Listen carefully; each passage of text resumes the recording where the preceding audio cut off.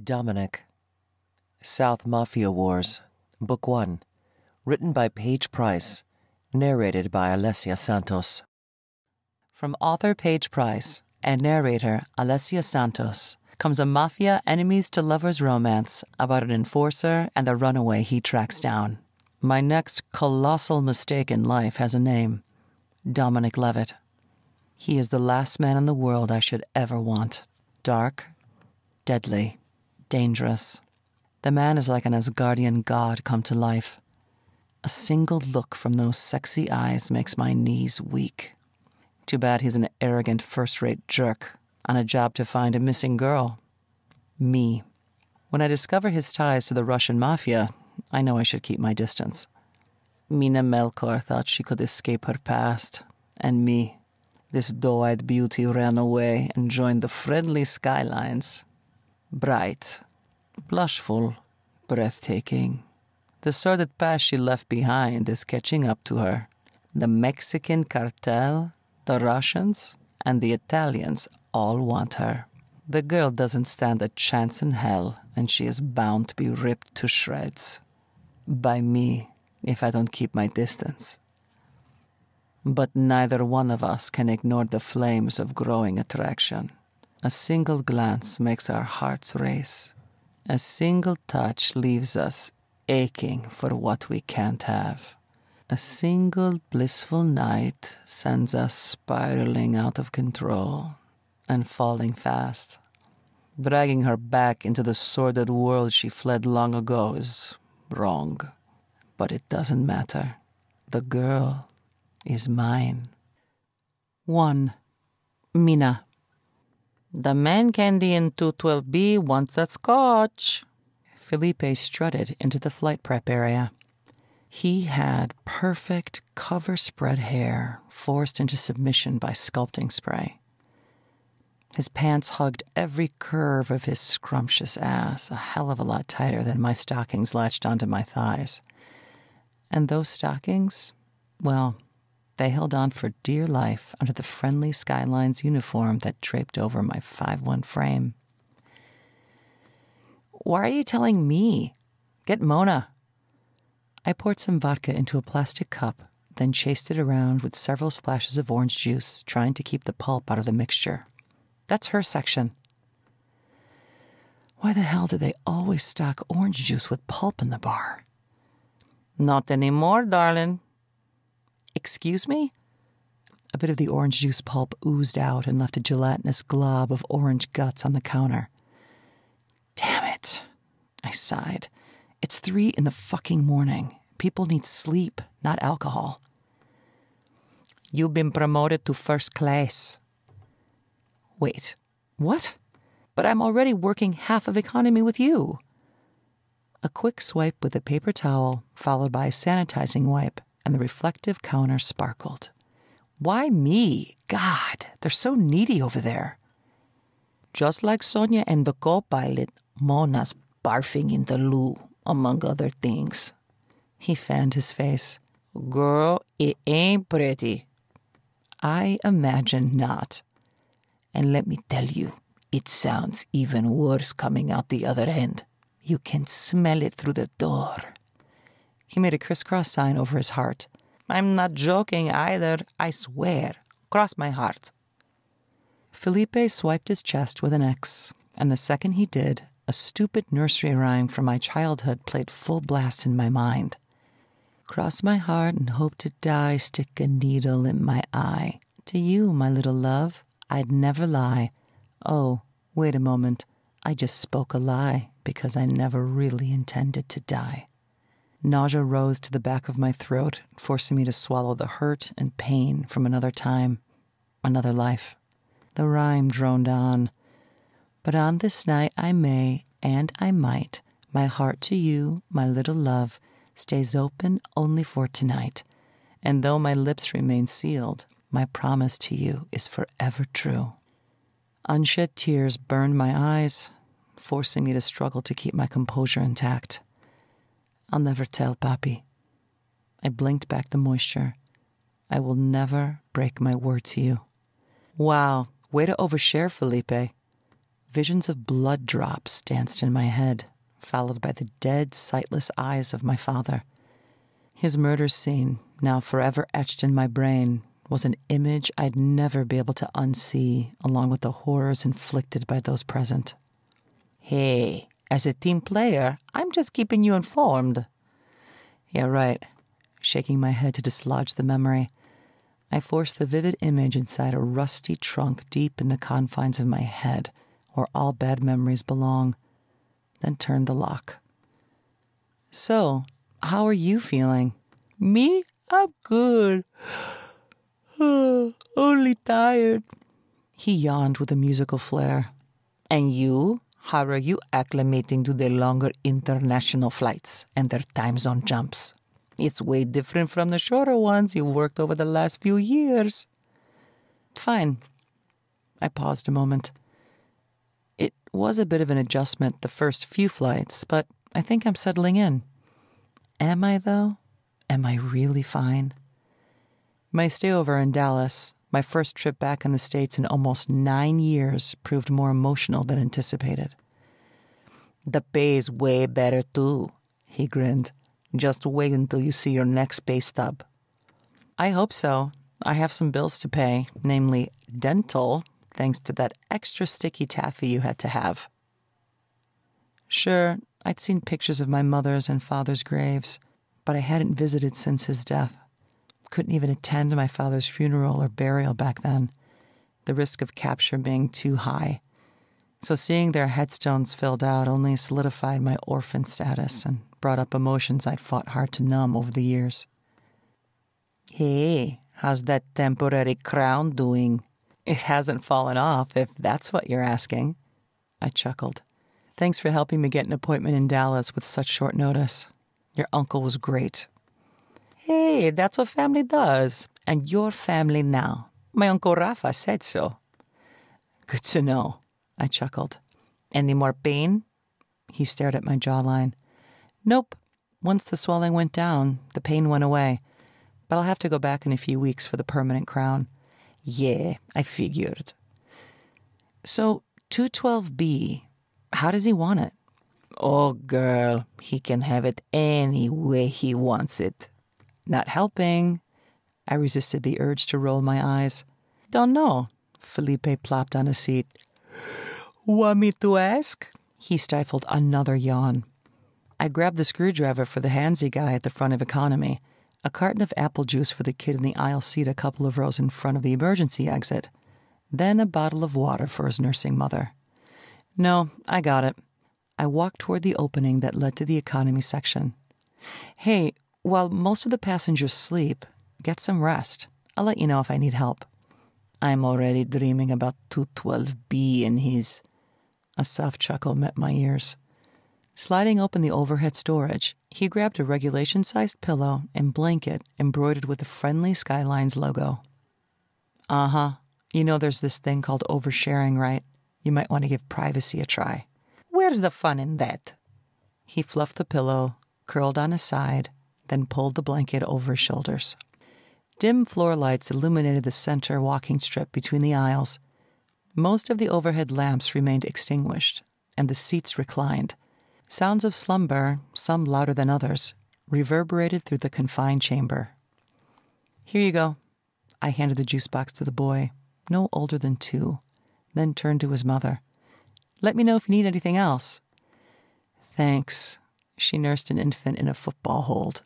Sammy, she said to the toddler, open the bottle for Mommy. I got it. My well-rehearsed flight smile met her tired, weary gaze. Seems you have your hands full. I uncapped it, then handed it to her, placing the top on the tray in front of her. Thanks. She took a generous gulp. I always get so thirsty when flying. It's the altitude. I opened an overhead compartment and pulled an extra pillow and blanket out. This might help cushion your arm. Thank you, she said. I appreciate it. Setting them down, I walked off to deliver the screwdriver to the jackass down the aisle. Sir, I whispered to avoid disturbing the woman next to him. Your drink. With my arm outstretched, I offered the glass to him. What's your name? He palmed the drink along with my fingers. Mina, like the name tag says. I held his gaze. Release me, please. I got a better idea. With his other hand, he grabbed the lapel of my uniform coat. You could help me join the Mile High Club. Then he yanked me closer to his chest, sloshing the drink over my fingers and cuff in the process. I'll meet you in the bathroom in 15 minutes. Yeah, that's not happening. My eyes bounced between the jackass holding my hand and Barry Martinez, the ever-alert air marshal who rose to the full height of 6'2". One look at Barry making his way down the aisle, and the spineless prick released his hold. Continuing down the dimly lit path, I made my way to first class, the marshal hot on my heels. Cut him off, Barry whispered from behind, and if he continues to act up, I'll have a talk with him. Will do. I offered him a genuine smile, because he always kept an eye out on long flights like this, ensuring the attendants remained safe. Thanks for all you do. It's my job. He looked tired, pale, and fatigued, not at all his usual chipper self. You okay, Barry? Ask me in about 10 minutes. He ducked into a restroom stall, marking it occupied. Great. That's all this flight needs. Another person down. Inside the global first-class area, I approached 212B, half expecting to find a sleeping patron sprawled out in the oversized seating, which often happened in the roomier section of the plane. Instead, I found the occupant of the seat sitting upright and scrolling through a spreadsheet of financial numbers. Large numbers. Sir. Calling out to him, I didn't get a response. Excuse me, sir? I projected, but still nothing. So I tapped his shoulder. Head cocked sideways, his gaze traveled from my stocking-clad calves to my waist, only to roam over my breasts, then came to rest on my face. You're not Mona. His stern, hardened look sent a ripple of anxiety rocketing through my body.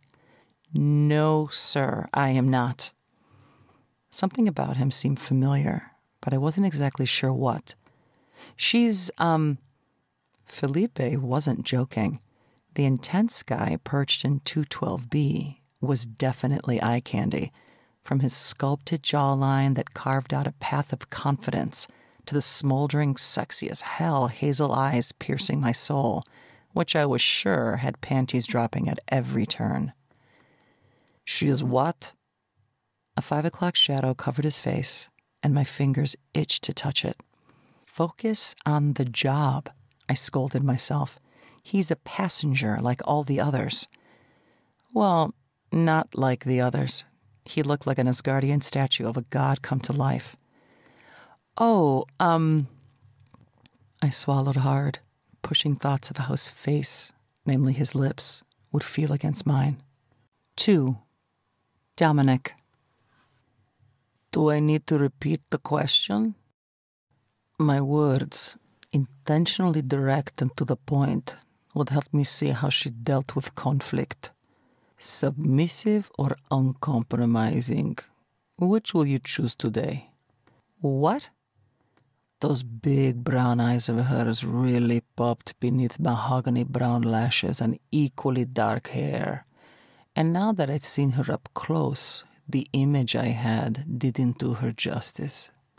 It's time to see what makes you tick, little sparrow. Mona. I closed the screen of my laptop. You were saying? Oh, yeah. Mona is, the name Mina Melchor etched in clean lines on her name tag caught my attention. Her mother's maiden name. Sentimental, are you? It seems she had kept a small memento of her former name, along with that of her mother's, from the life she had tried so hard to shed over the past 8 to 9 years. But she had to know it was only a matter of time before her past caught up with her.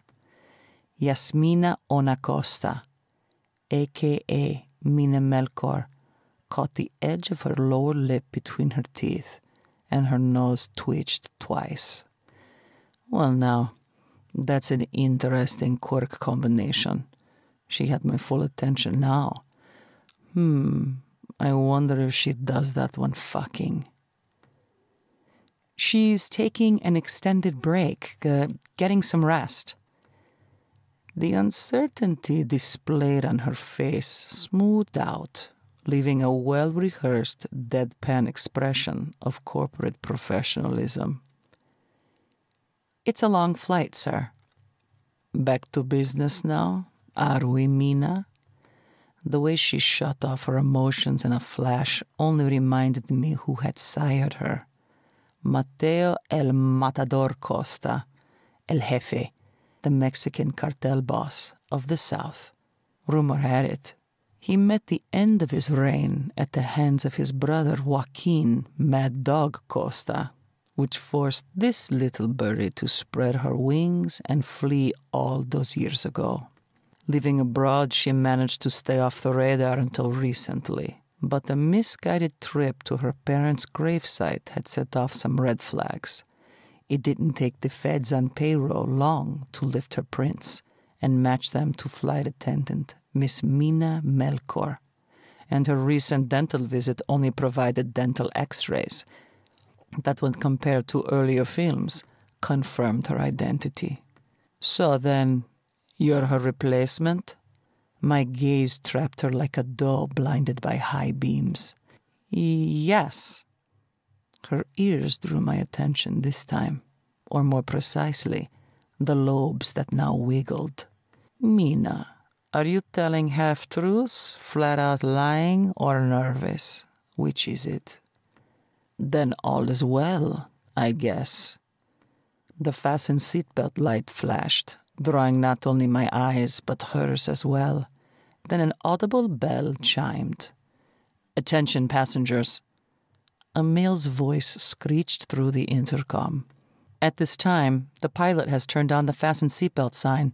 Please set your seats and trays to the upright position and fasten your seatbelts.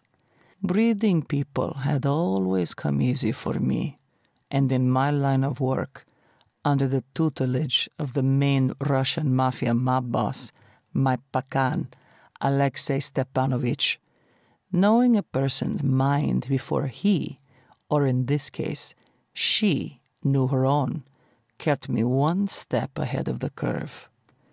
So, Miss Melchor, was there a reason for the interruption? Yes. She smoothed the lapel of her uniform jacket, which only drew my attention to the accentuated curves of her breasts and small waist. Felipe said you wanted... The plane lurched to the side, sending Mina staggering into my legs and onto my lap with a tiny yelp. Hands on her hips, I pulled her close, keeping her from tumbling to the floor on the other side. Oh, God, I'm so sorry. Her eyes widened. I didn't mean to. Another patch of turbulence hit, and she grabbed my shirt, fisting the fabric. The nose of the plane dipped, and her knees slid, hitting the lever on the chair, reclining it back. Now, in a full straddle on top of me, her body intimately molded to mine. You okay? I kept one hand on her waist, and the other slid down her hip and over her leg in search of the lever. But instead, I found the soft, lacy edge of a stocking and silky skin. Mina Melchor? Her name crackled over the intercom, but the speaker sounded older this time. My doe-eyed beauty's eyes widened in what appeared to be surprise. Mina Melchor to the cockpit. A slight pause followed. Mina Melchor, you're needed in the cockpit. The voice sounded male and strained, as if the speaker found it difficult to talk, breathe, or both. Someone's paging you. I tapped the name tag pinned to her jacket. Yes, she squeaked out. My legs stuck. Wiggling, she worked to free her pinned right thigh and knee from the gap between the arm of the chair and the seat cushion. But the more she moved, the further friction she caused between her body and mine. Right on cue, the head of my dick pulsed and blood rushed to the shaft. Stop moving. Hands on her hips, I held her in place. The heat of her body only added to the growing erection, trying to burst free of the fly of my slacks. A gasp passed her lips, and her eyes widened once more, and that's when I knew that she had finally discovered the stiffy press between her legs. I couldn't help the grin from splitting my lips, and I held her doe-eyed gaze. A light blush climbed up her neck, and by the time it hit her face, the ruddy glow highlighted the light dusting of freckles sprinkled across her nose. How low does that glow go, Mina? A question I wanted an answer to, and the first-hand account at that. May I? Hand hovering over her thigh, I waited for a response this time before touching her. A slight nod was all she gave me, and with that, I helped her liberate her knee. She shot off my lap in a flash and put a good 3 feet between her body and mine. Thank you. Her eyes darted around. Anytime. And I did mean anytime, because I was more than willing to entertain that position or any other of her choosing. I had a job to do, no doubt, but no one said I couldn't enjoy the fruits of my labor in the process. Mina Melchor to the cockpit? Her name crackled overhead again. They must really need you. She turned, then headed for the cockpit in a light trot to the door no more than 8 feet from where I sat. The plane hit another patch of turbulence, and she stumbled into the door, hand on the knob. She tried it, but from what I could tell, she found it locked. Knock, knock, knock. Open up, she called out. It's Mina. After several seconds, the door swung open, and the pilot, as pale as vanilla ice cream, staggered out the door with a bucket in hand. Call control. Head bowed, vomit spewed, hitting the bottom of the man's makeshift emesis basin with enough force to create a distinct sound of raining vomit. Will's out cold on the floor, and we're flying on autopilot.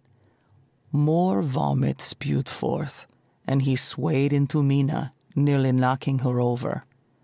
Who is Will? I wasn't sure I wanted to know the answer. Pilot! The man vomited again, but this time only bile came up.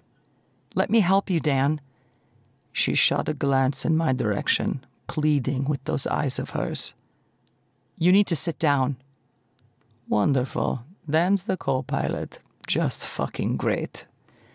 I closed the gap between Mina and me. Over here. I motioned to the empty chair across from mine. Mina shook her head. No, help me get him inside. There's a bed behind the cockpit. Once inside the flight room, I glanced around, taking in the instruments and control panels, and then found Will curled on the floor in the fetal position. This way. She motioned for me to follow, then made her way over to a door, opened it, and then stepped inside. Well, hell, that's convenient. A grin tugged at my lips. The room, large enough to hold 2 oversized twin beds, had a sterile feel to it. Mina pulled a bag off one of the mattresses, then helped me sit the man down. You said we're on autopilot, I asked Dan. Right? Yeah. The man groaned in pain, holding his stomach. It'll take us to the landing strip. It'll land the plane, right? My doe-eyed beauty had finally found her voice once again. No. The co-pilot shook his head, leaned back onto the pillow, and then his eyes rolled to the back of his head. 3. Mina. Dan? She tapped his shoulder. Are you okay? I think he's down for the count. Passenger 212B stood inside the door, gripping the frame on both sides of him. My stomach soured. Every training session I had ever taken part in flashed before my eyes, and nothing in those Friendly Skylines simulated educational sessions had prepared me to deal with this type of shitstorm. The Asgardian god, passenger 212B, headed back toward the cockpit. "Let's check the pilot." Okay. Fear bubbled up inside my gut, because Will was motionless on the floor, just as Dan had said. Please don't let him be dead. "Where's the rest of the crew, Mina?" Passenger 212B glanced over his shoulder, holding me captive in his line of vision. "And don't tell me they're all resting because it's a long flight." I swallowed the lump in my throat. In all honesty, I wasn't sure exactly how much I should relay to this man. "Well, my Asgardian god, the bulk of the crew is down with the flu, food poisoning, or something else. So take your pick. Which means we're going to crash, burn, and fucking die." Yeah, somehow I didn't think that would be appropriate. But hey, the passengers had a right to know what was going on, right? A vivid image of mass chaos marching up and down the aisle of the plane made bile slide up into the back of my throat. "Mina!" Felipe's musical tone caught my ear. "What's going on? I heard the Paige." Right behind Felipe, Barry walked in a hunch. "Check on Dan." I pointed to the unconscious co-pilot inside the chamber where I had just left him. "What's he doing in there?" Felipe's eyes widened. "Wait, is that vomit?" He pointed to a spot on the floor. "For God's sake, keep your voice down." I silenced him with a finger to my mouth. The doors opened, and the last thing we need is panic rippling through the plane. Barry, looking even paler than before, took a few more steps. Then he leaned against the wall. "What's he doing in here?" Barry swirled his hand inside the cockpit. "Who?" Confusion etched my mind. "The passenger." Barry closed his eyes for a couple of seconds. "Oh, fuck." The two words slipped out between my lips in a breathy whisper. Turning my attention to the passenger, I found 212B kneeling on the floor next to the pilot, his fingers pressed to the down man's neck. A shiver shot up my spine, and for the second time today, bile slid up into my throat, and I yet again found myself swallowing it. Is he dead?" I held onto the frame of the door, and my knees knocked together. "No, he's breathing." Passenger 212B rose to full height, making the confined space feel smaller with everyone in the room. "Let's see what we have here." He walked over to the control panel and seemed to be inspecting the instrument readings, and then he took a seat in the pilot's chair. "What are you doing?" My voice rose a few octaves, and I shot a glance in Barry's direction. Grabbing the headset, he slipped it on, then motioned for me to do the same with the second set. I took a seat and reached for the other headset, hand shaking. He winked at me, and with a comfortable ease, he flipped on the intercom system. "Luxembourg Tower, this is Friendly Skylines 9304 from DFW Dallas, Texas to Luxembourg. Over." My mouth hung open, and I just stared at him. "This is Lux Tower," a voice crackled. "Friendly Skylines DFW 9304, caller from Dallas, Texas. I hear you loud and clear.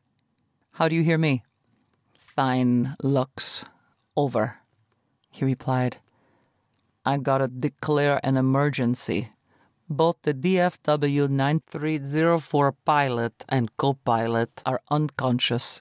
We need assistance up here." "This is Lux." A slight delay hit the line. "DFW 9304 caller, please identify yourself." "This is DFW 9304, passenger 212B, Dominic Leavitt." He turned to face me. "Flight attendant Mina Melchor is on the line as well." He paused a moment. "Say hello, Mina." "Hi, this is..." Static crackled in my ear. "Hello, this is Mina?" "Stand by, caller." A series of clicks resonated. Then the man said, "Friendly Skylines 9304 from DFW to Lux. Did you say your flight crew is down?" "Affirmative. I repeat, the DFW 9304 flight crew is down and unable to land the aircraft, currently. He tapped one of the instruments. We're on autopilot at 38,000 and leveling out to maintain a speed of 425 knots at this elevation. Wait, do you know how to fly? My heart jumped into my throat. Yeah, I flew for the Russian military, among other entities. DFW 9304 passenger, this is Lux Tower 2. Am I to understand you're able to fly a Boeing 747-400? Another male voice hit the line, but this one was older. That's affirmative, Lux Tower 2. His voice contained an air of confidence. This DFW 9304 passenger can fly and land the craft. DFW 9304 passenger, please provide fuel reading and number of souls on board. Lux Tower 2, DFW 9304 has 1,800 kilograms of fuel. He caught my gaze. How many passengers and crew are there, Mina? 12 crew members, an air marshal, a co-pilot, and the captain. With my eyes closed, I pictured the people seated in each section. Let's see, you're the only one in the global first class seats, 30 in the flatbed business first seats, 57 in the economy plus seats, and then 196 seated in the economy section. Lux DFW 9304 has 15 crew members, including the air marshal and pilots, plus another 284 on board for a grand total of 299. I repeat, 299 combined souls. 4. Dominic. Lux Tower 2 calling DFW 9304 passenger. The man's voice crackled in my ear. Please provide input on the condition of the pilot and the co-pilot, as well as any other downed crew members on board. My brown-eyed beauty looked at me with a blank stare, but I was more than certain that the gears in her pretty little head now whirled at a dizzying speed. It seems you're up, Mina. What do I say? Her eyes grew large once again. This is DFW 9304. I drew in a deep breath, then let it out with a heavy sigh. Lux Tower 2, the pilot's unconscious, and the co-pilot has GI symptoms and is vomiting bile. Flight attendant Mina Melchor seems unaffected. My eyes locked with hers. And the rest of the information needs to come from you, Mina. All of the crew except for Felipe Sandoval and me are down with fever, nausea, and other gastric symptoms of various degrees. I'm not sure when the pilot and co-pilot took ill, but Mona and the others started showing signs about 6 to 8 hours into the flight.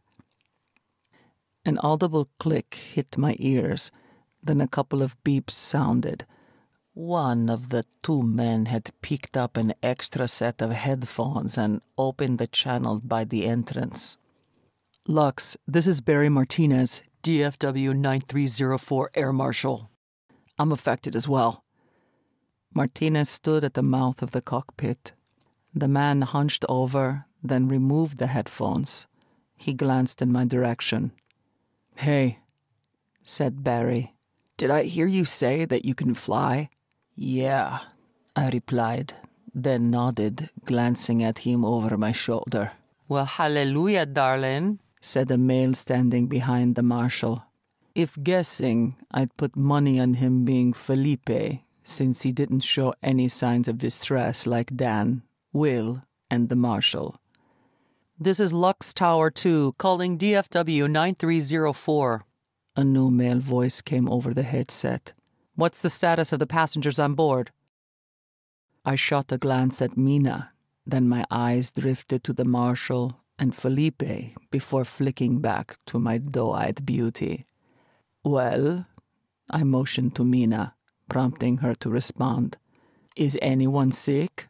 Annoyance coated my words. No, not that I know of. She peered at Felipe. I think they're all fine. Felipe, do you? Oh, darling, other than a few passengers who get motion sickness, I have not heard of any. DFW 9304 responding to Lux Tower 2. I spoke into the headset again. Seems whatever it is has only impacted the crew at this point. Felipe, grab Will's feet. The air marshal kneeled next to the pilot's head. Why? So we could move him out of the cockpit, then secure the room. The marshal slid his hands under the pilot's shoulders, lifting him. We can put him in the pilot's cabin next to Dan. Need some help? I rose and pulled off the headset. No, said Barry. You need to stay focused on flying and landing the plane. I only managed a single step before Mina's hand wrapped around my wrist. Oh, hold on. Mina glanced up at me from under those dark mahogany lashes again. They're asking you something. Felipe and I got this, said the marshal, who looked like death warmed over. Don't we? If you say so. Felipe picked up the pilot's legs, then groaned. Damn, for such a skinny-ass dude, he weighs like a ton. Felipe, after this, said the marshal, I need you to check on the passengers, but don't alarm them. We don't want mass panic. Oh, I'm not saying nothing. I don't want people breathing down my neck. He checked his watch. We're still, what, a good 6 hours away? A series of beeps sounded, and the plane hit some turbulence. Mina and the others shared a combined gasp in the room. Yeah, give or take. I nodded, then turned my focus to the instruments in front of me. It's an air pocket, a small patch of rain, nothing to worry about, I said, more to Mina than the rest of the listeners. We're almost past it. I slipped back onto the pilot's seat, then put on the headset. This is DFW 9304 calling Lux Tower 2, I said. Come again. I didn't hear your message. DFW 9304, this is Lux Tower 2. A masculine voice crackled, but it wasn't that of the first or second contact caller from earlier. Is autopilot engaged? DFW 9304 responding to Lux Tower 2, I replied. Yes, autopilot is engaged. This is Lux Tower 2, Command, a feminine voice squawked. Please disengage the autopilot, drop to 24,000 and level out, then re-engage autopilot. DFW 9304 is disengaging now, Lux Tower 2 Command. I disengaged the autopilot, then took the yoke in hand. Are you sure you know what you're doing? Asked my doe-eyed beauty. Well, now, I flicked the mute button on the comms. I guess you'll find out, won't you? I winked. And here I thought you trusted me. Her ears wiggled, and her nose twitched twice, indicating we hadn't formed a level of trust just yet. Watching the instruments, I eased the plane down in increments of 500 feet, leveled out at the designated height, then unmuted the comms. DFW 9304 to Lux Tower 2 Command, I said. We're now holding steady at 24,000, autopilot re-engaged. Lux Tower 2 Command to DFW 9304. The woman's voice hummed in my ear. Hold on the line. Await further instructions. Roger that, Lux Tower 2 Command. DFW 9304 on standby. Now awaiting instructions. I hit the mute button again. You okay over there? As good as one can be on a plane without a functioning pilot and co-pilot. She chewed on her lower lip, making me wish I could do the same. How long have you worked for Friendly Skylines, Mina Melchor? I held her gaze, wanting to read her physical reaction in conjunction with her verbal response to a question I already knew the answer to. 4 years. For a while, she said. How long have you flown planes? 6 years, I replied. All in the military? Keeping her eyes cast down, she smoothed the hem of her skirt over her knees, drawing my eyes to her shapely legs. The memory of how her silky thigh felt made the tips of my fingers itch for more contact. Is that a Texas twang I hear? I shot a smile her way. No, it's not. Her nose twitched twice, but this time without her ears. Then where do you call home, Miss Melchor? Oh, here and there. The life of an army brat, 2 more twitches struck her nose, highlighting her little spoken lies, and I grinned. Oh, Mina, baby, you're an open book, and I can't wait to feast on your pages. 5. Mina.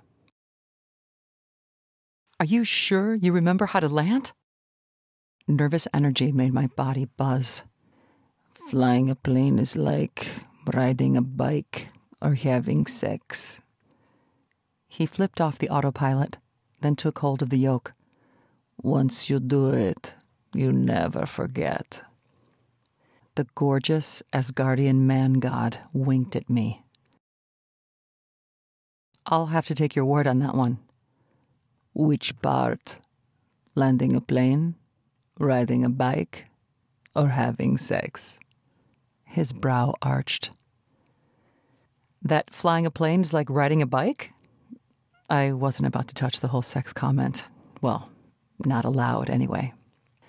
A warmth covered my neck and traveled up to my face, making my cheeks grow hot with embarrassment. And from prior experience, I knew just how red my face had become. Of course, having milky white skin, compliments of my mother's European ancestry, and my father's dark hair didn't help the situation. So, Mina, what's the plan? His question caught me off guard. What do you mean? When we land. He adjusted some controls. What are you doing in Luxembourg? Sightseeing? Some rest and relaxation? What? Oh, I have a 48-hour layover. Looking forward to sleeping. God, I need some sleep. Then, once cleared, I'm due to fly out again. What about you? Cleared?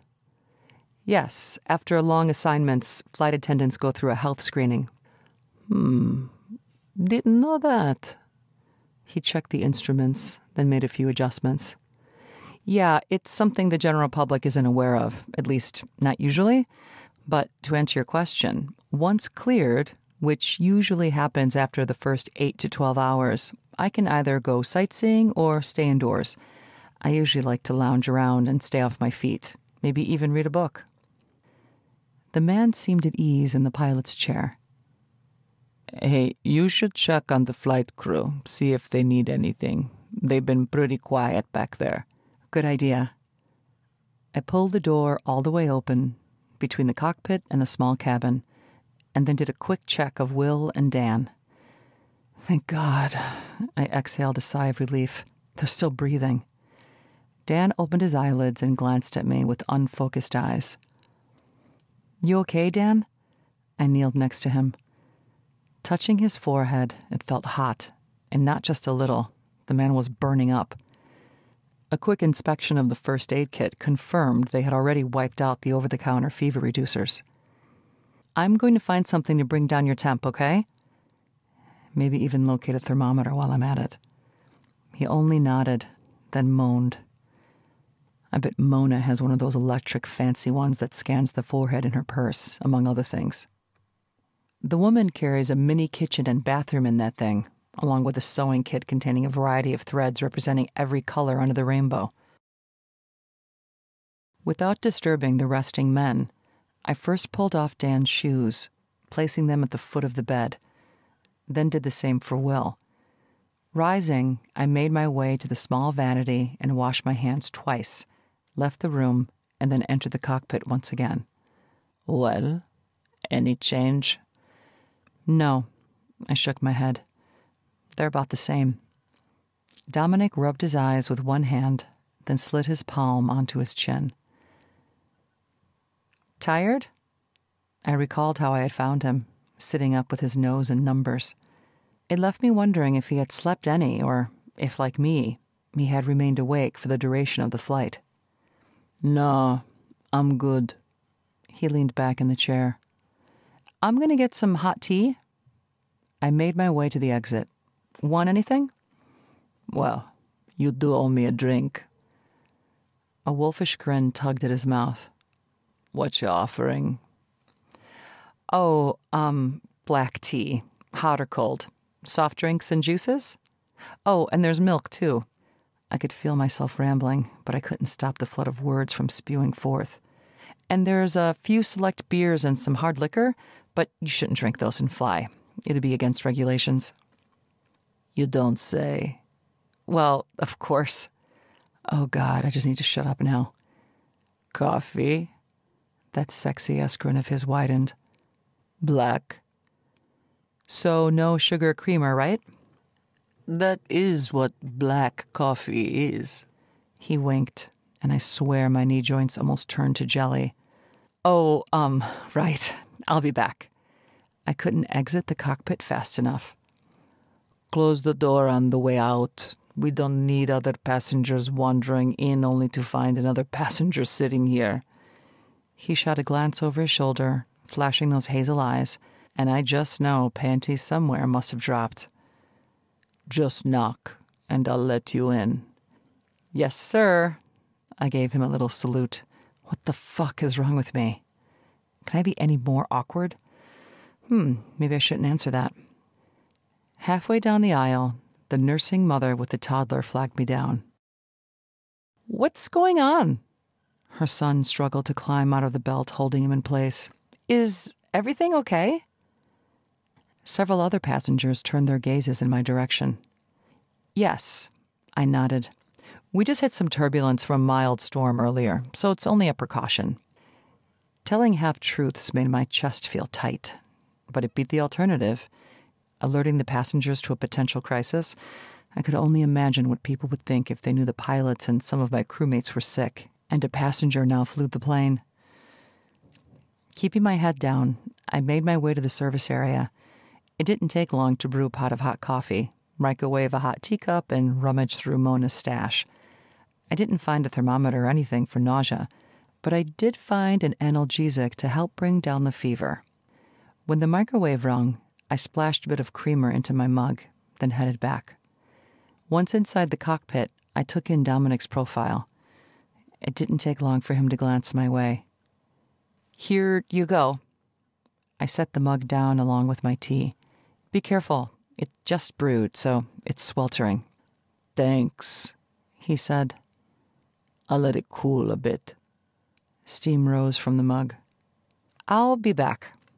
I headed into the pilot's chamber and gave Dan and Will something for fever, then returned to the cockpit and took a seat next to Dominic. How are they? He held my gaze. They doing okay? I think so. I picked up my teacup. Mona had some over-the-counter medicine for fever, so that should help, I hope. Silence filled the space between the chairs Dominic and I sat on. So, Mina, I didn't see a ring on your finger. Was there something waiting for you back in the States? Back in Texas? Well, now you get right to the point, don't you? I took a sip of my tea and avoided his probing gaze. Are you going to answer the question? He wrapped his hand around the mug, brought it to his mouth, and then took a drink. Or are you going to leave me wondering? That's a rather personal question, and I hardly know you. Tell you what, when we land, you can have a drink with me, since you owe me one, and we can get to know each other better. What? I just got you coffee. As hard as I tried, I couldn't hold the smile back that danced across my lips. Besides, what makes you think I want to get a drink with you anyway? God, I'd have to be blind and non-humanoid not to want to get a drink with the man. Hell, an alien from another galaxy would more than likely jump at the opportunity to drink a few cold ones with him, among a few other things. The conversation stayed light over the next several hours, not because he didn't try to pry to see what personal information he could extract, but because I chose to keep things that way. Dominic was a passenger, eye candy to look at. And as a flight attendant, I had no business fraternizing with the clientele. Plus, constantly moving from one flight to another gave me the perfect excuse to never set down any routes. And I liked it that way, because it was safer. 6. Dominic. Lux Tower 2 calling DFW 9304. The female's voice crackled over the line. You are clear to land on runway 12. I repeat, you are clear to land on runway 192. Over. Roger that. Making my final descent now. Reaching over, I flip the intercom off. Could be your last chance, Mina. Doe-eyed, she looked up at me. What are you talking about? Last chance to agree to get me that drink you never got me. Dominic, if you land this plane in one piece, I'll let you have whatever you want. My treat. Just so we're clear, you're agreeing to go out with me, right? Yes. Only one date, and only if you land this plane without killing everyone, us included. You have yourself a deal, Miss Mina Melchor. With my hands on the yoke, I oversaw the instruments. Then with precision, I eased the wheels down onto the runway. The nose bounced a few times, making both Mina and I lurch forward. The strap of the seatbelt bit into my chest, but it held me in place. Mina gripped the sides of her seat, her knuckles turned white, the blood draining from them. The landing wasn't as smooth as I would have liked, but given that I hadn't landed anything as large in more than 4 years or on foreign soil, I couldn't complain. Light flashed and strobed on the dark runway, lighting the way through the tinted windows. As I followed the road, twisting and turning, the speed began to decrease.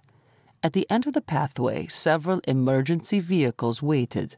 Medical, fire, police, and airport security. All as expected. But another entity was there. The Center for Disease Control. Oh, Mina, baby, what have you not told me? Of those waiting, I found the CDC most interesting. But then again, the flight crew and whatever had affected them needed addressing, which led me to the single question now occupying my mind. Well, 2 questions. Why aren't Felipe and my doe-eyed beauty sick? And is there a contagion on board? One I needed to concern myself with. So, is there something I should know, Mina? What are you talking about? One look outside should answer that question without a doubt. I tapped the window pane in front of her. Seems there's quite the landing party out there. Lux Tower 2 calling DFW 9304. Come in, please. This time, a man's voice crackled. This is DFW 9304. Over. I inched to the edge of the seat, releasing the fasten seatbelt sign, but kept the remain seated message flashing for the passengers to read. DFW 9304, proceed to the emergency exits and deploy, said the man. His voice rung with a clout of authority. Then await instructions from the extraction crew for passenger evacuation. Please confirm instructions. We're to deploy the emergency exits, then await extraction instructions from the ground crew for passenger evacuation. I'll see you on the other side, son. The man's words came across as more of a promise than a statement. I look forward to it, sir. Great. This was all I needed. Some brass, entitled fuck to get in the way of my mission. I'd participate, even join in the motion of what was expected, might even play the humble hero who skirts away with the girl on his arm or slung over her shoulder, kicking and screaming, preferably the first of the two. Rising, I slipped the headset off, then hung it up next to the set she had just removed and turned to my beauty, keeping my eyes on the prize. After you, Mina. I motioned for her to lead the way. We have an emergency exit to deploy. I followed the sway of her hips. With her heels on, she was the perfect height for me to place my hands on her hips and take her from behind. The thought made the head of my dick twitch. A sigh left my lips. Did you say something? She glanced over her shoulder, and those doe eyes of hers looked up at me from underneath those mahogany lashes. Nope. I licked my lips. Just thirsty and looking forward to that drink is all. A quick wink in her direction made her cheeks grow ruddy, and her skin turned a light shade of pink like a champagne blush. Oh, yeah. She bit her lower lip. One. Only one. Damn, I bet she's as sweet as she looks. I'll take what I can get, Mina. The thought of tasting her made my mouth water. But Mina wasn't the usual package. Hell, she wasn't even the typical girl from my world. Fuck no. She'd managed to get away, leave her birthright behind. And now here I was, about to drag her back into the middle of it, fucking knee-deep in a pile of shit. Mina helped a mother sitting with an infant and a little boy to vacate the section in front of the emergency exit, then talked to me through deploying the exits. As soon as the doors opened, men and women in hazmat suits converged. Some ushered people out in droves, whereas a handful of others made their way to the cockpit, no doubt to assess the condition of the pilot and co-pilot, as well as a few members of the flight crew still on board, who remained too weak to walk on their own accord. Once the last of the passengers exited, the remaining hazmat suits turned their attention on me and my doe-eyed beauty. "Are you Flight Attendant Mina Melchor?" A woman held a hand up, blocking the exit with her hazmat-covered body, the suit making her look taller than her actual frame. "Yes," Mina squeaked out. "And he's Dominic. I know who he is." The woman's glance shot my way for a split second, then returned to Mina. "Have you experienced any signs or symptoms of illness?" My phone buzzed in my pocket, letting me know it had picked up network service. "No." Mina shook her head. "None. Why?" A few more buzzes hit, and a peek of the screen confirmed I wasn't alone in Luxembourg with my doe-eyed beauty. Members of the Mexican cartel had touched down a little over 2 hours prior. "And you?" The hazmat-wearing woman with the attitude of a brown paper bag raked her gaze over me from head to toe. "Have you been in close contact with Miss Melchor, the flight crew, or the rest of the staff?" "Care to define close contact?" I held her a motionless gaze. When she didn't respond, I stated, "If by close contact you're asking if Miss Melchor and I sat in the cockpit together, flying the plane, then yes, we remained in close contact, breathing the same recycled air." "Go." The woman moved to the side, and motioned for Mina and me to exit the plane, then called over her shoulder. "Take them to Fast Track. Quinn will want a specimen, then house them in suites 4A and 5A for observation." I slid down first, almost hit the ground with my last bounce, rose, and then waited for Mina, who I caught at the base of the inflated slide. Now that I had her in my sights, I wasn't about to let her slip away. 7. Mina. A group of soldiers wearing camo clothing with caps stood erect and all but stared me down as I turned the corner, following Dominic and our escort. Halfway down the corridor, a uniformed man with a don't-fucking-ask-questions look locked onto my gaze with all the emotion of a massive boulder. "You're here." The female escort that had worn the hazmat suit from earlier, who I now knew as Nurse Betty Reynolds, the assistant to Dr. Quinn of the CDC, came to a complete stop. Unable to halt in time, I slammed into Dominic's rock-hard body. A yelp slipped between my lips, and I stumbled. Dominic's arm shot out, wrapping around my waist, and he drew me against his frame. "No physical contact of any type," Nurse Reynolds narrowed her gaze.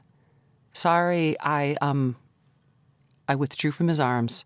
"I didn't realize you were stopping."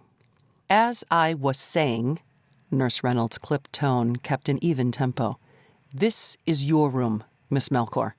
And, Mr. Leavitt, you're one door over. You'll both remain here, sequestered, to your assigned quarters until further notice." "And when will that be?" Dominic leaned against the doorframe. "For as long as we think it's necessary, so hang tight." Not even giving me a chance to ask a question, Nurse Reynolds took off down the hallway. At the other end, she spoke to the guards. "What's wrong, Mina?" Dominic's whisper hit my ear like a soft caress. "Are those soldiers armed?" The thought made me shiver. "Yeah," he nodded. "Just like the ones outside the plane, on the transport, in the tent during intake, and here now. It's just a precautionary measure to assess the threat level." "Threat level? What do you mean?" "Well," he opened my door, "they don't know what took down the flight crew or staff. If it's manufactured or natural, or why you and Felipe seem unaffected. For all they know." "Oh, God, I see your point." My eyes widened so much, they ached. But I'd never hurt anyone. Ever. Violence is never the way. "They don't know that." He pointed at the men and Nurse Reynolds at the other end of the hall. "We shouldn't linger out here any longer, or we'll draw some unwanted attention. But we could talk later if you like." "How? Nurse Betty grounded us." He picked up his phone. "Like this." "Smart," touching my phone to his. I exchanged information with him, stepped inside my designated room, then shut the door and locked it. Did he just ask me for my number? The thought made me smile. Then the realization hit me. Fuck, I just gave someone my number. What the hell am I thinking? But I knew exactly what I was thinking. I didn't want to be alone. Not here. Not like this. Especially after the last 12 hours and how they played out. As far as shitty events went, a near plane crash ranked high. Especially one that led to being quarantined under lock and guard. Yeah, that had made the list. Maybe not the highest spot on my list. But in my all-time top 7, well, perhaps a solid 5. Because an urgency of impending death warrants a bump in number. Rubbing my neck, I worked a tight knot out, then made my way past the bed, grabbed a bottle of wine and a glass, then headed into the bathroom off to the left. Right now, all I wanted was to strip out of my clothing, wash the stress of the day away, and drown my troubles. A light switch flick revealed a circular garden tub in the center of the room, which drew a longing sigh from my lips. Oh my God, yes. Thank you. I mouthed to the ceiling, then set the wine and glass down on the vanity. Uniform jacket unbuttoned, I slipped it off and hung it on the back of the vanity chair, smoothing the creases out of the shoulders. Like clockwork, I removed my blouse, folded it along with my camisole and bra, and then unzipped my skirt. With care, I matched the seams of my skirt, folding it in half, long way, and then draped it over the chair. Opening the wine to let it air, I set both the bottle and the wine glass on the corner of the tub. Shoes off, I rolled my stockings down, then removed them. With care to not rip the packaging, I unwrapped a fresh bar of complimentary soap, lavender-scented, that I found on the vanity. I flipped the faucet on and filled the sink halfway, taking my stockings one at a time. I lathered them up, then dropped them into the water to soak.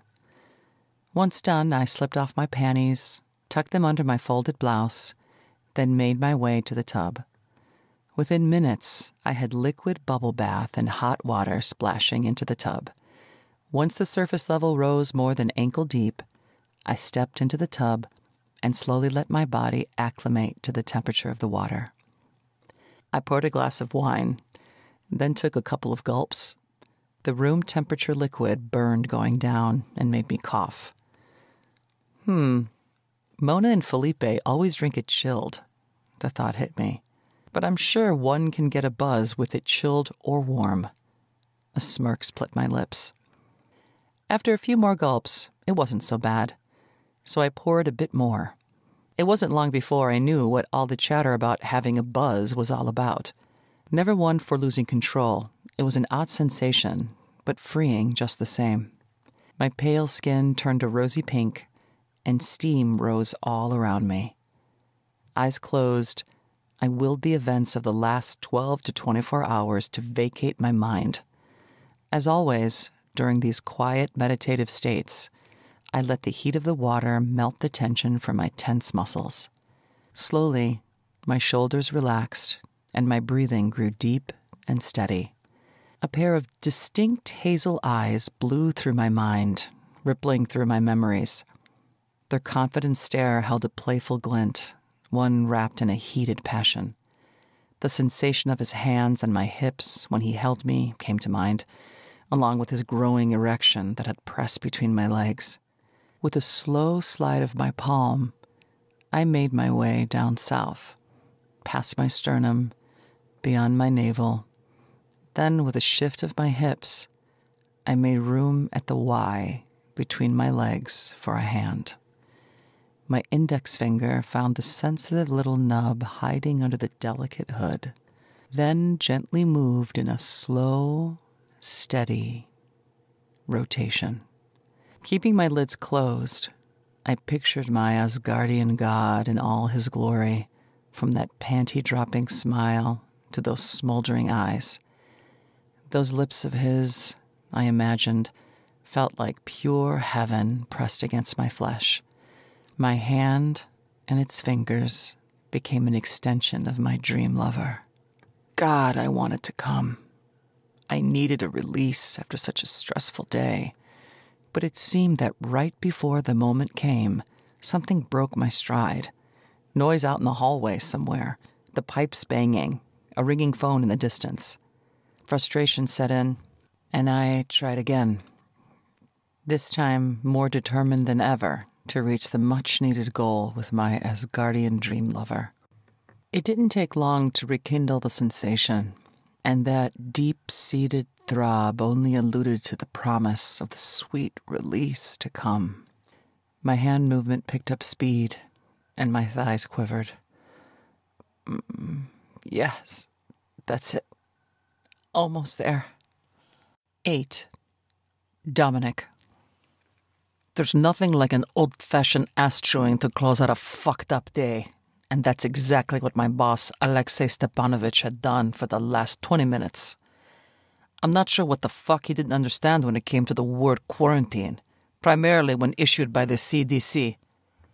Fuck. It's not as if I can drag the girl out of the hotel, past the CDC, guards, and hotel staff. What the fuck? Kicking off my shoes and socks, I plugged in my phone to charge, unbuttoned my shirt, and headed to the restroom to shower.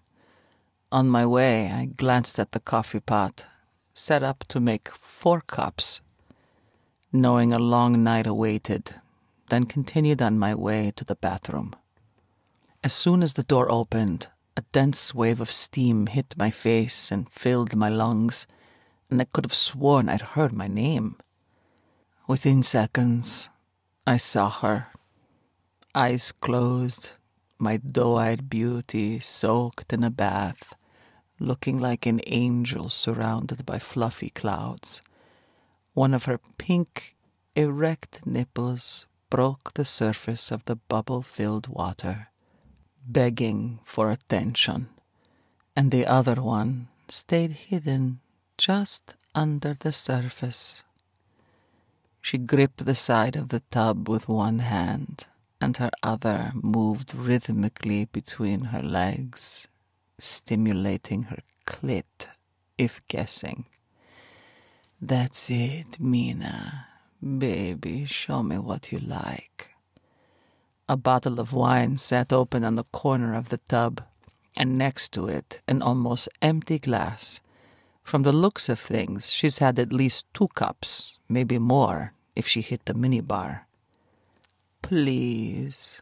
A soft mew of frustration rose from between her parted lips. "Dominic." My name came from her mouth like a soft plea and made the head of my dick ache. Her need made me want to fulfill her every desire.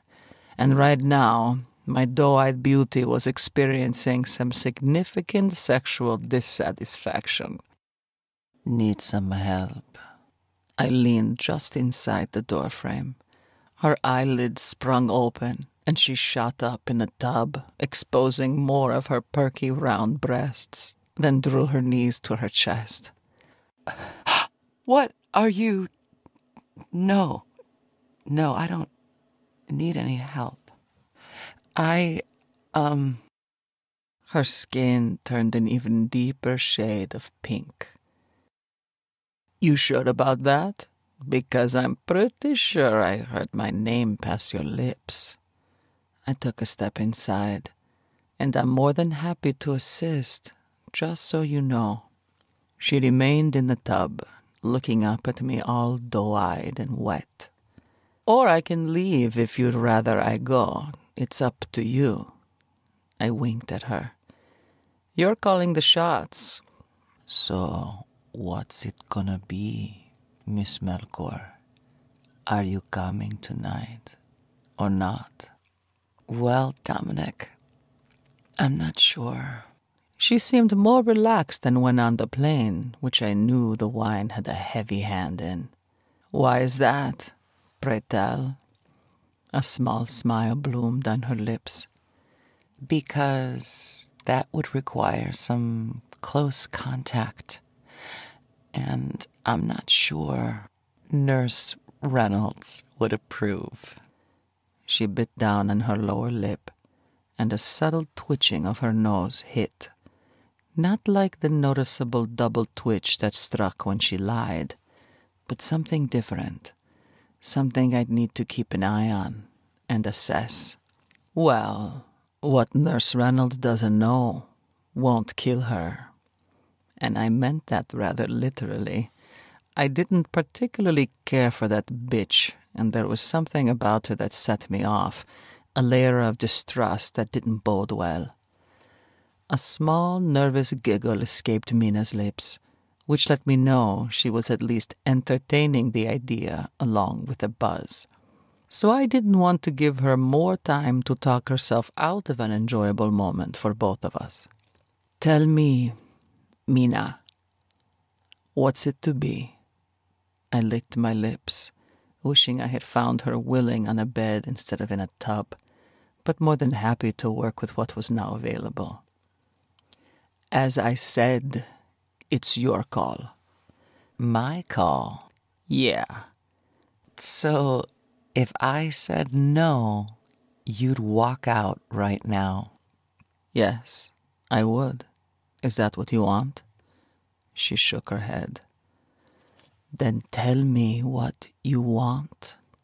I closed the gap between where I stood and the tub.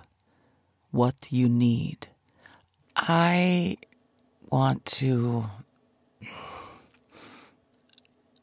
you to touch me. Another blush covered her face, then rippled across her body. And I want to come. oh, Mina, baby, you do need to come. I do. A soft giggle passed her lips, and she reached for the bottle. Oh, I think you've had enough of that. I eased the bottle from her hand, surprised to find it unchilled. And just so you know, I prefer my women conscious and fully receptive to touch. Which is it, Mina, baby? You don't know enough to chill the wine?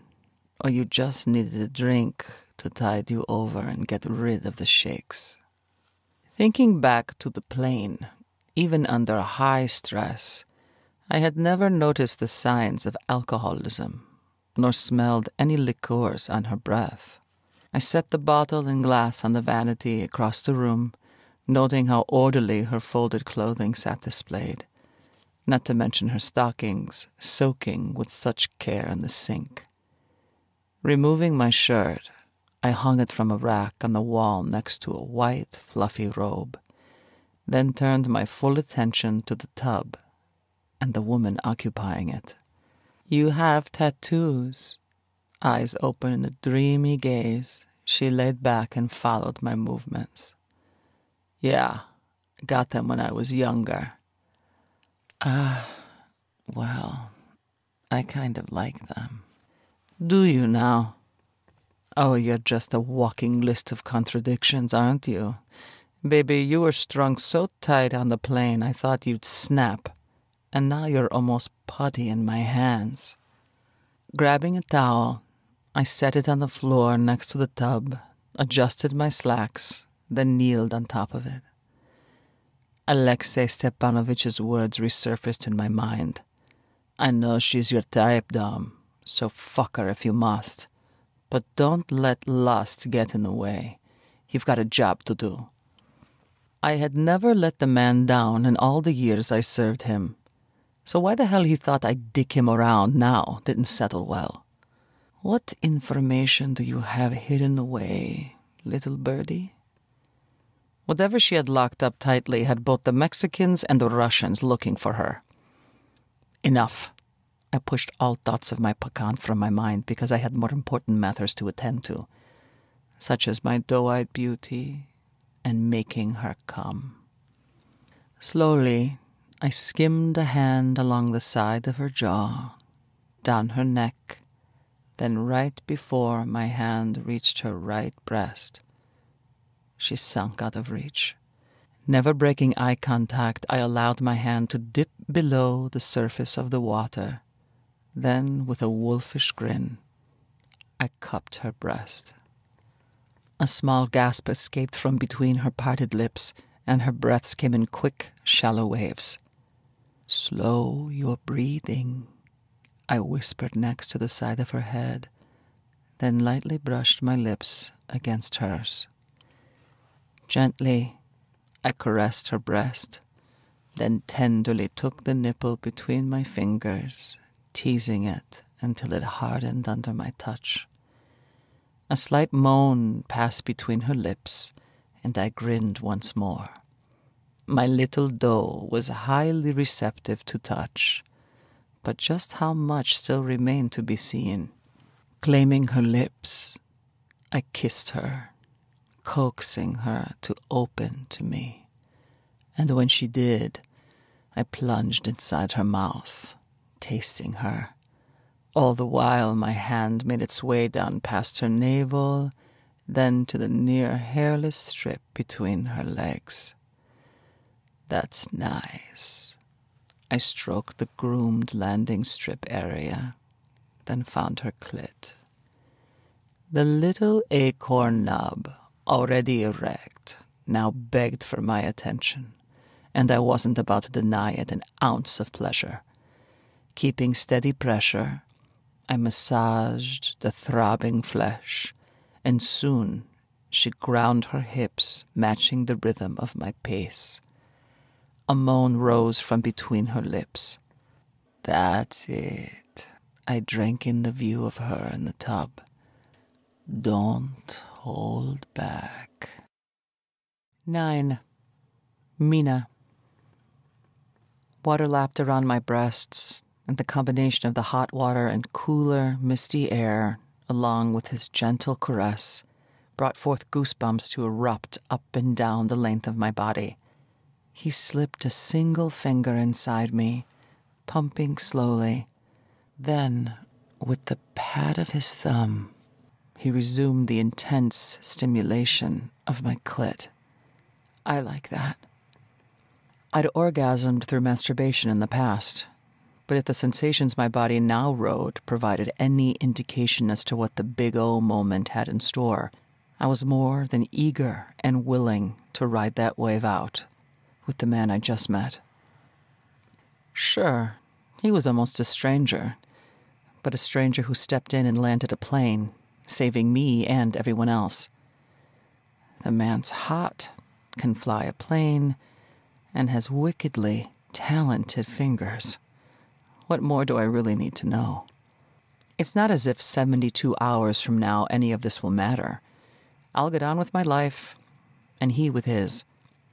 He'll become a lingering memory, one I may need to conjure up from time to time. I was so close. I felt the sweet burn of the impending release, along with the twitching of the muscles working their way around his finger. A boom on the door, followed by not one, but 2 knocks, made me jump, and I sat upright in the tub. Dominic's gaze shot to the door, leading to my assigned room. The knob jiggled, but the door remained locked. "Mina!" Felipe's voice rose from the other side of the door, followed by 3 more knocks. "You in there?" A handful of seconds ticked by, leaving my heart thumping wildly in my chest. "Yes." I cleared my throat. Where else would I be?" "What you doing?" His voice changed, and I knew from experience that 20 questions were about to kick off. "I'm de-stressing in a tub of bubbles. Why?" Dominic's hand slid to my upper abdomen, and he eased my body back until I was in the water and lying down once again. "Are you alone?" Felipe's voice rose a few octaves. "No, I'm in here with a fleet of bubbles. A guy with a hot body and a bottle of wine." A nervous laugh left my lips. "Which is why I'm talking to you, Felipe?" A wolfish grin washed across Dominic's face, and his hand returned to its prior position between my legs, making me yelp. "You okay?" "Yeah, I'm good." I grabbed hold of his hand, stilling his motion. "Just spilled some wine." Dominic licked his lips, then shook his head. Lifting my hands, he put one on each side of the tub. "Don't move them," he whispered in my ear, then resumed his gentle but persistent caress. His touch was like an electric charge that only made my throbbing clit ache with need. "When you're done, come to my room if you want. Mona's feeling better, and it looks like the quarantine's partially lifted." My fingers gripped the sides of the tub so hard I was sure I'd have to pry them off later. "Why's that?" Involuntarily, my hips ground to the rhythm Dominic had set, and when he plunged a finger inside me, followed by another on the second stroke, I bit back a moan. Dominic captured my mouth with his, muffling my mews of pleasure. "Looks like it's food poisoning from Rosita's the night before the flight," said Felipe. "Seems everyone who had bovine plates got sick. Guess having the fish plate like you was a good call. Anyway, I'm down the hall in second room on the left. The same side if you want to come join us. Ciao." Head spinning from an all-consuming orgasm, I didn't trust my voice to respond. Hell, I wasn't even sure if Felipe was still in my room or not. Damn lockpicker. I was lucky he didn't pick the bathroom lock. He'd done it before. Twice, when I'd fallen asleep in the tub. Once in New York City when I first started flying, and then again in Madrid when I had extreme jet lag. He was like the younger sister I never had. An image of my father's face flashed in the back of my eyes, a ghost from my past, and along with it, a shiver shook my body. The coppery smell of blood infiltrated my nose, and blood splatter patterns whirled through my mind. A voice from my past, Enrique Vacas, invaded my thoughts, unearthing one memory in particular, one I had sent to its grave. Cross my heart and hope to die, stick a needle in my eye, to you, my love, I'd never lie. Oh, wait a moment. I just spoke a lie because I never really intended to die. Hey, you're bleeding. Dominic brushed a thumb over my lower lip. You okay? Yeah. The motion of his touch pulled me partially back to reality. I must have bitten it when I... Let me... He grinned, then grabbed a washcloth. I got you covered. Dominic pressed the cloth to my lip for what felt like an eternity. His eyes held mine, and for the first time in a long while, I felt bare, emotionally vulnerable, which was something I had worked hard to avoid. After a bit of time, he gently removed the cloth. I think you're good. He offered a hand, and the moment I slipped mine on top of his, he drew me to my feet. Words from my past lurked in the shadows of my mind, waiting for a breath to breathe life into them. A secret's a secret, and once spoken, you're trapped by its words forever, never able to tell another about its cruel endeavor. For the second time, an exposed sensation washed over me, one that had nothing to do with my mode of dress or lack thereof. He grabbed a towel and handed it to me, and in the process, his gaze racked over my 5'1" dripping wet frame. Desire flickered in his eyes, and the mere thought that I evoked those emotions in this Asgardian god made a small smile tug at the corners of my lips. Holding the towel over my breasts with one arm, concealing the front of my body, I dried off the other arm. When I glanced up, his eyes seemed to look through me, or slightly off to the side. Now it was my turn to ask the question he had posed prior. Are you okay? Me? That panty-dropping smile spread his lips. Oh yeah, I'm good. Just enjoying the view. The view. I glanced in the direction of his gaze and took in the reflection of my body from the back of my head to the heels of my feet. My eyes widened, and I turned to face him. And it's a glorious sight. Dominic sidestepped for a closer look at my back. What's with the tattoos? Wait, are these numbers? He skimmed his fingers below my left shoulder blade, tracing the interlocking butterflies outlined in numbers. No, that'd be strange. A giggle slipped past my lips, and I wrapped a towel around my body to cover them. I looked from my clothing to the robe hanging next to his shirt. You want the robe? He asked. A simple nod of my head sent him retrieving the plush, white fabric. Within seconds, he was back in front of me, draping the garment over my shoulders. I snaked my arms through the holes. The soft plush robe felt as light as air. His arm slid up the outside of my thigh, and he grabbed the flap of the towel. With one fluid tug, he pulled it free of my body while drawing me into his arms at the same time. Shall we continue this in my room, your room, or... He raised a brow. Your room. Standing on the tips of my toes, I softly brushed my lips against his. Because I have a feeling Felipe will return, and the next time he might have company. Good to know. My room it is. He claimed my mouth with his, but showed restraint and care as not to hurt my lower lip. But there was no mistaking the message behind the simplistic act. The man displayed exceptional self-control. 10. Dominic. I'll be right there, said my doe-eyed beauty. I'm gonna, freshen up. Take your time. I released her and headed for the door to my room. I have a quick call to make anyway. Do you want to message when you're done? Nah, just come on over. No need to knock. I winked. I'm going to order room service. Want anything? Yeah. She stopped just inside the door to her room. Tomato basil, if they have it, and some toasted French bread, sliced. If they don't have that, any soup will do, as long as it's not split green pea or beef vegetable. She slipped into her room and pushed the door shut.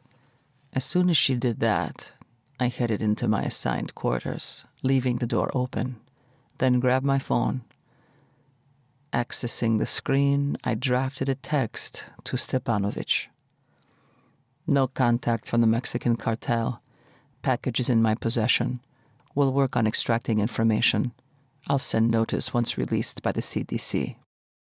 3 wavy lines let me know a response was forthcoming. Stepanovich had never displayed an aptitude for patience, so I knew his was wearing thin. But I also knew that I had to keep a cool head without the military presence. Plus, not knowing if the cartel had infiltrated any of the organizations on location also posed an issue. I had gone out on a limb by landing the plane, which had already put a spotlight on me, one I most certainly didn't need. Another round of messages hit my phone. Take her to a safe house. Tima will text the location. Send updates to Tima or me only. Timothy Tima Ruslanovich, the number 3 under the boss, was a little shit who skid into his current position when his older brother, Alexei Lex Ruslanovich, met his premature demise at the end of a barrel. Tima's gun, to be exact. Tima continuously uncovered so-called evidence that Lex was dipping his hands into the Pacan's holdings, something I'm still not sold on to this day, and I'm not sure I'll ever have that buy-in. I drafted a reply, keeping it short and simple. Understood. My single-word response was all I'd send until Tima texted, unless something came up. But even then, some massive shit would need to go down before I messaged to call in the troops. Tima's shit-eating grin came to mind. That fucking prick would screw his own mother if he thought it'd get him further up Stepanovich's ass. My grandmother used to say, "In a quiet lagoon, devils dwell." And that fucking prick can't be trusted. A thud came from Mina's room, pulling me from my thoughts and sending my dick on standby. Grabbing the list of numbers off the nightstand, I came across a web link for room service, then scrolled through the menu. I typed in a Reuben sandwich with chips, an iced tea, and a bottle of premium champagne. Then keyed in a bowl of tomato basil soup and toasted bread from my little sparrow. An image of her sipping hot tea on the plane came to mind, so I ordered a tea service with an assortment of flavors. Another bang sounded, followed by a crash, and I wasn't entirely sure if it came from her room or the hallway. More than 15 minutes had passed, so I decided to speed things up a notch or two. It's not as if she had a lot of options when it came to freshening up, the robe or her flight suit. Hell, at this point, I'd settled for her naked and on the middle of my bed. I made sure my phone was on vibrate, slipped it into my pocket, entered the bathroom, then made my way to her door. Hand raised, I thought of knocking, but didn't want to spook her. Plus, if Felipe or anyone else from the flight crew occupied her room, I'd need to make a decision, enter and mingle or return to my room and wait. Turning the knob, I eased it open and found the tip of a lampshade on the floor, peeking out around the corner. Some movement inside the room drew my attention to different parts of the darkened areas. She was small and quick, but I seriously doubted Mina could be in 2 places at once. I inched down the short hallway, then stepped around the corner to find my little sparrow pinned to the bed with a man on top of her, her loose hair fanned out over the pillow. "Can anyone join this party?" I leaned against the wall next to a second opened wine bottle and picked it up as if to drink from it. "Hey, Vato, this is a close party," said the man closest to me, wearing a Lakers shirt. "You gotta go, Ese?" A shorter male approached, cracking his knuckles. "Not a problem," I said, "but I'll be taking the girl." "Check out the cajones on this gringo, Sergi." The shorter man motioned with his hand in front of his crotch. Sergi, the Laker-wearing Mexican, charged forward. Grabbing the bottle, I swung, putting my arm into the motion. The impact to the side of Sergi's head made a dull thud, and warm wine sloshed onto my hand. "What are you waiting for, Ricardo?" shouted the fucker, keeping Mina pinned to the bed. "Me esta pendejo up!" He turned his attention back to her. "Now, where were we, mi amor?" "Oh, it's time to crack some fucking heads." Rage grew inside me like a demon spawned from hell. And instead of containing it, I let that cold, calculating bastard within out to play. Muscle memory kicked in, and I swept Sergi's feet out from under him, then bashed the fucker on the head a second time just for good measure, making sure he stayed down. Not to mention, it sure as fuck felt good. "Come on, Ricardo."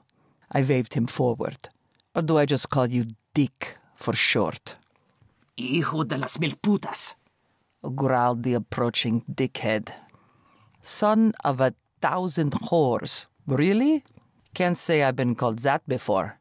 A single toss of the bottle sent Dick to the floor, with a golf ball knot forming on his forehead right between the eyes. I might not speak fluent Spanish, asshole, but I sure as fuck learned the good stuff. "Two down, brother," I said. "Looks like it's just you and me." A small, strangled gasp came from underneath him, and it was then I realized that while I was dicking around with his buddies, the third asshole had his hands wrapped around my doe-eyed beauty's neck. Sprinting to the bed, I tackled the man even before he had a chance to rise fully. My main objective: get the asshole away from Mina at any cost. The intruder and I crashed to the floor on the other side of the bed and came up exchanging punches. The door to her room crashed open, and a guard entered, barking orders that drowned out Mina's gasps for air. A quick glance her way was all I could spare, but her partially clothed body was enough to send me into a punching frenzy. Within seconds, 5 more armed men entered the room, weapons drawn like something out of G.I. fucking Joe. "I said," shouted the guard, "stand down, Leavitt." He held a laser pointed on my chest. I dropped to my knees, then raised my hands to my head, but I kept that beady little bastard in plain view. For such a little guy, the Mexican cartel member could take a fucking punch better than any man I'd ever encountered before. He was like the fucking Energizer Bunny and just kept going and going and going. Well, until one of the guards shoves the barrel of a 9mm in his face. "What part of stand down did you two not understand?" Nurse Reynolds walked into the room, a guard by her side. She checked one of the men on the floor, then moved on to the other. "Secure them, then get them all out of here." One of the 9mm carrying guards grabbed my wrist, slapping a cuff around it. Well, this just got interesting. No. A hoarse cry came from the bed. Dominic, he... Mina scooted to the edge of the bed, swayed, then pulled the robe tighter around her body. A series of coughs sounded, but even while choking on her words, she rose. She managed 2 steps, then stumbled into one of the guards, who caught her before she hit the floor. "Oh, don't worry. We'll take him and the others," said Nurse Reynolds. "They won't bother you any more tonight." No, you don't understand. Mina shook her head. He came to help me. "Is that true, Leavitt?" Nurse Reynolds asked. "Yeah," I said. "I heard something, came to investigate, and found 3 men attempting to assault Miss Melchor." I shot a glance at the first guard who had entered. His uniform read, T. Cross, then flicked my gaze to Nurse Reynolds again. "I had already incapacitated 2 of the intruders and was working on a 3rd when your man Cross walked in." "Is this true, Miss Melchor?" Nurse Reynolds stepped to the side so that the guards could drag the 3 Mexican cartel members out of the room. Mina, rubbing her neck, nodded. Slowly she made her way behind me. "Do you require medical attention?" Nurse Reynolds approached, but my doe-eyed beauty kept my body between her and Nurse Reynolds and anyone else in the room. Smart girl. I suppressed a grin. Even my little sparrow isn't sure who to trust at the moment. "No." Mina pulled the robe tighter around her petite body. "I'm good." How'd they get into her room? Or on the floor and past the guards, for that matter? It was my turn to ask some questions. Cross motioned for his men to vacate the room, and Nurse Reynolds followed, but he remained. Once it was just the 3 of us, he said. "Half the guards at the end of the hall went to check on a disturbance call, and when they came back, they found the post empty." Cross kept his voice low. "The missing guards are still unaccounted for." "And those who came back?" "They put out a fire in the stairwell." Cross made his way to the door. "Miss Melchor." Yes? She glanced in the guard's direction. "The men," said Cross. "Did they say what they wanted?" She didn't say a word, and her silence made the room feel heavy. "When I walked in, one of them said it was a closed party," I said, knowing full well the Mexican cartel wanted her for the same reason my pacan did. But for what, I sure as shit didn't know. "They said that I wasn't invited and had to leave, and well, that wasn't going to happen." "Do you want me to send a guard? A female to stay with you, Miss Melchor?" "No," she said, nodding, then glanced up at me through those mahogany lashes. "Well, you shouldn't be alone," said Cross. "And I'll talk to Dr. Quinn about moving you to another part of the hotel." "Now that the quarantine's lifted, she's welcome to stay in my quarters until something more suitable is found." "Like a fucking safe house far from here and from the Mexican cartel and that psycho bitch, Nurse Reynolds?" "That is, if that's okay with you, Mina." Yes. She squeaked the single word out, then brushed her wavy locks behind her, letting them cascade down the middle of her back. The tip stopped just past her waist. It was the first time I'd seen her hair down, and it was far longer than I had initially anticipated. People attacking her right next door to me did nothing but piss me off. But the fact it now made her want to stick closer to me was a plus. And now, with what just happened, I damn sure wasn't going to let her out of my field of vision. I clenched a fist next to my side. I just need to find out who the little fucker was that called her mi amor. 11. Mina. Dominic. I swallowed hard, forcing the bile rising in the back of my throat down where it had crept up from. "Thank you." Bowing my head, I blinked back tears, struggling to stay in control of the raw emotions fighting for release. You don't have to thank me. He brushed a lock of hair out of my face, then cupped my chin. I feel I owe you an apology. His eyes held me in a tight vice. What for? Confusion knitted the pathways of my brain together, making it harder to untangle the tangled web of my past that had just slammed into my present day. How did Enrique and the others find me? The thought made my stomach sour once again. If they know where I am, so does my Uncle Joaquin, the mad dog of the South.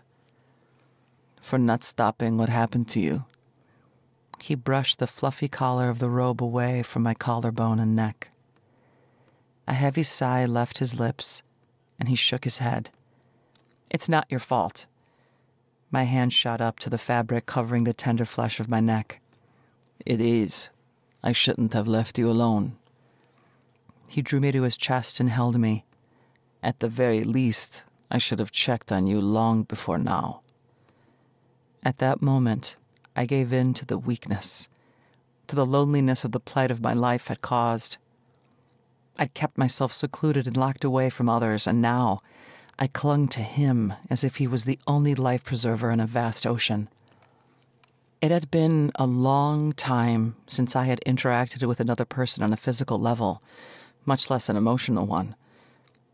But I felt a connection to this man.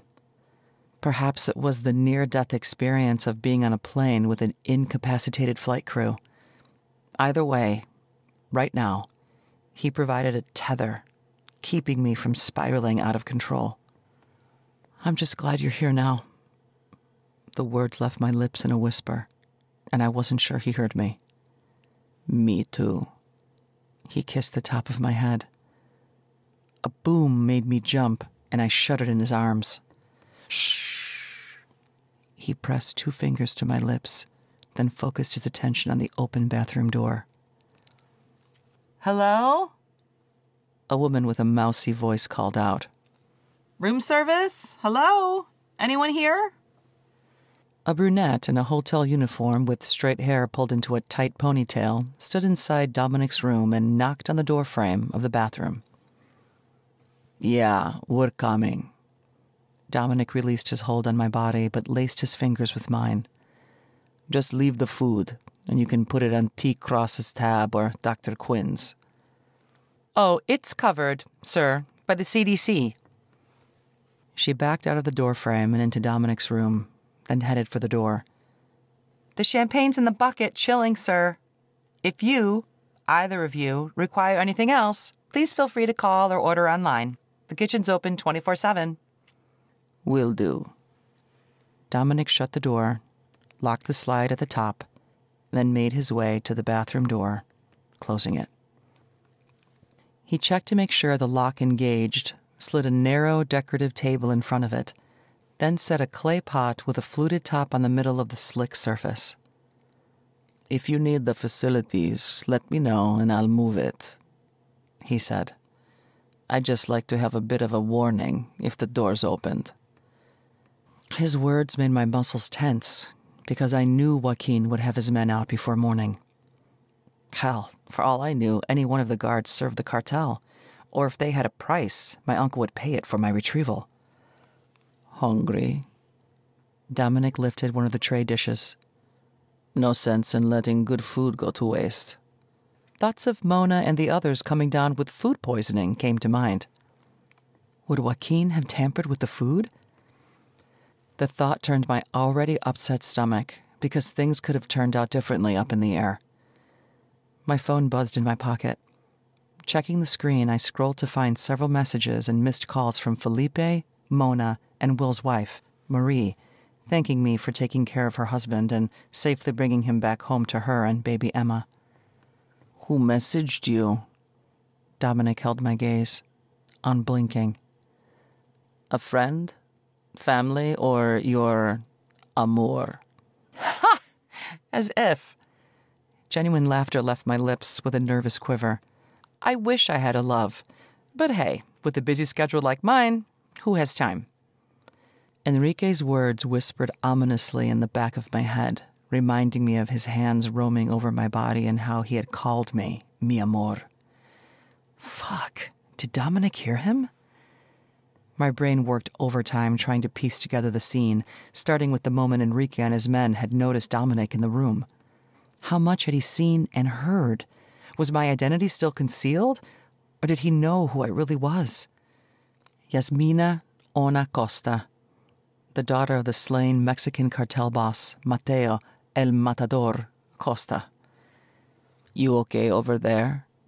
Dominic set a plate of food on the coffee table in front of the couch, a Reuben sandwich with chips, then palmed a glass of iced tea. You've gone silent on me. He studied me with unreadable eyes. Did you remember something, or should I call Nurse Reynolds? No. I shook my head, swishing hair around my shoulders.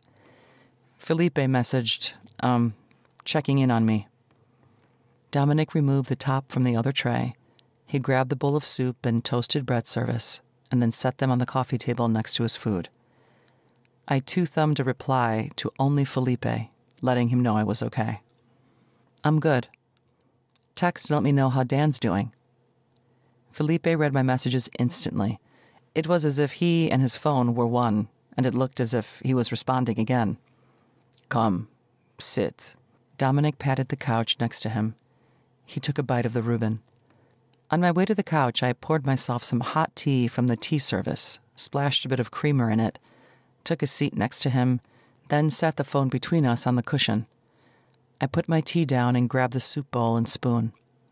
Maybe eating would help settle my stomach, as well as give the two of us something else to discuss. How's your sandwich? Good. He took a sip of tea. And your soup? Fine. I twirled the spoon around the dish.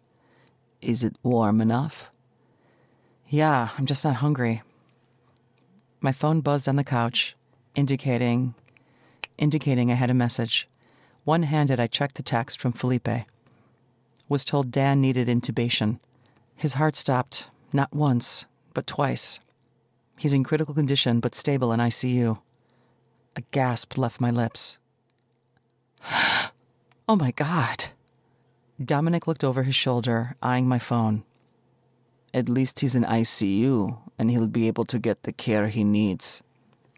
Another round of messages hit my phone. Where are you? You okay?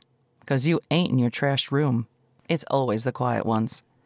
God, he's always trying to make something out of nothing. I sighed, then replied to him. A crazy drunk intruder found my room. Before you ask, I'm fine. With Dominic right now. I'm about to eat. TTYL.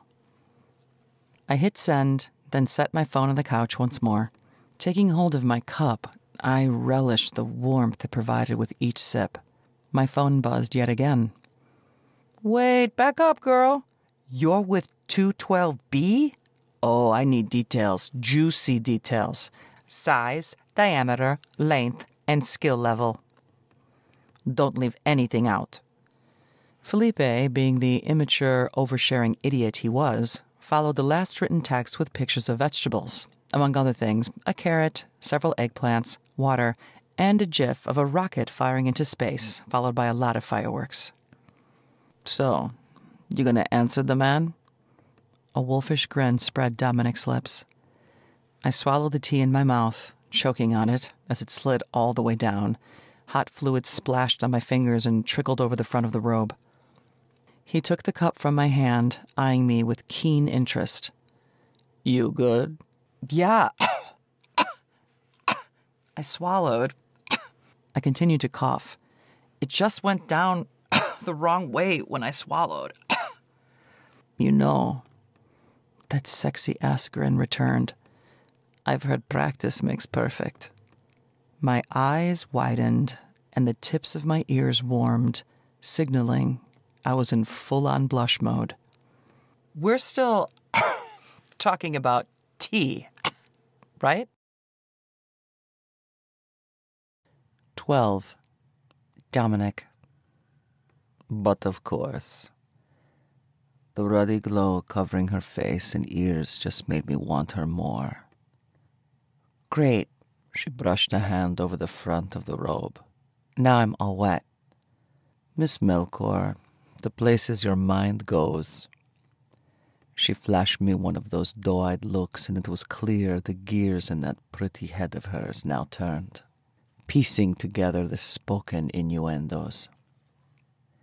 If being wet bothers you that much, helping to move the thought along, I calmly stated, you could always take it off. I don't mind. My brow raised suggestively, and laughter bubbled from her lips. I'll be back.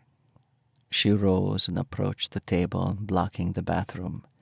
Following on her heels, I moved the piece of furniture, did a sweep of her room and the facilities, then made sure the door leading to her bedroom remained locked. "Leave the door cracked," I called out as I stepped out, "so I can hear you." Okay. The soft patter of her bare footsteps drummed on tile flooring. My phone vibrated against my leg. Retrieving it, I read Tima's message. There's a tattoo on her shoulder. A butterfly, a heart, something cute. Pakan wants to know if you've seen it. The image of the blue, black, purple, and lavender interlocking butterflies came to mind, and I replied to Tima. Yeah, I've seen it. Interlocking butterflies, under her left shoulder blade. The scrape of the vanity chair signaled she stood near her clothing. My phone buzzed again, and I focused on the text. Send pictures. I'll send the safe house location within the hour. A sigh left my lips. Finding a way to photograph the image tonight with her dressed in her flight uniform would pose an issue, but I had to give the lady props. Her level of comfort with leaving the door opened after what she had just gone through spoke volumes regarding her trust level with remaining alone with me. It was something I wanted to play upon for as long as possible, especially knowing that at some point when she learned of my connection to the Russian Mafia, her level of displeasure would increase and her trust would exponentially decline. Removing my belt, I unclasped the buckle and extracted a thin vial about 4 times smaller than a coffee stir, then slipped it inside a slit sewn into my waistband for safekeeping. I hope you don't mind. Her voice rose from inside the bathroom. The light flicked out, and she entered the room. The curve of her bare calves and the sides of her silky thighs drew my attention. But I grabbed your shirt. She chewed on her lower lip, and her nose did that little wiggle along with her ears when something made her nervous. Don't mind at all. A smile tugged at my lips, and I drank in her form. It looks better on you anyway. Well, now photographing her shoulder just got easier. I had thought she'd walk out with her uniform on. I wouldn't say that. Her gaze roamed over my shirtless chest.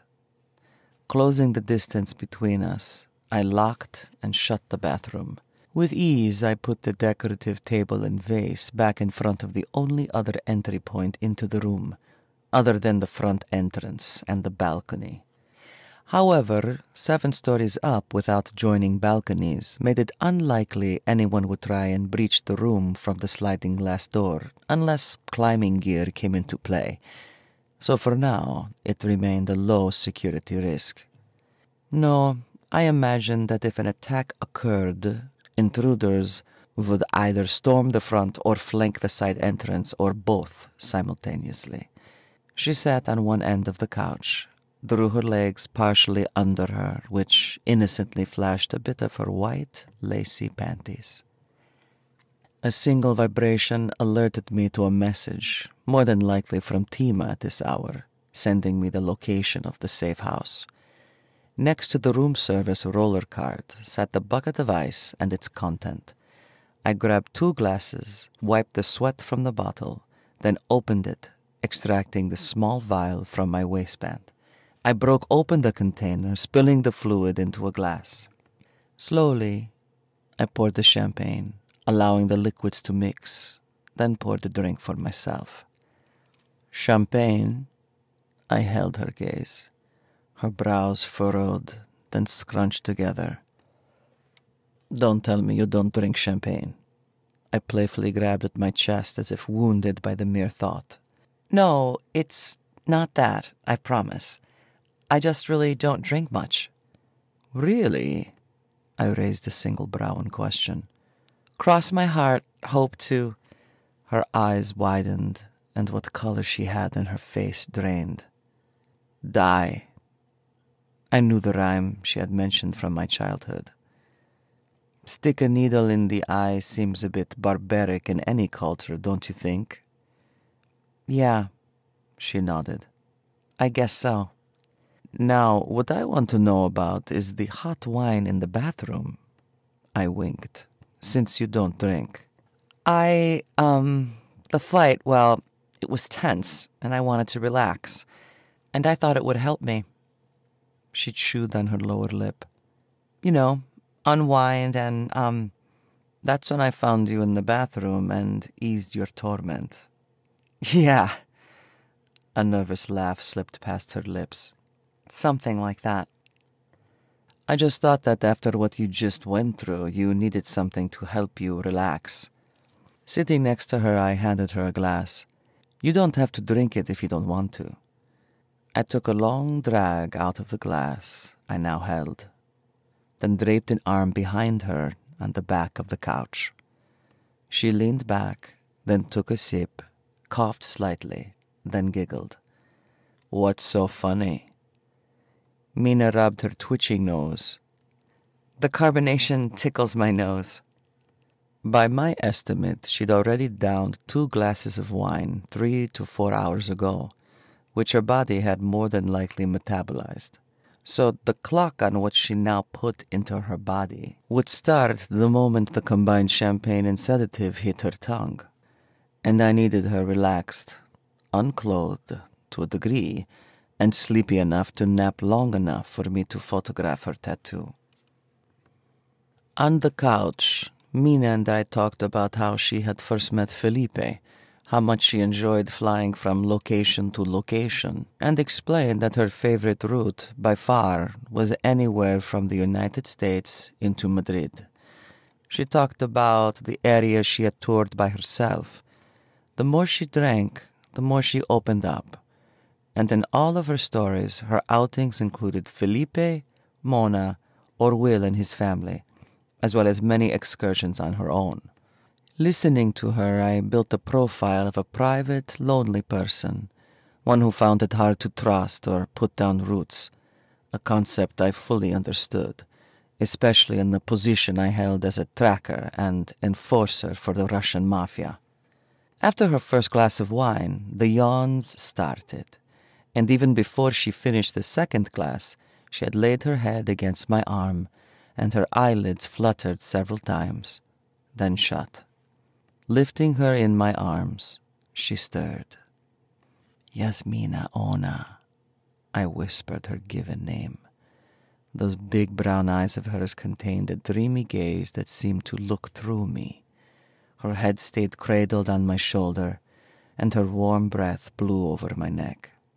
Gently, I set her on the bed, unbuttoned the shirt enough to expose her shoulder, then rolled her onto her opposite shoulder and hip.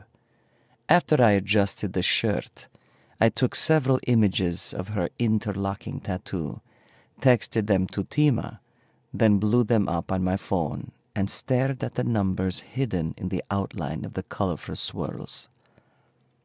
A soft moan rose from between her lips. Not wanting to risk her waking before I had finished, I grabbed a fountain pen out of my briefcase, unscrewed the top, removed the shell, then from inside that container, I extracted a thin syringe with a tracker. I rubbed the skin at the nape of her neck with alcohol, then implanted the tracking device with a steady hand.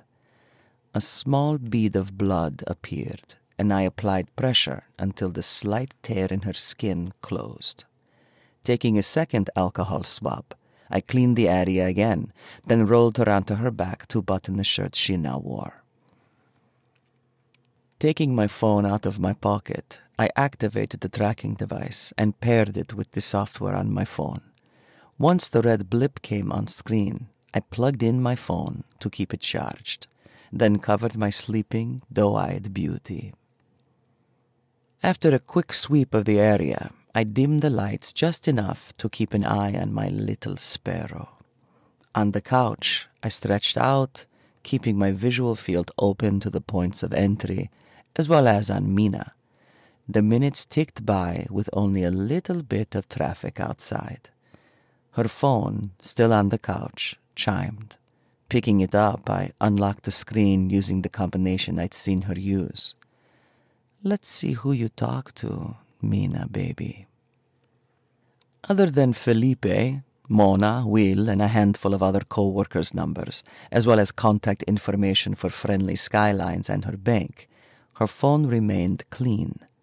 She lived the life of a ghost. A little mew came from the bed. Dominic? An undercurrent of fear laced her voice. I'm over here.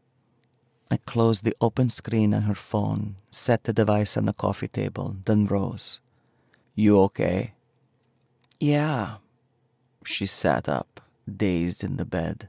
Her eyes still had that unfocused look. How'd I get in the bed? I don't remember. I carried you. I sat on the edge of the bed. Oh. She turned to face me, stifling a yawn. Sorry. I don't remember. You fell asleep on the couch, and I carried you to the bed, so you'd be more comfortable. I let a playful smile slit my lips. I guess you weren't kidding. Huh? When you said you don't drink. I laughed. 2 glasses, and you were out.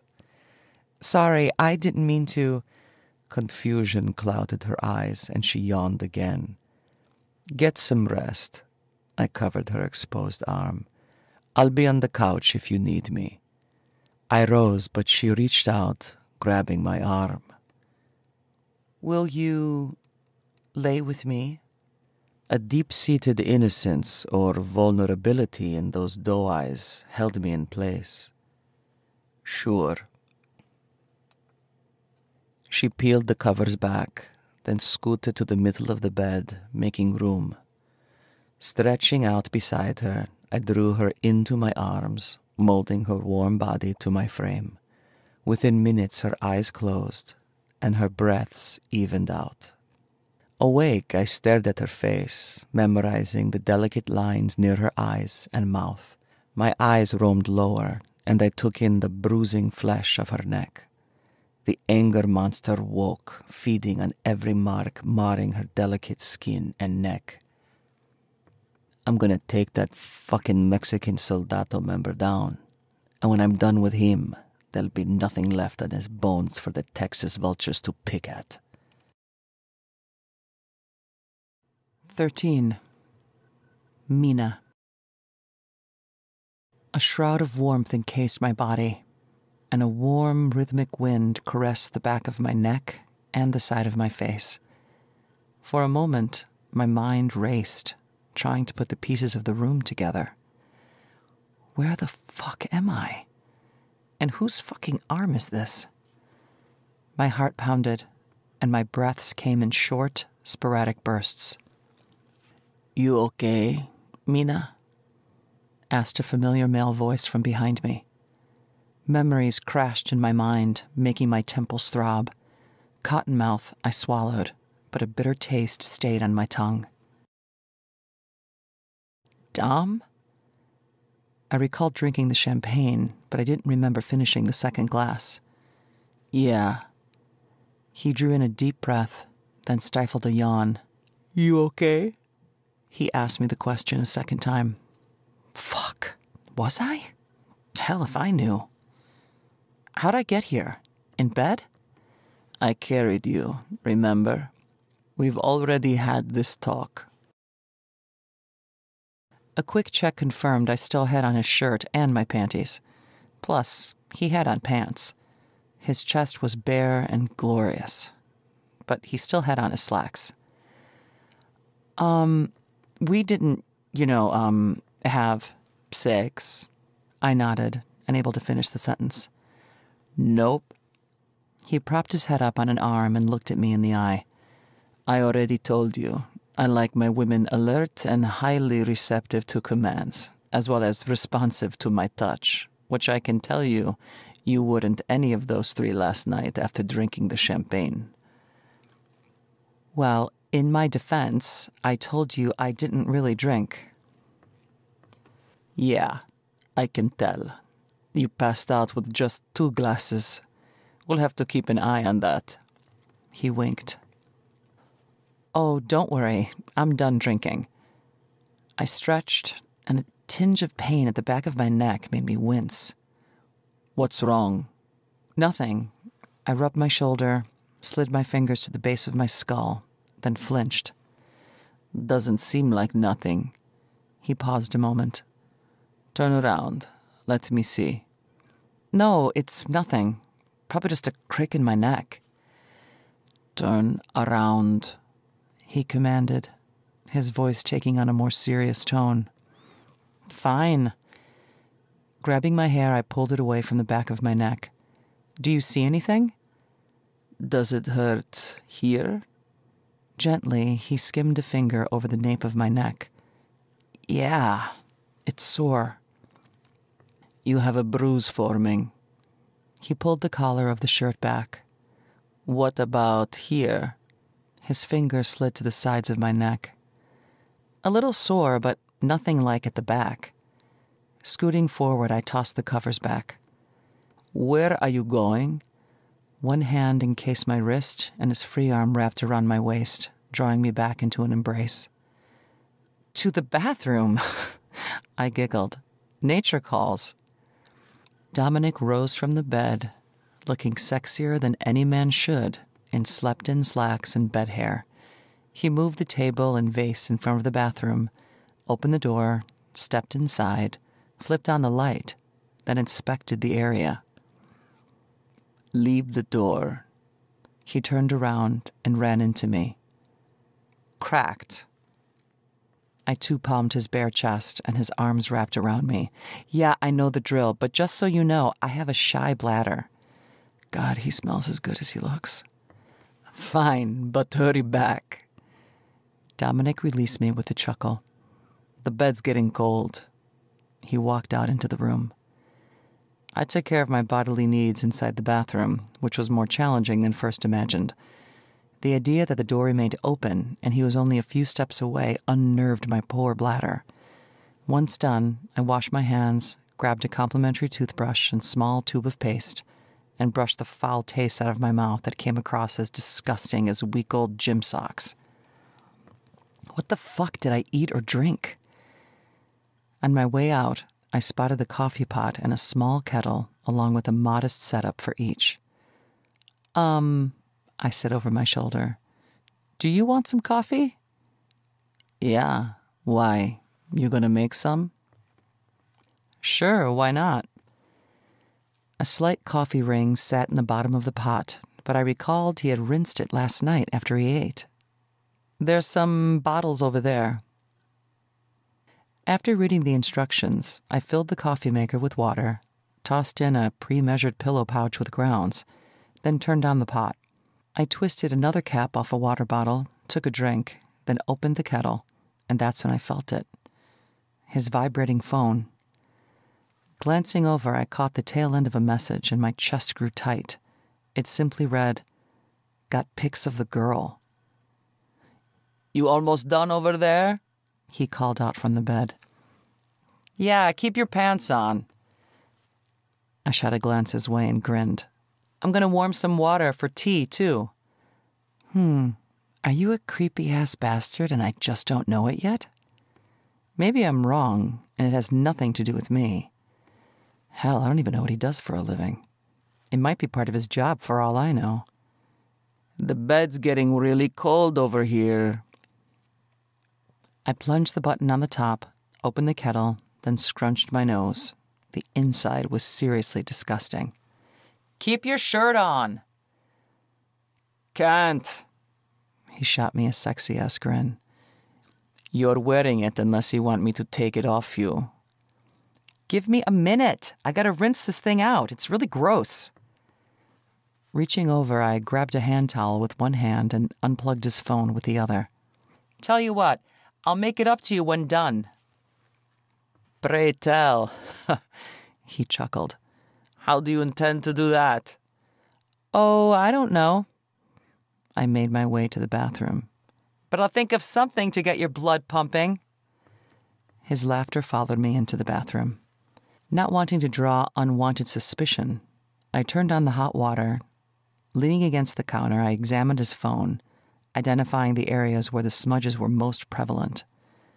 With the firm understanding that most people draw their pattern from left to right, I tried a couple of combinations. On the third try, the screen unlocked. I opened his messages, clicked on the one at the top, then scrolled through the chat. Pictures of me asleep on the bed, or to be more precise, of my fucking tattoo filled the screen. My chest constricted, but I scrolled on and found phrases with the pecan and take her to the safe house that jumped out at me. Fuck, how can I be so stupid? He's a goddamn plant. He was put on the plane to get close to me, gain my confidence, and extract the information his boss wanted. Steam rose from the faucet, filling the kettle. I left it under the running water, tossed his phone inside the pot, and grabbed my clothes. Carefully, I unlocked the door to my room, and using the running water to cover my escape, I ran into the room, unlocked the door, opened it, and then glanced out into the hall. A group of guards stood around a desk. They all seemed focused on what appeared to be a tablet. So I took the opportunity to dash across the hallway and slipped unnoticed into the stairwell. Once inside, I wiggled on my skirt, stripped off Dominic's shirt, tossing it to the floor. I put on my bra, then pulled my blouse over my head. Dressed, I made my way down 2 flights of stairs at record speed, barefoot no less. No wonder the fucker seemed familiar back on the plane. A sigh left my lips. He's a Mafia member, which makes him like the trackers in the Cartel. The spreadsheet he had his nose in made me wonder what the fuck he was looking at. The boom of a door somewhere above me in the stairwell slammed against the wall, then snapped shut. Yasmina una costa. Dominic's voice echoed. You can run, little sparrow, but you can't hide, because I will hunt you down now that I have your scent. I quickened my pace, taking another 2 flights, but he was clearing the stairs faster from the sound of things. On the second-floor platform, I focused on the emergency pull lever of the fire alarm. We can do this the easy way or the hard way, Mina. Looking up, he was only a little over a flight above me and wearing a shit-eating grin. Go fuck yourself, Dom. The hard way it is. Grabbing hold of the lever, I pulled, then took off running down 1 more flight of stairs, desperate to reach the first floor. Lights strobed in the stairway and the fire alarm sounded, piercing the silence and drowning out his rushed approach.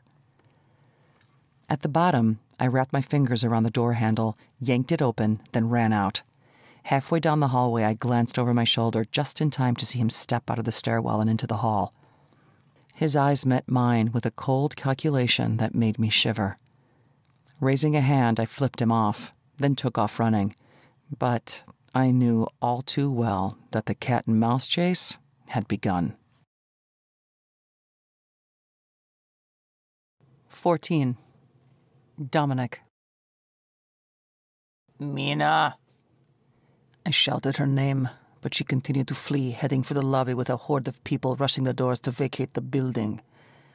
A part of me wanted her to stop, but the other, the more primal side, kicked in the moment she took off running, craving the chase.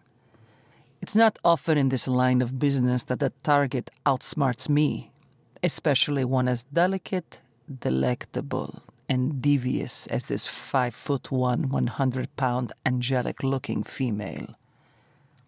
Well, you weren't lying when you said you'd get my blood pumping. I found myself chuckling at the thought. My shirt was still hung open.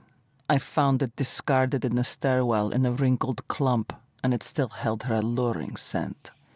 Walking through the front lobby doors, I glanced right, then left, but there was no sign of my little sparrow. I yanked off my phone cover with a chuckle and shook the residual water loose. Only half the display worked, so her decision to plunge my waterproof phone into a kettle of hot water proved more than enough to get the job done. But once I picked up a replacement, she'd be easy enough to find, as long as her uncle's men didn't find her first.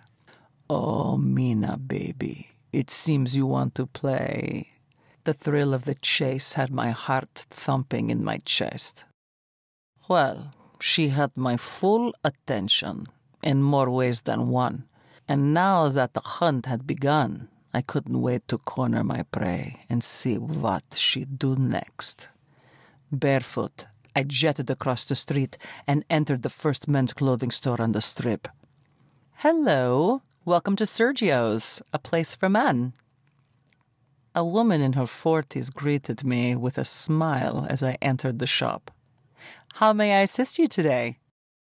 Well, hello to you.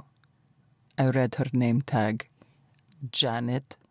It seems I'm in serious need of some socks, shoes, and, well, a full change of clothing. Her eyes drifted to my feet, then came back up to my eyes. The smile on her face fell. Long story short, my plane was diverted, sick pilot and crew been all over the news, so I have no luggage, and now the hotel I'm at just evacuated everyone because of a possible fire. And to make matters worse, I have a meeting in less than 2 hours, and my phone fell inside a hot kettle. So, how can you aid me today, Janet dear? I winked at her, and the smile returned, brightening her eyes.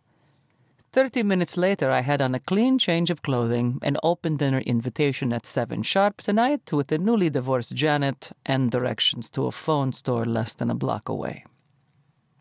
Back on the sidewalk and in the brisk air, I couldn't help but wonder how my little sparrow was faring in a foreign country without a phone, passport, credit cards, or funds of any kind. How resourceful are you, Mina, baby? Shall we find out? A quick in-and-out stop at the phone store had me up and running again. Only this time with an iPhone with face recognition to open it with. Let's see you crack this one. A grin spread my lips. Walking the sidewalk at a leisurely pace, I followed the red dot on the screen that seemed to bounce from one street to the next. She either lost her way, or she's trying her damnedest to lose a tail. Or me. I stopped and waited for her to backtrack down a dead-end alley, then sighed. My, how fast plans change. This morning, all I wanted was to cuddle in bed, maybe even taste my delectable little morsel, and possibly even bring her to another orgasm or two before heading to the safe house. But no. She had to go snooping around, crack the code on my phone, and then flee without a sound. I'd already had a flurry of texts from Tima regarding the unscheduled evacuation, and if I didn't apprehend my little escapee soon, Stepanovich was going to rip me a new one, chew my ass off, and have me beaten senseless for losing focus. Not necessarily in that order either. A block away from the alley, Mina stopped moving, so I closed the gap between us to see what my doe-eyed beauty was doing with her short-lived freedom. At the opening of a thrift store, I ducked inside. The tracking app showed her less than 10 feet away. So, browsing in the knick-knack section it is, I smirked to myself, then scanned the area for her. At the end of the product shelf, peering between a generic flower vase and a beer stein, I spotted her holding shoes up to her bare feet, measuring them. She pulled a pair of jeans off a hanger, browsed a bit more while waiting for a worker to pass by, then grabbed a white tee from a circular rack and ducked behind a tall display of hanging purses and bags of different sizes. Less than 3 minutes later, she emerged with the sneakers on and a backpack slung over her shoulder from the rack of purses. She held a pair of sandals in one hand, then grabbed a scarf with the other. Without breaking her stride, she approached a mother with a fussy toddler strapped in a stroller. She wrapped the scarf around her neck, silently discarded the tag, then played peekaboo with the child, making the little boy laugh. Kneeling, she got down eye level with the toddler, set the sandals next to the stroller's front wheel, then glanced up at the smiling mother. "How old's the ankle biter?" Her normally clear American speech carried on an Australian accent, and a rather convincing one at that. She continued to play with the child, making him laugh.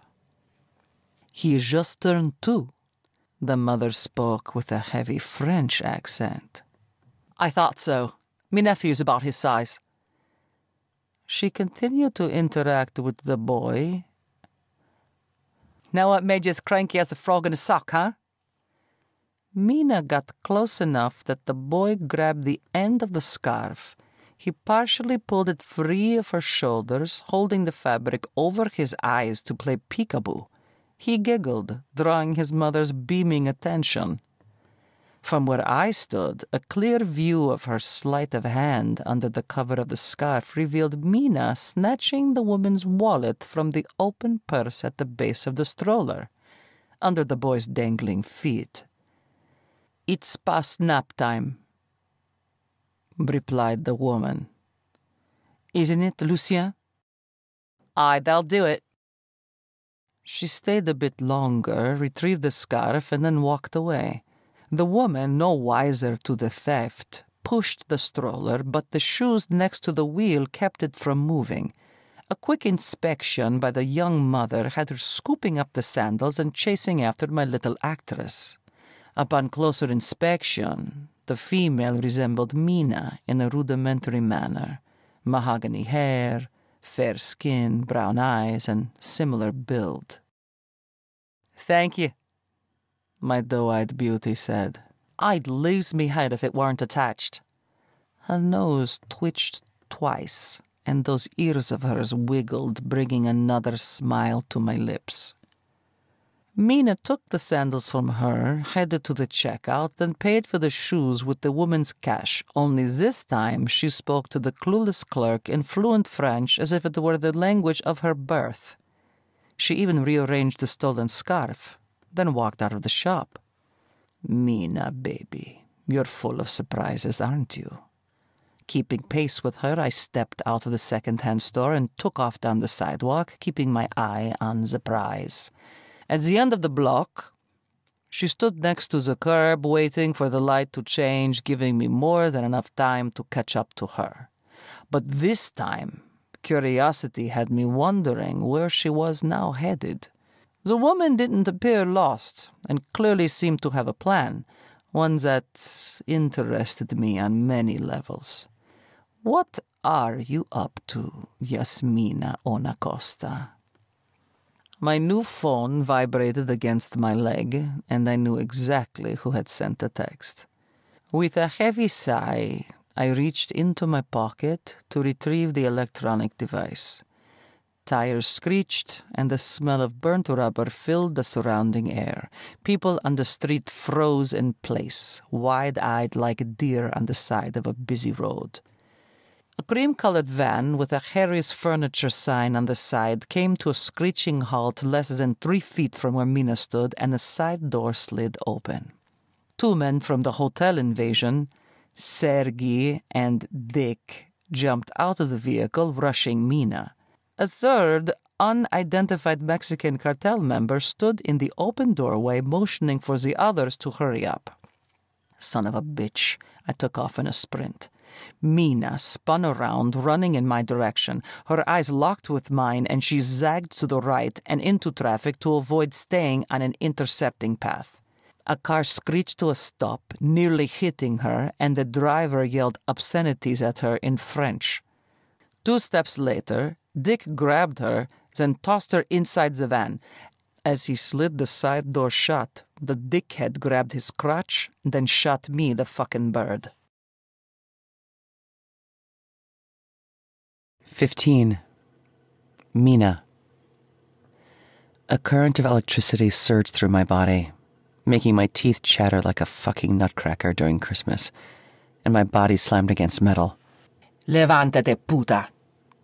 Ricardo Diaz shoved the cattle prod through the bars of the large dog kennel again, this time making contact with the exposed skin of my other arm.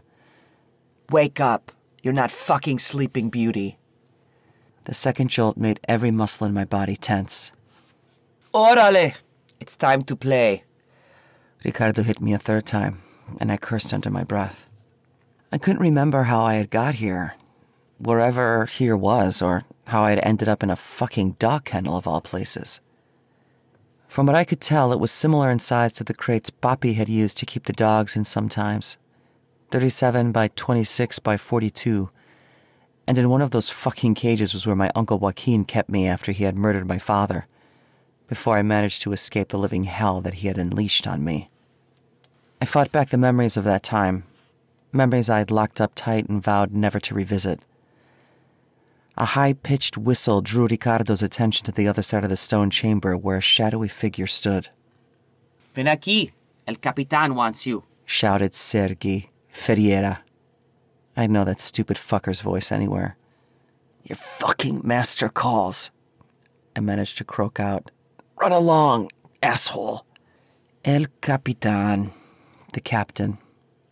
That'd be a capo regime rank in the cartel.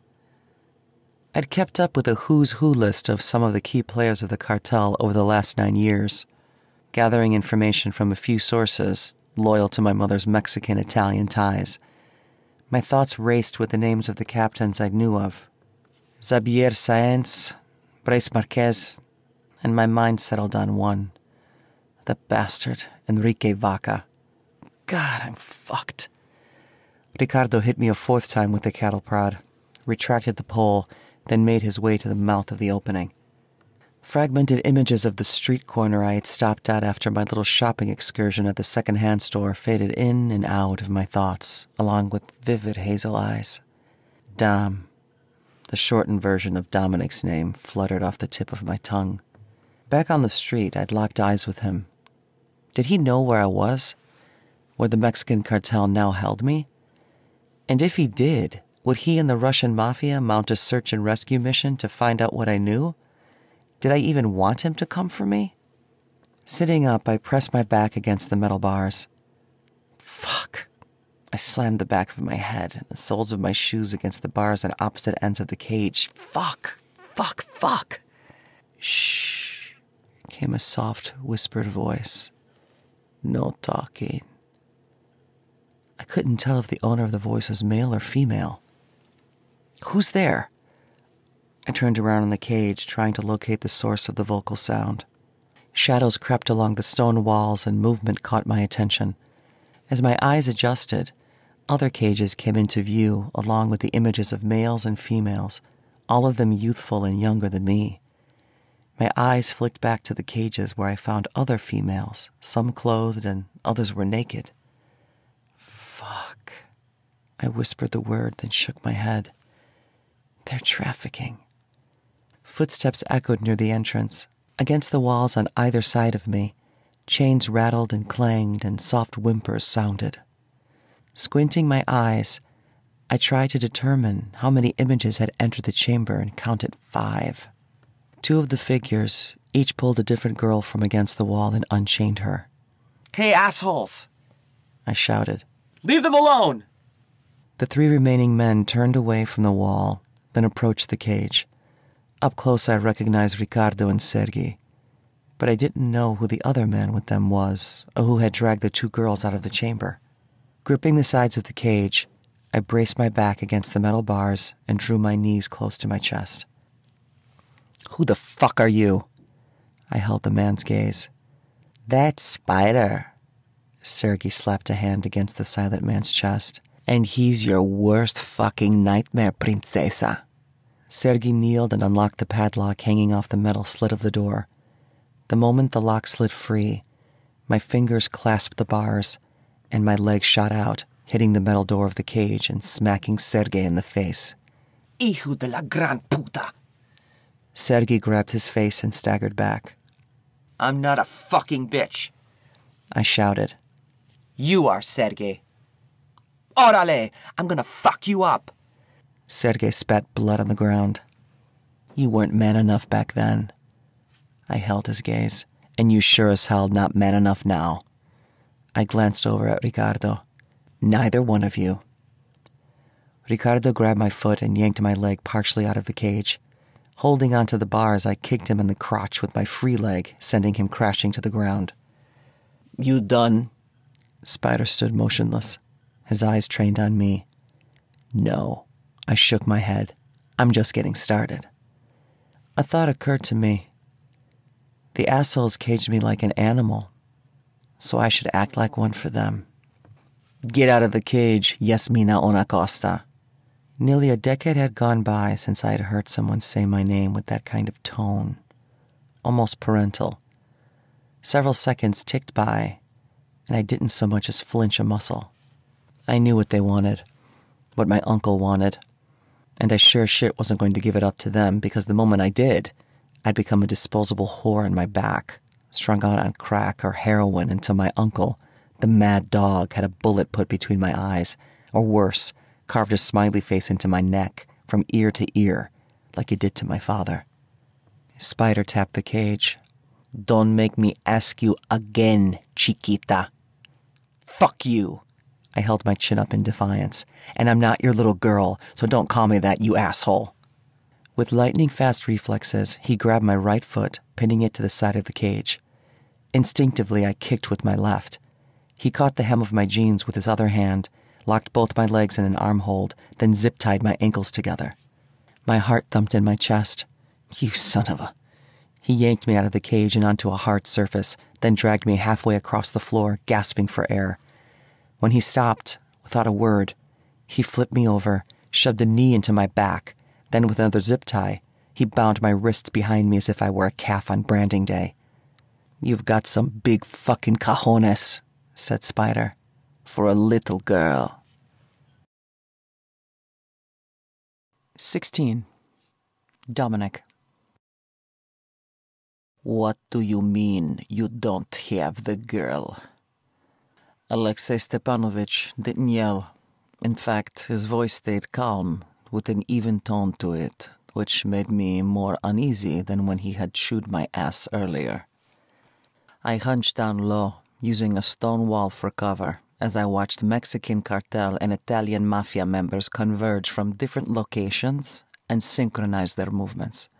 Then together, like a single diseased organism, they entered one of the subterranean tunnels of the Bock casemates.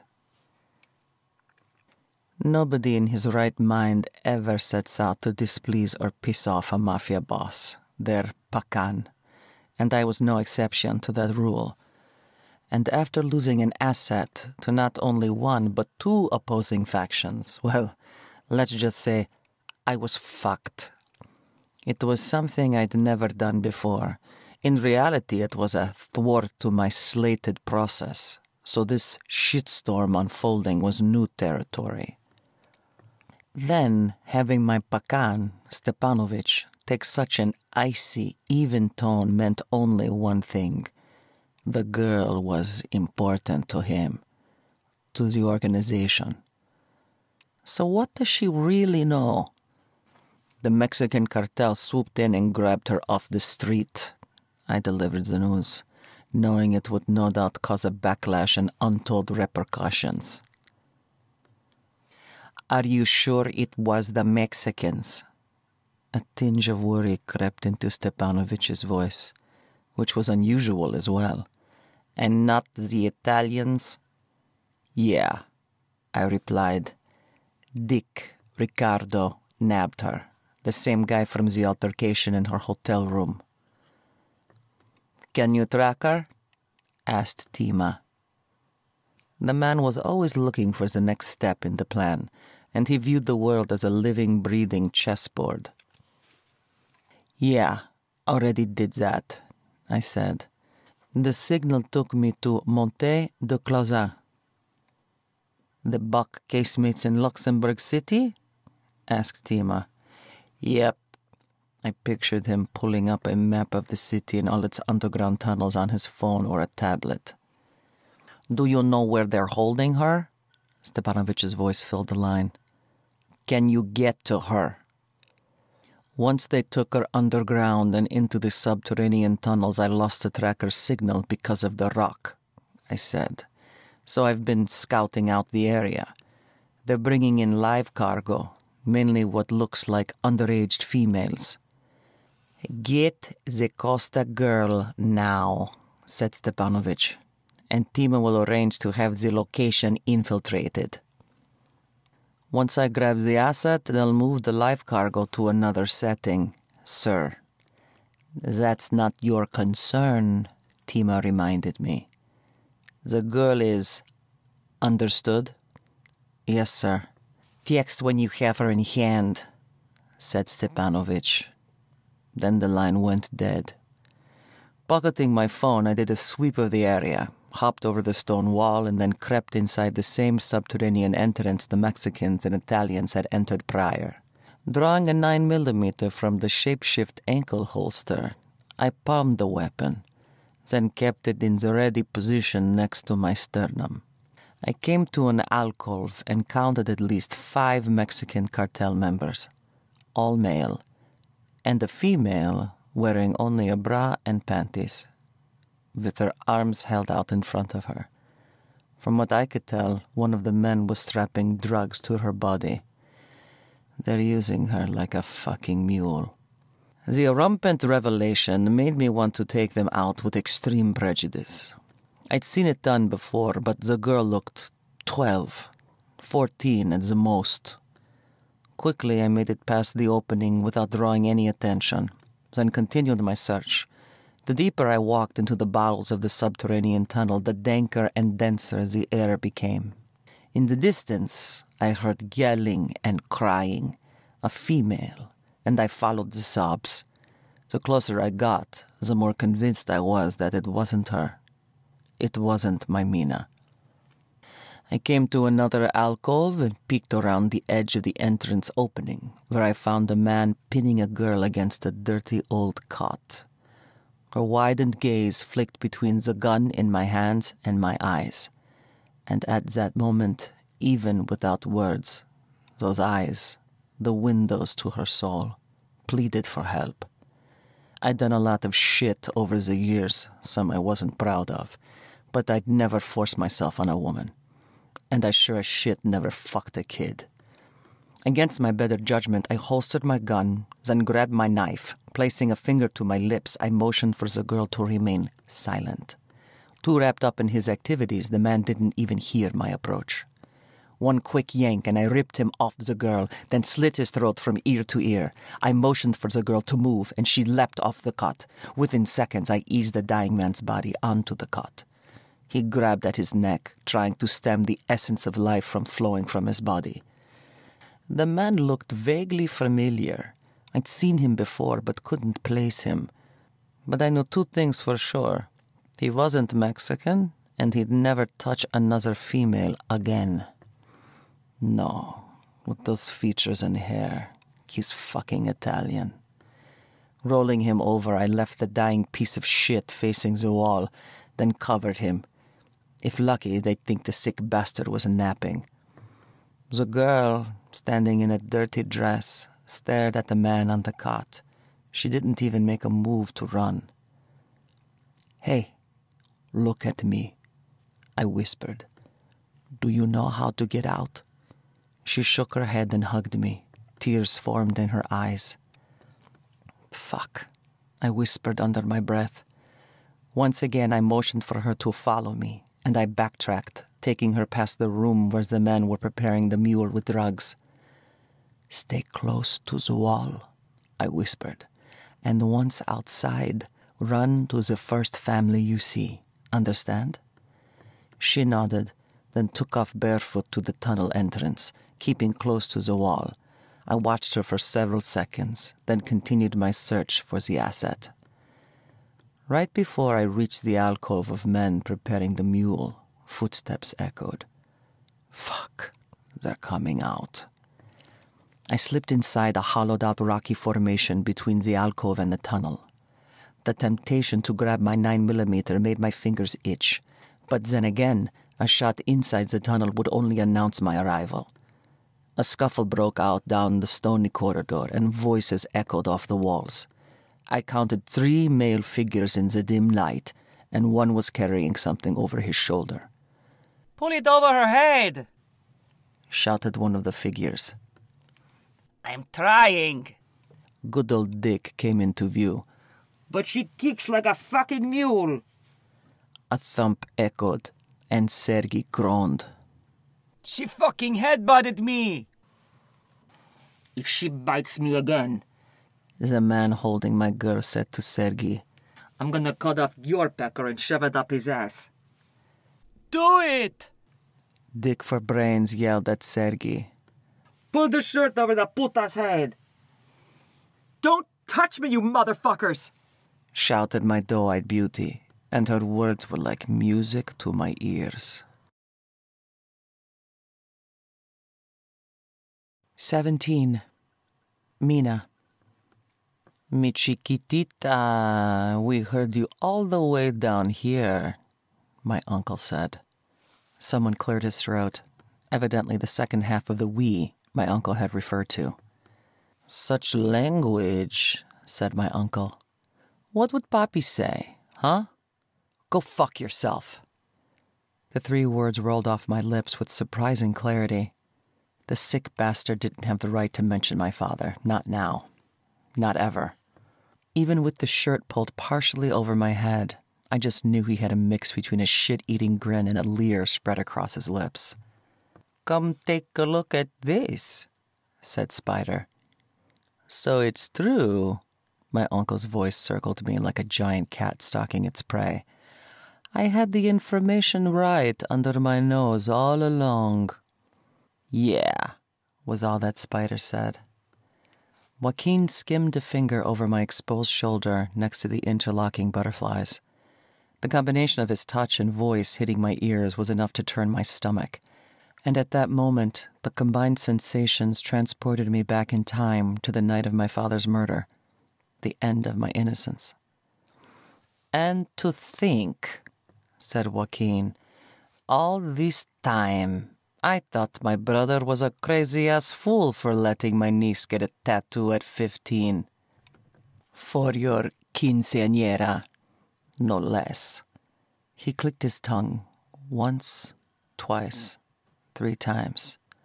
That was some sneaky shit. Joaquin paced in front of me, making me uneasy. A different set of hands, Spiders, I assumed, touched my back, sliding the left strap of my bra down my arm, and I lurched forward. He gripped my bicep and neck with enough force to make me wince but not leave a mark, which surprised me. Don't move, chiquita, whispered Spider, or I'll chain you to a metal slab. Do you see something? My uncle stopped pacing. Yes, said Spider. If correct, the numbers I'm seeing correspond to a cipher key and make up the required seed phrases. My heart sank. I knew that sooner or later this day would come, the day where I'd have to make a stand. Only one question remained. Do I make my death easy or hard? Are you sure? Asked my uncle. Yes, replied Spider. All sources point to your brother setting up a crypto wallet. Wait, my uncle said. And the numbers on her back tell you what the words are? Unlike my father, who had an IQ high enough to get into Mensa, my uncle wasn't the sharpest knife in the kitchen drawer. It made me often wonder if someone had dropped him on his head as a baby. This set of numbers here, hidden in the top butterfly, he tapped my tattoo, contained the same number of letters found in the first 8 words that your brother had stored on his phone. So then her tattoo is the key. Yes, in a way. Think of the tattoo as the puzzle or cipher. We'll use the words recovered in Mateo's phone to create a rudimentary key to solve the next set of seed phrases. Hold up, my uncle said. So I had the keys or these seed things in my possession 9 years ago? If you had her, then yes. Spider eased my shirt down just enough to uncover my face and shield my bra-covered breasts. If you spit on me, Chiquita, or try to bite me again, I will gag you. Understand? I nodded once in response, then searched the room for the third person, who I found sitting on a stool. The man wore a white medical smock, blue scrubs, and a gold Rolex, which was well over his pay grade, or so I was betting. He hunched over a leather pouch that he had unwrapped. "Good girl," said Spider. "I'm fairly certain the numbers found inside the lower butterfly were what made up the seed phrases stored on Mateo's hard drive." "Why do you say that?" My uncle breathed on my neck. "Did you find something on his drive after all this time?" "No, pendejo," Spider shook his head. "Because your crew lit the drive on fire and burned it the night of Mateo's, what should I call it? His untimely demise," said the man in scrubs. He held up a scalpel, and the blade glinted under the lighting, making it look as if it now winked at me. "No," said Spider. "That's not what I was about to say. Murder." I followed my uncle's movement, watching him pace back and forth once more. "The word you're looking for, Spider, is murder." I knew I shouldn't push my uncle because he had a temper, but I couldn't help myself. "Murdered by his own flesh and blood." I drew in a breath of air. "By his shit-for-brains brother." "So we just need the last 8 words, those seed phrase things, to access the cryptocurrency." Like the mad dog he was, my uncle raised his arm and then brought it down, backhanding me. The sting of the blow hurt, but it was nothing compared to the years of pain this man had already caused me. He'd take everything from me, and now it was within my power to deny him of one thing he desired most. Well, 8 additional little words.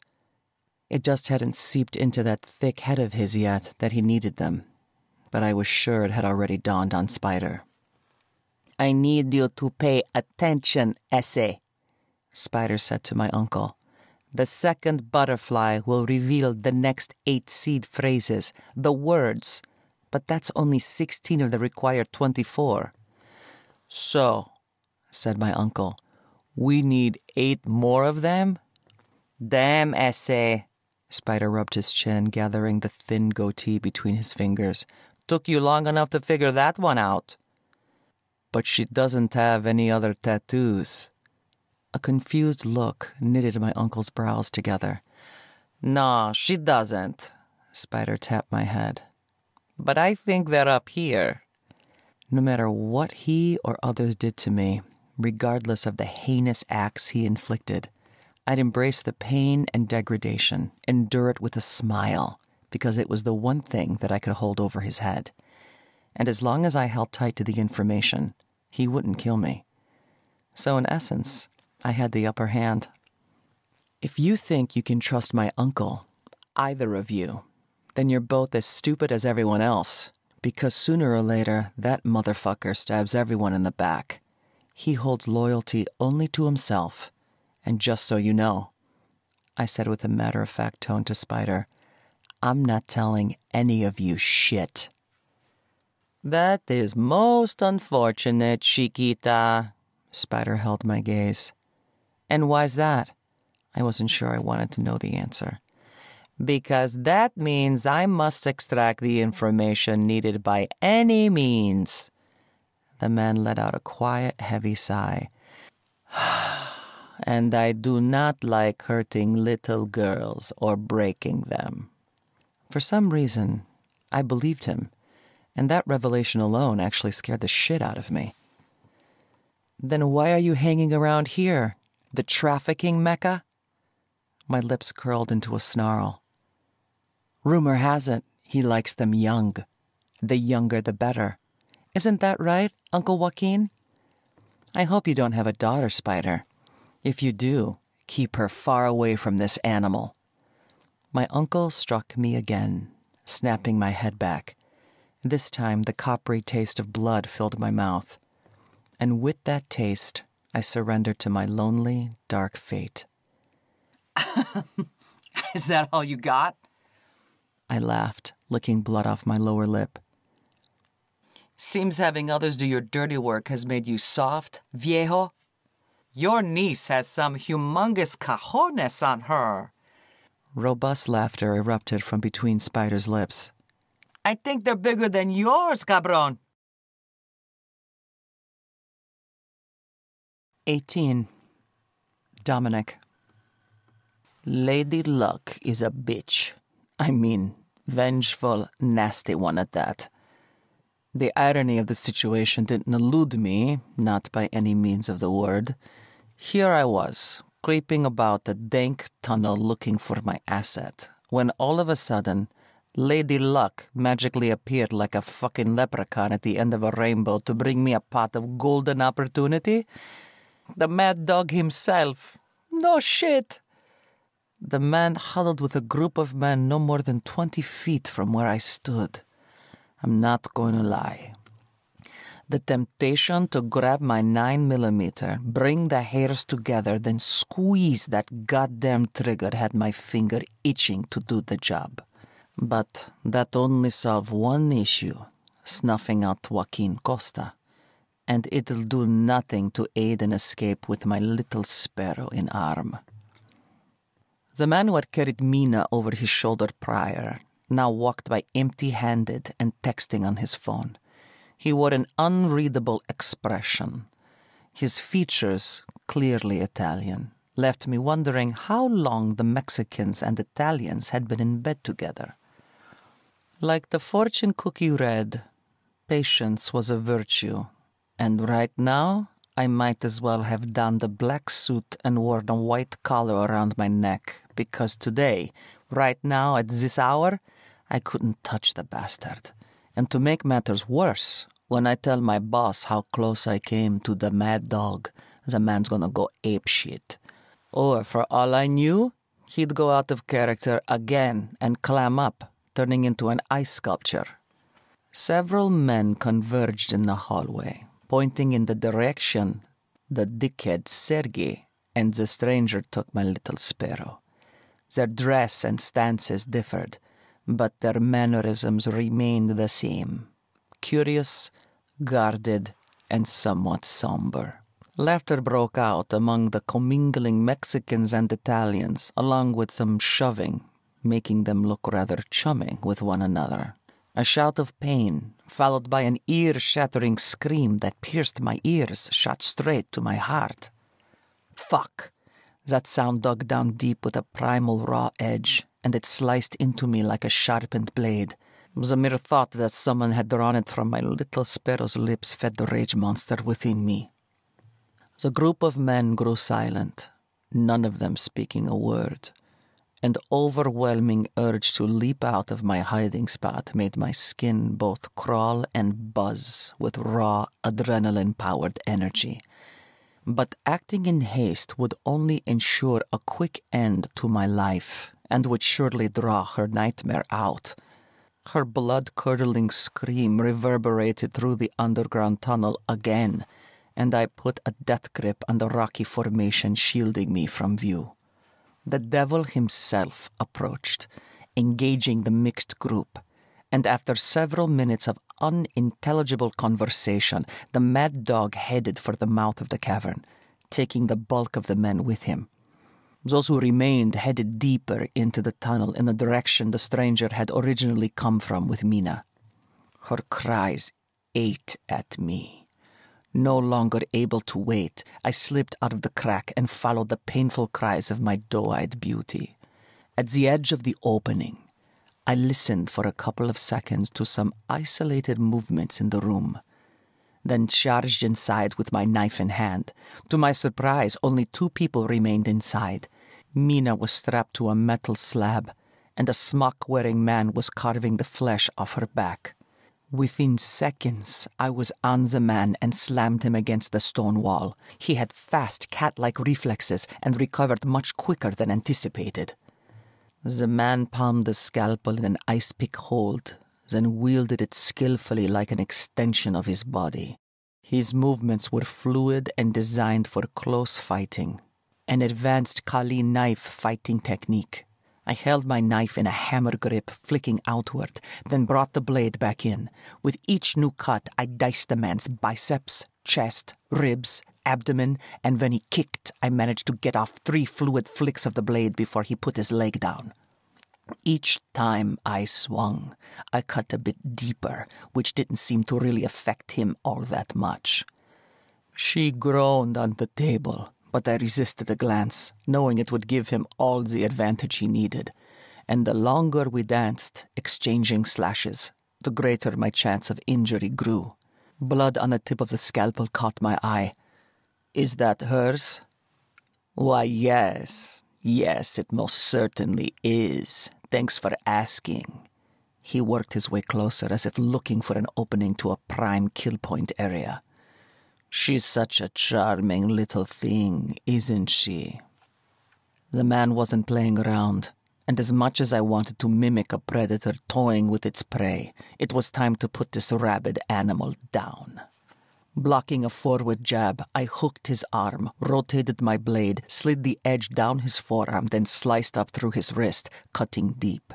I took a small step, pivoted my body to the outside, sliced his abdomen, then took out the main artery at his neck. His eyes widened in surprise. "If you take her..." His free hand shot up to his neck. The scalpel slipped out of his hand onto the stone floor. Then he dropped to his knees. "You better run far and wide." "Nah, I'm done running." Using his shirt, I wiped his blood off my blade, then sheathed my knife. Taking hold of his head, I snapped his neck, then let him fall to the floor.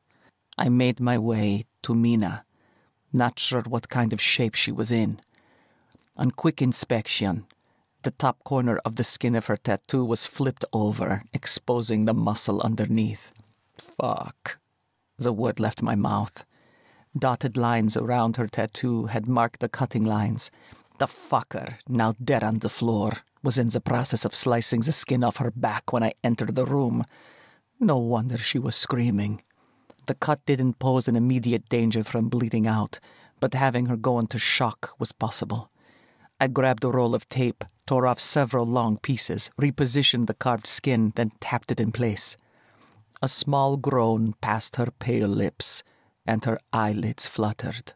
I repeated the process with a few more strips, bringing the ends over her shoulder and smoothing them down along her collarbone. "Mina," I whispered her name. "I'm going to unbuckle you." I started at her feet, freeing the belts across her ankles, knees, hips, and waist, then released her wrists and neck from the leather cuffs. The moment I scooped her up, her eyelids sprung open, and she gazed at me wild-eyed, struggling in my arms. "Don't touch me!" "Shh," I whispered, "or you'll draw attention." "Dom?" "Yeah. Do you think you can walk?" She nodded. "I think so." I eased her feet onto the floor and held onto her waist. She draped the arm pressed against me around my upper back, then hooked her hand over my shoulder. Clarity hit her eyes, and her lids narrowed into thin slits. "You motherfucking liar," she said between groans as we walked. "Give me your gun. I know you have one." She glared at me from under those mahogany lashes, and bloodthirsty daggers danced in her eyes. Mina, baby, as long as you're looking at me like that, you'll be lucky if I let you hold a flimsy plastic spork. 19. Mina. Someone's up ahead. Dom kept his voice low and soft. Stay close. He released his hold on my waist. Like I have a choice, I whispered, more to myself than to the treacherous ass standing next to me holding the gun. You didn't have to come for me. Shh. He eased me next to the wall. I had it all under control. His gaze flicked to me, and he raised a single brow as if to question my sanity. Well, I did. Only if you count being strapped onto a table and flayed like wild game controlling it. Mouth open, I inhaled, ready to rebuff his comment. But how does one counter that kind of a statement? Shh. He pressed 2 fingers to my lips. Sure, fine. He had a point. A valid one at that. But I wasn't about to let him know. Hell, that'd only make his ego and head swell even more than they already were. But then again, this little rescue mission of his had nothing to do with saving me as a person. No, someone else pulled his strings. The Russian Mafia, from what I could tell, and he was following their fucking orders. Fine, I said, then hissed, You're such an ass. Dominic glanced at me with a look that said, Shut the hell up already. He shoved me inside a large crack in one of the walls, then squeezed his body inside the confined space with me. The coolness of the rocky structure did nothing to douse the pain burning through the taped wound on my back. I bit back a cry, but a small groan escaped my lips. Each time I inhaled, it pressed the wound against the wall, causing an intense burning sensation. So I tried to take shallow breaths, but that only made me feel air-hungry. A couple of men stepped out of a carved-out room and lingered in the corridor, talking close to where we now hid. Instinct had me pushing against Dominic to put more space between my screaming flesh and the uneven, unyielding stone surface behind me. Tears made my eyes watery, and I groaned. Shh, he whispered softly in my ear. I needed to inhale a more satisfying breath, but I couldn't without making a sound. Finally, needing to fill my screaming lungs, my body took an involuntary breath. Pain shot through my shoulder. A moan of pain started in the back of my throat, and in a flash, Dominic's mouth covered mine, claiming my lips as if to muffle the sound. His action took me by surprise, and I gasped. His tongue plunged into my mouth, brushing against mine, and my mind literally went blank. The man's touch, feel, and smell surrounded me, invading my senses. His kiss demanded my full attention. My body responded to his, and the more our lips moved and the kiss deepened, the greater the lustful hunger inside me rose.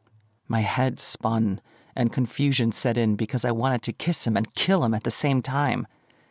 He broke the kiss and gazed at me with hooded eyes. Well, now it seems the lustful feelings run both ways. I wasn't sure if I found that comforting or damning. They're gone, he whispered. You okay? I'm fine, I huffed. But I'd be better if you got off me.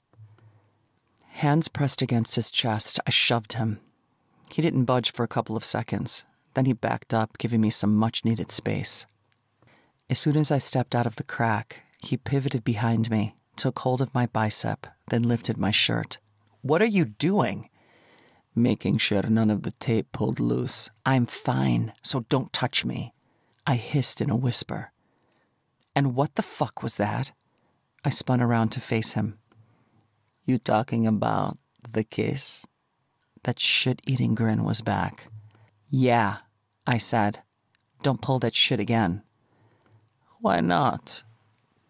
The grin widened, showing some teeth. You seem to like it. He motioned for me to follow him. I did not. Walking behind him, I mimicked his positioning and moved at the pace he set. At the moment, my choices remained limited, and if I was honest with myself, they sucked in a big way. I could either stay and let my uncle's minions find crafty ways to force me to talk, or go with Dom and let his people torture the shit out of me. Both options held an undesirable edge, but at least with Dom, I might find a window of opportunity to escape again. Did it once. Why not twice? Perhaps Dom's presence was actually a blessing in disguise. As that old saying goes, the enemy of my enemy is my friend. So I will embrace this on-the-fly endeavor, at least for now, because it in some plastic front increased the likelihood of escaping the clutches of my uncle. At the mouth of the tunnel, Dominic came to a full stop. He swept one arm behind him, keeping me close to the wall. Then with the other hand, he directed my vision to a group of men outside the tunnel to the far right. "Hey, stay close and move slow and low," he said. "We're going left." I nodded in response, then followed him out of the mouth of the tunnel. Going left, he led me through some vegetation that offered perfect cover. When he reached the end of the embankment, he hoisted himself over the railing, then lifted me over the bar without effort. "What now?" I glanced at him. "We need to get off the street." "No shit, Sherlock." I rolled my eyes. "So what's the plan? I'm sure you have one. Hell, maybe even a backup plan, or two, or three." Dominic slid off his suit jacket. "For now, we just need to blend in, and that means covering your bloody shirt." He draped the fabric over my shoulders, and the weight it put on my wound made me wince. "Don't touch me." I shrugged away from him. A couple stepped onto the sidewalk, passing in front of me. Dominic wrapped a hand around my waist, drawing me closer to his lean frame. "If you don't like me touching you," that shit-eating grin returned, "then why'd you kiss me back in the tunnel?" "Fuck you, Dom." I shoved him, but he didn't move. "Anytime, Mina, baby." He winked, then grabbed my hand, lacing his fingers with mine. "You just gotta tell me when and where." 20. Dominic. "What are you doing?" She leaned over my arm, glancing at my phone. "Who are you messaging?" The warmth of her body pressed against my side. "Your fucking boss, Pakan, or Don, or whatever the hell you call a Russian godfather." "You've seen far too much television, Mina." I finished drafting a message to Tima in Russian, telling him I had the asset, then sent it off. "So who is it?" "Who is what?" "Don't play stupid." She sighed. "The person you texted, the one who pulls your strings, how far up does he go?" "Could have been a female." I raised a brow for effect, then slipped my phone in my front pocket. She stumbled, fell into my side, and grabbed onto me. "See, I knew you liked touching me." "Go fuck yourself," she huffed. "You know what? I can't do this with you, Dom, because you're an ass." She stepped off the sidewalk and into the street, essentially jaywalking. "I'm done. We're done." "Whoa." I caught up to her in a couple of steps, then latched onto her bicep. "Where do you think you're going?" "As far away from you as I can get. And if you don't let go of my arm, I'm going to scream." "And why would you do that?" "To get those officers' attention." She pointed at a couple of uniformed men on foot. "And why exactly would you do that?" "Why do you think?" A smile of contempt played upon her lips. "Yasmina Ona Costa, don't even think about—" "How dare you!" she yelled with a heavy southern drawl, then slapped my face. "I'm not that kind of a lady!" A male cyclist slowed, and his gaze bounced between Mina and me. In seconds, she turned on what sounded like waterworks and sobbed hysterically in the middle of the road. A couple of cars drove around the spectacle unfolding, and then the motorist began to stop. Horns sounded, drawing the eyes of the officers. The cyclist approached her. "Are you okay?" "I was waiting for my brother," she sobbed in her hands. "And this man started following me, asking me personal questions about what kind of sex I like, and now I don't know where I am." When she looked up, she had red eyes, a flushed face, and tears sprung from her eyes. My little actress was at it again, only this time, instead of observing her in the act, she turned me into one of the key players of her live theatrical production. "What did you do to her?" The cyclist dismounted his bike, then used it to place a barrier between Mina and me. "Nothing." I raised my hands in the air. "I don't want any trouble." Then backed away and headed to the sidewalk. The foot officers continued to watch from the other side of the street, migrating closer to the curb. Mina and the cyclist carried on a short conversation just out of range, and he walked her to the other side of the road.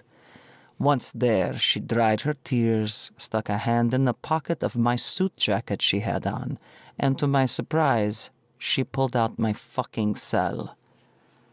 A smile bloomed on her lips, and she held the phone to her ear as if talking to someone, which I knew was utter bullshit. There was no way she had gotten into my new phone, and then I saw it, the double nose twitch, the telltale sign that she was lying her ass off. The cyclist waved to her, then headed off down the road once more. My little actress took a couple steps toward the officers, and I shook my head in warning. Instead of stopping, she picked up her pace, but halfway to them, 2 Mexican cartel members stepped out of a shop. Mina froze in place, turned on the heels of her shoes, and headed in the opposite direction, in a brisk walk. The men trailed behind her, closing in at a slow but steady pace. At the end of the street, she turned left at the corner and continued to walk. "Fucking Mexicans," I said under my breath, then jogged across the street. A car turned in front of me, forcing me to follow the cartel members in pursuit from the other side of the street. Several restaurants lined both sides of the narrow road, but instead of stopping, my little sparrow kept right on walking. Halfway down, she passed the Russian cafe, then went another 15 feet before coming to a screeching halt. A couple more cartel members closed in, and now the men were about to flank her on both sides.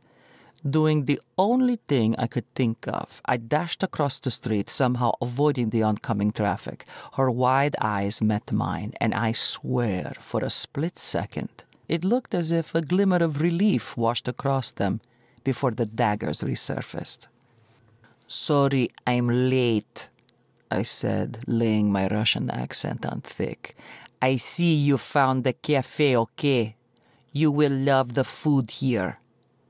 I put an arm around her, careful to avoid her wound, then glanced at the restaurant employee. In my native Russian tongue, I asked, "Do you have a room for 2? A Russian waiter nodded and opened the gate, inviting Mina and me inside. Following the waiter, I kept her close to me for fear the little sparrow would try out her wings again. At the table in the back of the building, the waiter pulled out a chair for her. When she went to sit, he moved to help her remove the suit jacket. "Thank you," she said with a warm smile. "But I'm a bit chilly, so I'll keep it on." I translated what she had said to the waiter, who nodded his head at her. Then I told him to bring a tea service for 1, a glass of their draft house beer along with water, and 2 of their dinner specials. When he left, I turned my full attention to Mina. "Phone." I extended a hand across the table. "Now." "Wow." She rolled her eyes, grabbed the phone, then slapped it on the palm of my hand. "Someone's touchy." The waiter delivered the tea setup and the rest of the drinks. "We need to talk," I said to her. "Give me a minute." she said with a British accent this time, then flashed that smile of contempt again. You know how I am about my tea time. Mina meticulously prepared her tea, treating it as if there was an art to the process. Knowing that her behavior was intentional and that she was trying really hard to get under my skin did little to calm my inner growing anger. In a public place, she had me at a disadvantage. But then again, the cafe we now sat in was owned by the Russian Mafia. A different boss, but a Russian pakan just the same. So now she was on my playing field. I took a large gulp of the beer, relishing the coolness as it went down. What you did back there in the middle of the street, I held her gaze. You will not try that again. Well now, was that a question or a statement? I couldn't tell if it rose at the end or fizzled and went flat. She waved me off. Either way, I don't know about that, darling, she said with a twang. I don't make promises I can't keep. That wasn't a question, Yasmina, I said. It was an order. Wait a minute. Her voice had returned to normal. Are you allowed to go off script and make decisions without your puppet master? The waiter returned with the food, sat it down, topped off my beer, then checked on his other tables. What is that? She pointed at the dish set in front of her. She, I said. It's a cabbage soup with potatoes, carrots, onion, and chicken, among other spices. And this, I pointed to the middle of the table, is blini. It's a wheat pancake rolled with different fillings. Yes, I nodded. These have cheese in them. For the first time since I had met her, she actually ate. Evidently, she didn't care much for the she, because she only picked at it. But the blini was another story. That she ate with a hearty appetite. The waiter brought 2 pastries, a fresh teapot for Mina, and a black coffee at the end of dinner. She poured herself a cup of tea from the fresh pot, then took a sip. This one has a different taste than the first tea. She glanced at me doe-eyed, reminding me of when I first met her on the plane. That's because it complements dessert. I took a drink of my coffee. They brewed it special for you. Oh, she said, then turned her attention to the small plate in front of her. What is this? Miedowik, I said. It's a honey cake. I'm surprised you've never tasted it on your many travels. Nope. She stifled a yawn with the back of her hand. Never had it. Tired? I held her sleepy-eyed gaze with a small smile. Only a little. She picked at the cake, examining the layers, then took another sip of her tea. I picked up my fork and scooped up a healthy, bite-sized piece. The combination of the sweetened cream and the honey melted in my mouth. By the time I finished my Medjovic pastry, Mina had downed a cup and a half of her tea. Leaning back in her chair, she held my gaze, trying to fight off sleep. What the fuck did they put in my tea, Dom? A sedative. You motherfucker. I grinned, then continued to sip my coffee. 21. Mina. An aroma of strong, aromatic coffee surrounded me. The tap-pitty-tap of keyboard keys punctuated the air. Lying on my stomach without the comfort of a pillow, I opened an eye. Just like the other morning, my mouth had a taste that brought to mind week-old gym socks. My left hand was wedged under my left cheek, and my fingers felt heavy, numb with sleep. I pushed up onto my elbows, and a shock wave of pain shot through the left side of my back, shoulder blade, and upper ribs. Move slowly were the only 2 words to leave the shirtless asshole's mouth. His typing continued uninterrupted. A string of profound yet obscene expletives flickered through my mind, but by the time my mouth opened, I'd lost them to the brain fog dulling my senses. Fuck, I groaned. What kind of sedative was in the tea? Oh, a little bit of this and a little bit of that. He kept typing. But what you're feeling now has nothing to do with last night's tea special. What's that supposed to mean? Slowly, and with more effort than it should ever take, I managed to sit in the middle of the soft mattress, then fought against the bedding. The top sheet had snared my bare legs. Bare legs. The phrase swirled around in my head. Where the fuck are my pants? I rubbed my face, then realized the only thing I had on were my panties. And my shirt? Disposed of, he said in a matter-of-fact manner, as if all of this was perfectly normal. Disposed of? My slow-moving brain had a hard time digesting the meaning of the words. Yes, that's what I just said. His fingers kept battering the keys of a laptop. There's some clothing for you in a bag by the closet. Laptop. Laptop. The single word swirled around in my head. Wait, where the fuck did you get a laptop? I tugged at the top sheet, struggling to free my legs. Need some help? This time he actually stopped typing and glanced my way. No, I don't need your fucking help. Legs finally freed, I scooted to the edge of the bed. Where do you think you're going? Bathroom, I said, then rose. My vision went black, and my ass landed on the edge of the mattress. Then I slid to the floor, coming to a stop on my knees. Pain rippled through my back and shoulder, sucking the air from my lungs.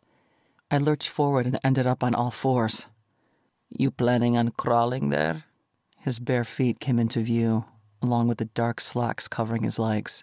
He offered me a hand, which I swatted away. You're going to pop a stitch. Dominic squatted in front of me. That is, if you haven't already done so. Get out of the way. Damn, you're stubborn. He wrapped an arm around my waist, then rose, pulling me to my feet and into his arms. Just let me help you. I wouldn't need any help if you hadn't drugged me. Fragmented thoughts of what he had said earlier came back to me. He said the grogginess wasn't from the tea last night. So what the fuck did they give me? A glance back at the bed revealed a metal pole with a drained saline bag next to it, along with intravenous tubing and some smaller bags. And to make matters worse, an adhesive bandage sat on the inside of the bend of my elbow. What the fuck? I glared at him. What did you give me? I told you, I didn't give you anything. The doctor I called in did. That shit-eating grin from yesterday returned. Let's see. She used anesthesia to keep you under while she cleaned, examined, and stitched your wound. And the other bags? You were a little dehydrated and showing signs of discomfort, so she gave you fluids and morphine, along with a healthy round of antibiotics to ward off infection. Oh, and a round of steroids to help you heal. Held against his lean frame, I became increasingly aware of how intimately pressed and positioned my partially clothed body was to his. She'll drop by later tonight to check on your wound, so do me a favor and don't pop a stitch, or I won't hear the end of it. Head bowed, his mouth was inches from mine. He licked his lips, drawing my attention to the movement. One of his hands caressed the skin of my lower back, and the other laced through my hair, holding me in place. His fingers on the skin of my back made me inhale sharply, which only pressed my erect nipples against his lean, muscular chest. My skin broke out in goosebumps, a sign my body now betrayed me by reacting to the gorgeous Asgardian ass holding me. Well, that's just fucking great. The word swirled around between my ears. The corner of his mouth tugged upward. What's on your mind, Mina? He winked, then chuckled. Nothing good, I said with a long sigh, then held his gaze. So, you gonna let me go pee, or what? 22. Dominic. A jet of water rained down on the other side of the wall. Rising, I closed the laptop, then made my way to the bathroom door, turned the handle, and found it locked. That better not be the shower, I said, loud enough for her to hear over the rushing water. I'm just going to rinse off my legs. Open the door. I rattled the handle. This time I wasn't concerned about my little birdie flying away, because the bathroom contained nothing but walls of tile or sheetrock, no windows for her to make a grand escape through. But the thought of her stepping inside the shower and getting the wound wet when not medically cleared annoyed the shit out of me. Not to mention, since being medicated, she could lose her balance and fall. Unlock it. I tapped my knuckles against the wooden door. Or I'll kick it in. What? You don't have any lock-picking skills? Her feet lightly patted against the tile, giving away her movement. Even Felipe can pick a lock. Mina, I am waiting. Yep, and you can keep right on waiting. Her voice rose over the water. Fuck, she'll be the death of me yet. Her words sparked an idea. A quick examination of the door lock revealed a slit that would unlock the door from this side if turned. Grabbing my keys, I toyed with a couple of them, but then opted for something thinner. A dime. I extracted a coin from my pocket, inserted it in the slit, jiggled the handle, and then opened the door. Head bowed, naked, and with her back to me, she stood inside the shower stall, holding the removable shower head in one hand, spraying soapy suds off the front of her body, her legs, and then her feet. The bandage on her back remained dry and in place, to my relief. Making my way up to her, I wondered just how close I could get before she realized I had entered the bathroom. As I approached, bruises of various shades and sizes on the backs of her legs, torso, and arms caught my attention. The rage monster inside awakened and wanted only one thing: to obliterate those who had hurt my little doe-eyed sparrow, starting with her uncle, the mad dog himself. She gathered her hair with one hand, then with the other still holding the portable shower head, she sprayed down her scalp, letting the water run down her dark locks. Releasing her hair, she reached for the shampoo dispenser. She winced, then staggered back, stumbling out of the shower stall. A small cry escaped her parted lips, and that's when I realized she was softly crying. The shower head slipped between her fingers and it clanged against the pebble tile next to the drain. She reached for the stall frame, but her grip slipped. Reactive, my arm shot out, and I drew the back of her body to the front of my frame. She yelped. "You're safe," I whispered. "I've got you. You're not alone." She exhaled a sigh of relief and relaxed in my arms. "Let me help you," I said softly in her ear. "Care for you." She nodded in response, and I led her back to the shower stall. "Hold on." I placed her hand on a metal rail, then picked up the nozzle.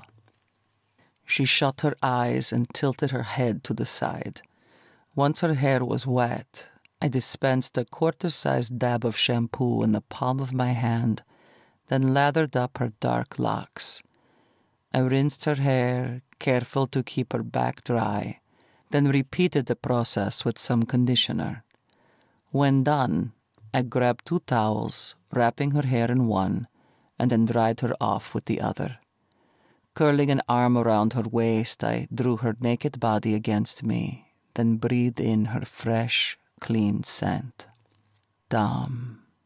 My name rolled off her lips like a soft, inviting whisper. I bowed my head, and she stood on the tips of her toes to meet me halfway for a soft, tender kiss. She looped an arm around my neck, playing with the nape of my hair. Scooping her up into my arms, only one thought came to mind. I had to touch her, tease her, taste her. In the bedroom, I sat her on a chair, eased her knees apart, then kneeled between them. "Scoot to the edge," I commanded. Those doe eyes of hers held me in their gaze. She blinked a few times, then complied. I pressed my lips to her inner right thigh, then to her left, making my way up to the one sweet spot I craved most. And with my thumbs, I parted her lips, revealing the pink flower hidden within. Barely able to contain myself, I ran the tip of my tongue up her slick clit, and she gripped the sides of the chair, trembling. The taste of her on my tongue was what I imagined heaven tasted like, if there was such a thing, and at that moment she was my heaven. So I bowed my head at her gate, seeking entry. I flicked the erect nub of her clit with my tongue. She jumped, and her eyes widened. Repeating the motion, I flicked the erect nub again, but this time I sucked on her throbbing flesh, and a moan escaped her mouth. She ground her hips, and little mews of pleasure and need rose in her throat. I slipped a finger inside her, followed by a second. Then pumping in and out, her breaths came in short, shallow pants, and her parted thighs quivered. Her muscles contracted around my fingers. I continued to suck on her clit, and she came hard and fast against my mouth, calling my name. When her body stopped trembling, I released her clit and made my way up her body, nipping and tasting on my way to her mouth. I took her lips, plunging my tongue inside her mouth, wanting to claim every inch of her, from her head to her toes. My cell vibrated against my leg, once, twice, 3 times, letting me know I had new messages. "Is that your phone?" She drew back and held my gaze. A light blush covered her face and body. "Uh-huh." I kissed her lips, chin, and neck, then took one of her rosy buds into my mouth. "Don't you, She pressed her breast closer to my face. "Shouldn't you see who it is that's..." A moan left her lips. The fucking phone vibrated again, but this time someone was calling. "Fuck, hold that thought," I said, then retrieved my phone. The messages were from Tima, and now the man was calling. "Hey," I said. Is the Costa girl with you?" asked Tima. "Tell me she's with you, that you have eyes on her." "Yeah, why?" I asked. "She's right in front of me." "You gotta move," said Tima. "Word on the street, the Mexicans are coming for her." "That's not new," I said, annoyed. "Everyone knows that. Read your fucking text once in a while, and you'd understand, shit for brains." The line went dead. "What is it?" Mina drew her legs together and closed her arms over her chest. I pulled up my messages and scrolled to Tima's name. The uncle issued a kill order. Said if he can't have the codes, no one can. The Pacan has a crew en route to pick up the asset. The surgeon and his crew will take over. ETA in 20. Mina read the text, rose on shaky legs, and made her way to the bag of clothing next to the closet. My brain froze on the 4th line of the text, the one stating, "The surgeon and his crew would assume control of the asset, of my Mina." Fuck that. God, I'm such an idiot, she said, then shook her head. There's no way in hell that sick fuck's gonna touch her. Over the years, I'd seen what he'd done to the men and women who had crossed my pakan. But Mina was different. She was an innocent, even fled from the shitfest her father had left her, started a new life. The surgeon would make her talk. He always made them talk. And once she did, he'd kill her, slowly, for his amusement. The sick fuck likes his job, and he's good at it. Hey, I approached her. What's going on in that head of yours? She slipped on a pair of panties, then yanked the tags off the jeans and shirt. I'm just a job to you. An asset. Mina scoffed. I'm the fucking package you gotta deliver. So, what? That surgeon fuck can extract the same information my uncle wants? Fuck that and fuck you. That's not fair, I said, and you know it. Everything I've done, I did to protect you. Yeah, and you did a fabulous job. Orgasms and all. Kudos. She slipped her arms around the shirt, pulled it over her head, and then struggled to ease it down her body. But I guess that's one efficient way of keeping the package engaged, huh? Her words made me feel like a first-rate asshole. I grabbed the shirt to help, but she jerked away. Don't touch me. The motion put pressure on her wound, and she winced. Pinning her arms to her sides, I drew her into a bear hug. It's not what you think, I whispered. Keep your voice down before someone hears you. And why the fuck would that matter? She wiggled in my arms. Because I need to get you out of here. What? Those doe eyes of hers widened. I'm not turning you over, not to the Russians, the Italians, or to the fucking Mexicans. And I'm sure as shit not letting the surgeon or my pakan, Alexei Stepanovich, have you. I don't understand. She looked at me with skepticism, which I couldn't blame her for. Why would you do that? Help me? Why? Because your uncle tried to flay the flesh from your body for a fucking tattoo, and now he has a kill order issued. I shook my head. What do you think my pakan will do when you refuse to give him what he wants? What the surgeon will do? I already told you, Mina. You're mine, and I protect my own. If you do this, if you help me, you'll forfeit your life, Dom, she said, then swallowed hard. They'll kill you for betraying them, for betraying your boss. Ex-boss. Let them try, I said. They have to find me first. And as I said, I'm not giving you up. Not to any of them. Because you're mine. 23. Mina. You're mine, and I protect my own. Dominic's words kept replaying in my head. I wasn't entirely sure how I felt about them or the meaning behind them, but I did know one thing. I didn't want to be in this building when the so-called surgeon arrived. The run-in with the craziest fuck, scalpel-wielding prick in the tunnel solidified that for me. Put on your shoes. We gotta go now. Head bowed, he kept his focus on his phone. Slipping my feet into a pair of elastic sneakers, I wiggled them on, sat in the same chair he had made me come on less than 15 minutes ago, and fixed the tongue of each shoe. You ready? I nodded in response. Dominic removed the rubber casing, pulled the back off his phone, extracted the SIM card, and then stomped the shit out of the electronic device.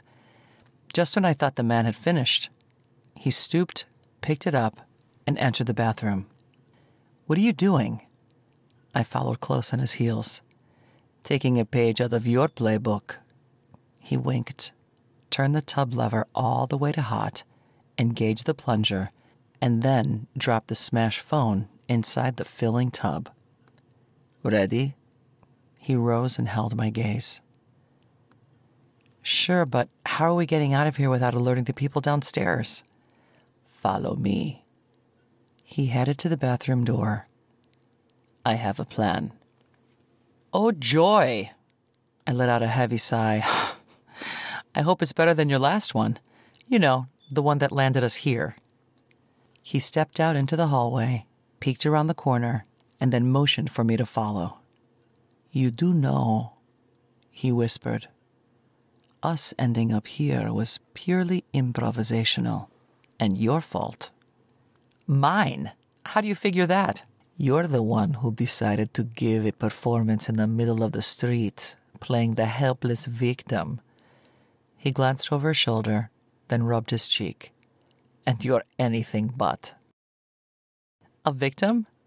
No, helpless. A soft chuckle passed his lips. You're rather resourceful when you...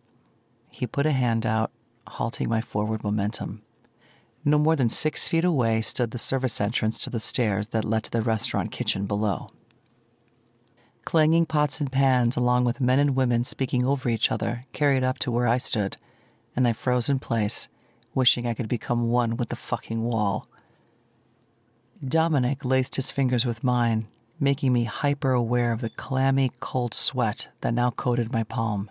Tightening his hold, he made his way to the stairwell platform, then pointed up.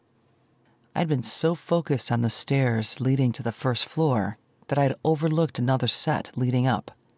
Following Dominic, I left behind the sounds of the busy kitchen preparing for the breakfast and lunch rush. The last step led to another hallway, a short one with a door. Dominic unlocked the deadbolt, removed the key from the lock, and then opened the door. Once outside, I stood next to him, and he locked the door from the outside, leaving the key in the lock. 3 stories below me, a lush garden with sectioned-off areas for vegetables and herbs lined the backyard, which made a hell of a lot of sense since it was a restaurant. Turn around. He took hold of the metal railing, turned to face me, and then back down the narrow stairs. Take them one at a time, and when you get closer to the 2nd story, be careful. Some of the metal grates have rusted through. How do you even know that? Following his directions, I pivoted around and slowly made my way down the stairs. Wait, don't bother to answer that, because I'm sure I don't want to know. I bet he knocked me out last night, then searched the building, inside and out, unless he knows that from experience. Has he been here before? And if so, why? And was he alone or with another assignment? True to his words, once the 2nd level came into play, several of the steps needed bypassing, which was easier said than done. Well, for me anyway. His long-ass legs were fine. About 5 feet from the ground, he let go of the rails and jumped off, landing on 2 feet without any issue. Then he looked up at me as if impatiently waiting. Yeah, I said under my breath. I'm not doing that shit. You can wait. When I reached the bottom, he was already standing next to some 4-foot-tall rosemary plants. Or were they bushes? Fuck if I know. It's not as if I had a green thumb. The only thing I ever grew was a pinto bean inside a Solo cup, and that was in like the 5th grade for science class. Damn, I'd love that teacher, Mr. Spivey. The man had... what was it called? Oh yeah, phocomelia, a congenital disorder that often presented itself with a reduction in the length of the long bones of the legs or arms, or so he always said on autoplay, like a fucking broken record. In good old Mr. Spivey's situation, the man's hands were attached to shortened appendages. The class used to joke about how he had to do push-ups during sex, as if any of us really knew what sex was back then. I sure as hell didn't at 10. And now, more than ever, it seemed that sex occupied my mind. I'd had more action since meeting Dominic over the last 24 hours than I think I'd had all year. Well, with 2 people. And that's because, as a one-woman show, my hand had gotten somewhat acquainted with what my body liked. But damn, it felt nothing like when he touched me. Mina. Dominic's whispered voice infiltrated my ears, pulling me out of my thoughts Hello. He waved at me, beckoning me beyond the rosemary into the back of the yard. Daydream over. I did a light jog to where he stood next to a gate. Seriously? Dominic didn't even bother to hide his annoyance. We're on the run and you're daydreaming by the plants in the Russian-owned garden behind the restaurant full of soldiers and associates most likely working with my pakan now? He shook his head. What the fuck were you thinking? Ex-boss, I reminded him. The tips of my ears grew hot and my face and body flushed, and I was fairly certain that I was about as red as the peppers hanging from a nearby plant. A single eyebrow raised on his Asgardian godlike face, and an all-knowing grin splashed across his lips. Sex. The single word passed between his lips. That's what you were thinking about? Was not. I smacked his chest and walked through the open gate and into the alleyway. You're an open book, Mina. Dominic chuckled. The gate creaked closed behind me, and then his footsteps drew closer to me. I am not, I retorted. Oh, Mina, baby, he whispered in my ear. I can read your body like the vision-impaired read Braille. Wow, tell me. I stifled a laugh. Does that line really work on chicks? I quickened my pace. I'll let you know in a bit. You're such an arrogant ass. I shook my head. Where exactly are we going and what's the plan? You do have a plan, right? I'm thinking. He paced himself next to me. We need to find transportation. I figure we have another 5 to 10 minutes before they discover we're missing. Then maybe another 10 before they converge in the alley. So what you're telling me is that you didn't have a plan past escaping the building. Pretty much. He glanced around. Look for a business or house with some cars. Already ahead of you. I grabbed a metal gate leading to a large backyard with a double carport. No dog. That's a plus. A white SUV sat parked on one side, just calling my name. A gate handle had a lock on it, so I started to climb over. Numbnuts leapt over the fence, shaking the shit out of it, and I almost fell off. A spike of pain radiated from under my left shoulder blade, taking my breath away. Eyes squeezed shut, I held on, willing the wave of discomfort to go away. His strong arms wrapped around my waist, lifting me off the fence and into his arms. You okay? Concern and worry flickered in his eyes. Yeah, I whispered, composing myself. I'm fine. He kept his arm around my waist, walking me to the SUV. At the back of the vehicle, I started for the left side, but Dominic halted my movement and ushered me to the right. You're not driving with that shoulder, he said. Fine, whatever. I waved him off with my middle finger, then headed to the other side. It took him a whole 60 seconds to break into the SUV, and then another couple of minutes to hotwire it. Once he was sitting in the vehicle, he turned to me, then said, Buckle up. Safety first. Yeah, I bet. I couldn't resist the urge to roll my eyes. He pulled out of the drive and onto the street. The more ground the SUV covered, placing a greater distance between me and the Russians, Italians, and Mexicans, the easier I found it to breathe and relax. Do you know where you're going?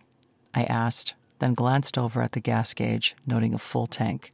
To Belgium, he replied. Why? For waffles and pancakes? Man, some food really sounded good.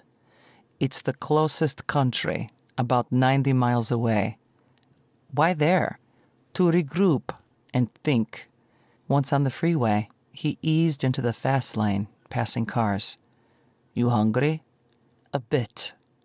I glanced out the window, feeling a bit of nostalgia kicking in. Caino Rosselli took my mother to a place in Brussels that she wrote about in her diary.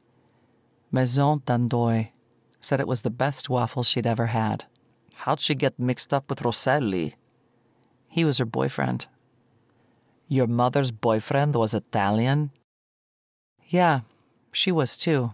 She mentioned that they used to go there for dinner all the time. With her boyfriend? Not your father?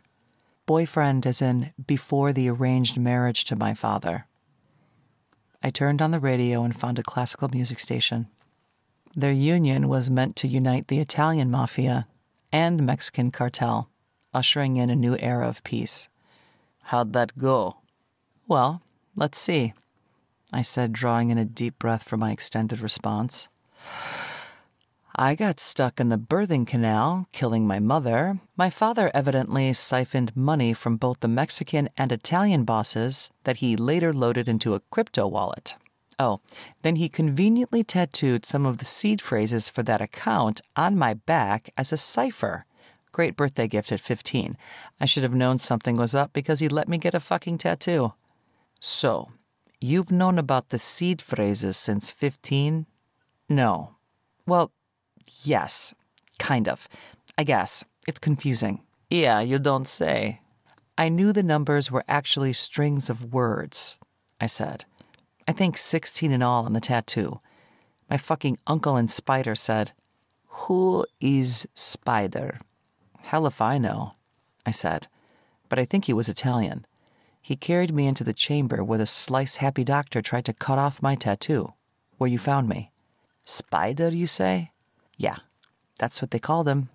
I nodded. Now to finish the fucked-up family history story. My fucking bloodthirsty, power-hungry uncle murdered my father, and now he's after me, along with the Italians and the Russians. And I don't even know how the hell the Russians fit into this equation. So yeah, that's how that fated love story went. Well, I hear fate can be a fickle bitch sometimes. Evidently. I turned my face to him. So why exactly do you need to drive to Belgium to regroup and think? I have a personal safe house there, he said. One nobody knows about. Of course you do. I rolled my eyes. Now who's being a fickle bitch? Secret my ass. 24. Dominic. So, she talks in her sleep.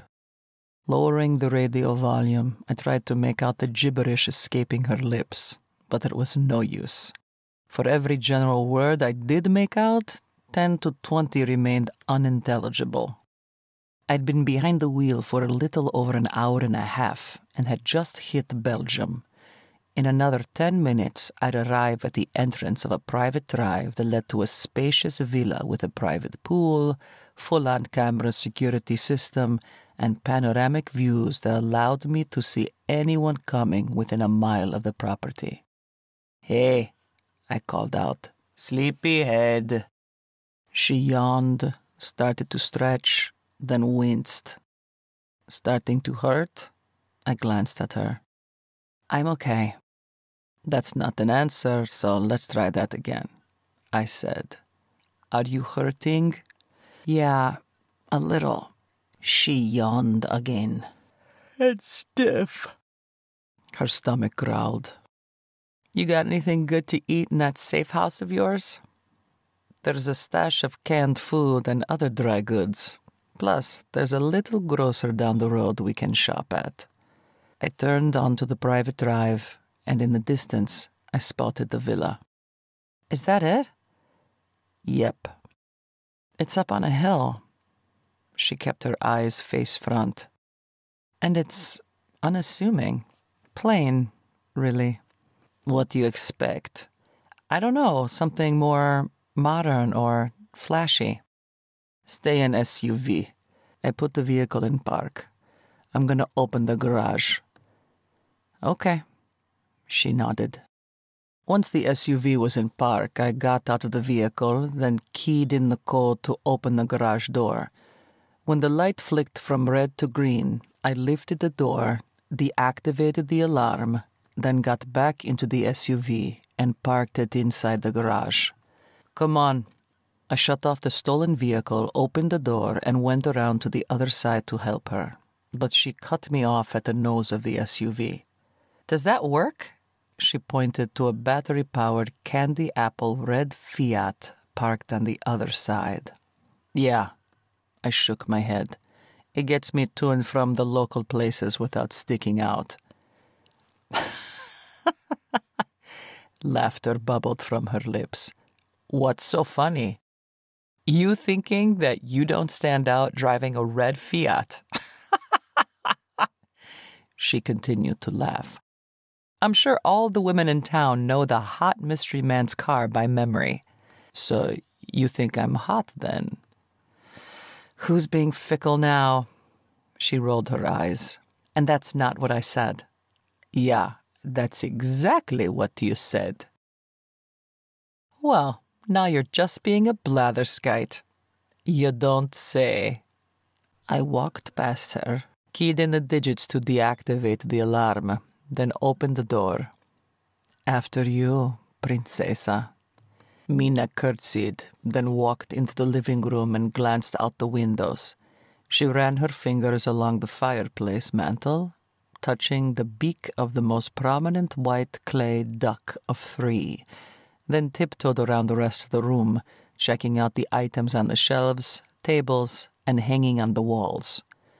So, what do you think? Well, I think you don't have a television, she said. But I do. I pressed a button, bringing the projector online, then shot the image against the wall. Nice. She continued to look around. So who does the yard work? A private trust pays a company to take care of the landscape, pool, and the inside of the house. She entered the formal dining room. What's with the old black and white photos in here? Anyone you know or just stock images? Nothing in here is personal, so that nothing can tie back to me. I moved around the kitchen, leaving her to explore. Grabbing the kettle, I filled it with filtered water, then plunged the button to heat it. Inside the pantry, I grabbed a couple of cans of tomato sauce and a can of chicken broth. On the kitchen counter, I spun the spice rack, selecting glass containers of powdered onion, celery, garlic, basil, and oregano, along with salt and pepper grinders.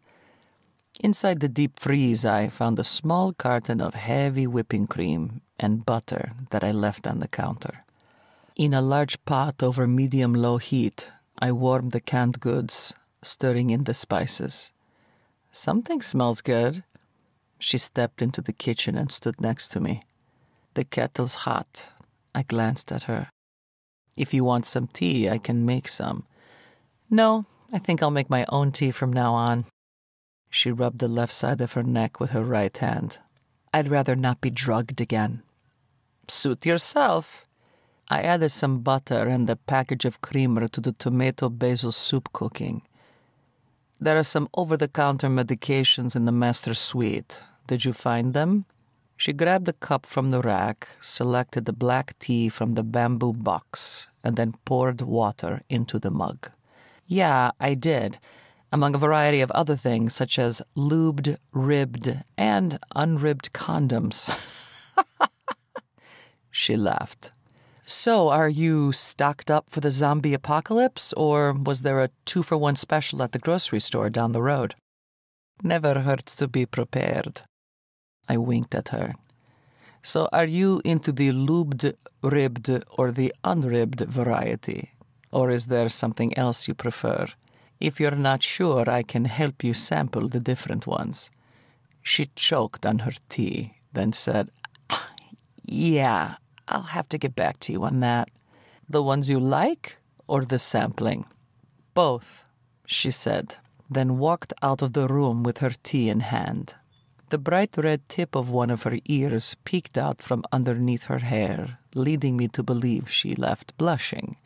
Somehow I had come to enjoy watching her do, with and without clothes. 25. Mina.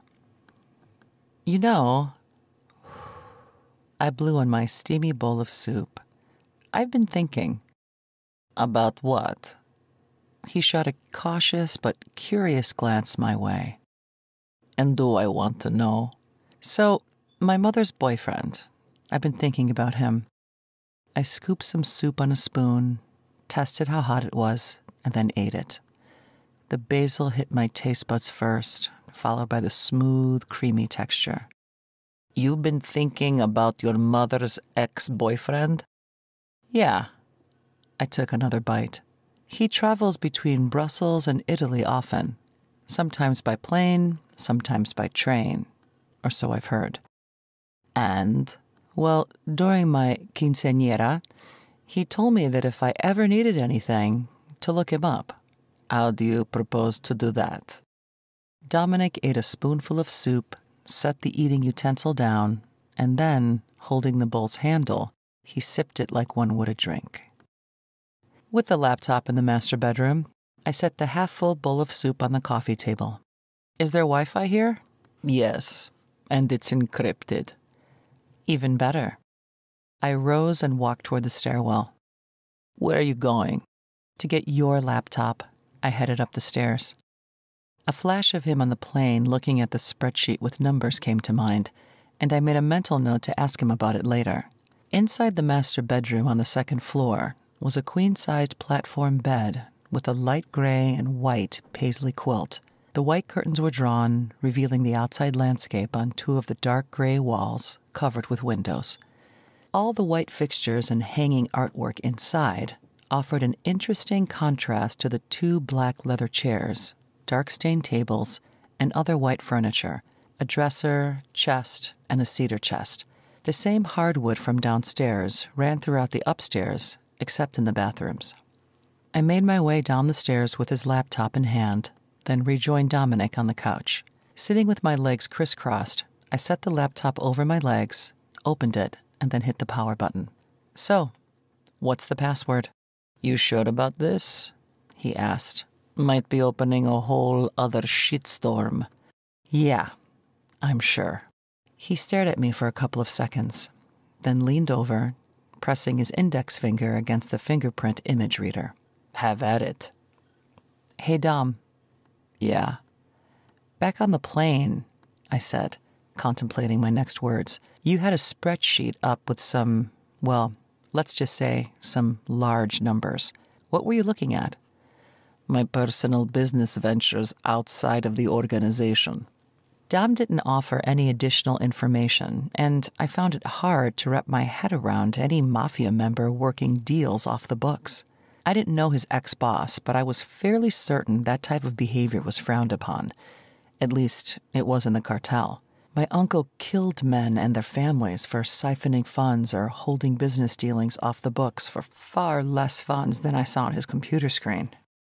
Yeah, that was a conversation for later, once on U.S. soil and out of the reach of the Russians, Mexicans, Italians, and, hopefully, the hands of the feds. I'm gonna hit the loo, then get some more soup. He rose with his bowl, then headed to the open kitchen. Want me to refresh yours? Nah, I'm good. He exited the kitchen, then took the stairs two at a time. With the click of the laptop pad, the screen came to life. I pulled up a browsing window, created an email account under my mother's name, Mina Melchor, using her date of birth. I pulled up Facebook and created a profile for the same name, setting the avatar to an image of the restaurant she went to during the time they dated. Maison d'Andoy. Metal on metal clanged. A quick glance confirmed Dominic had returned to the kitchen. I hadn't even heard him come back down. He washed his hands, refilled his bowl, and then returned to the couch. Once done, I searched for Caino Rosselli. 3 variations of the name pulled up, so I opened up each one in a different tab to dig into them a bit deeper.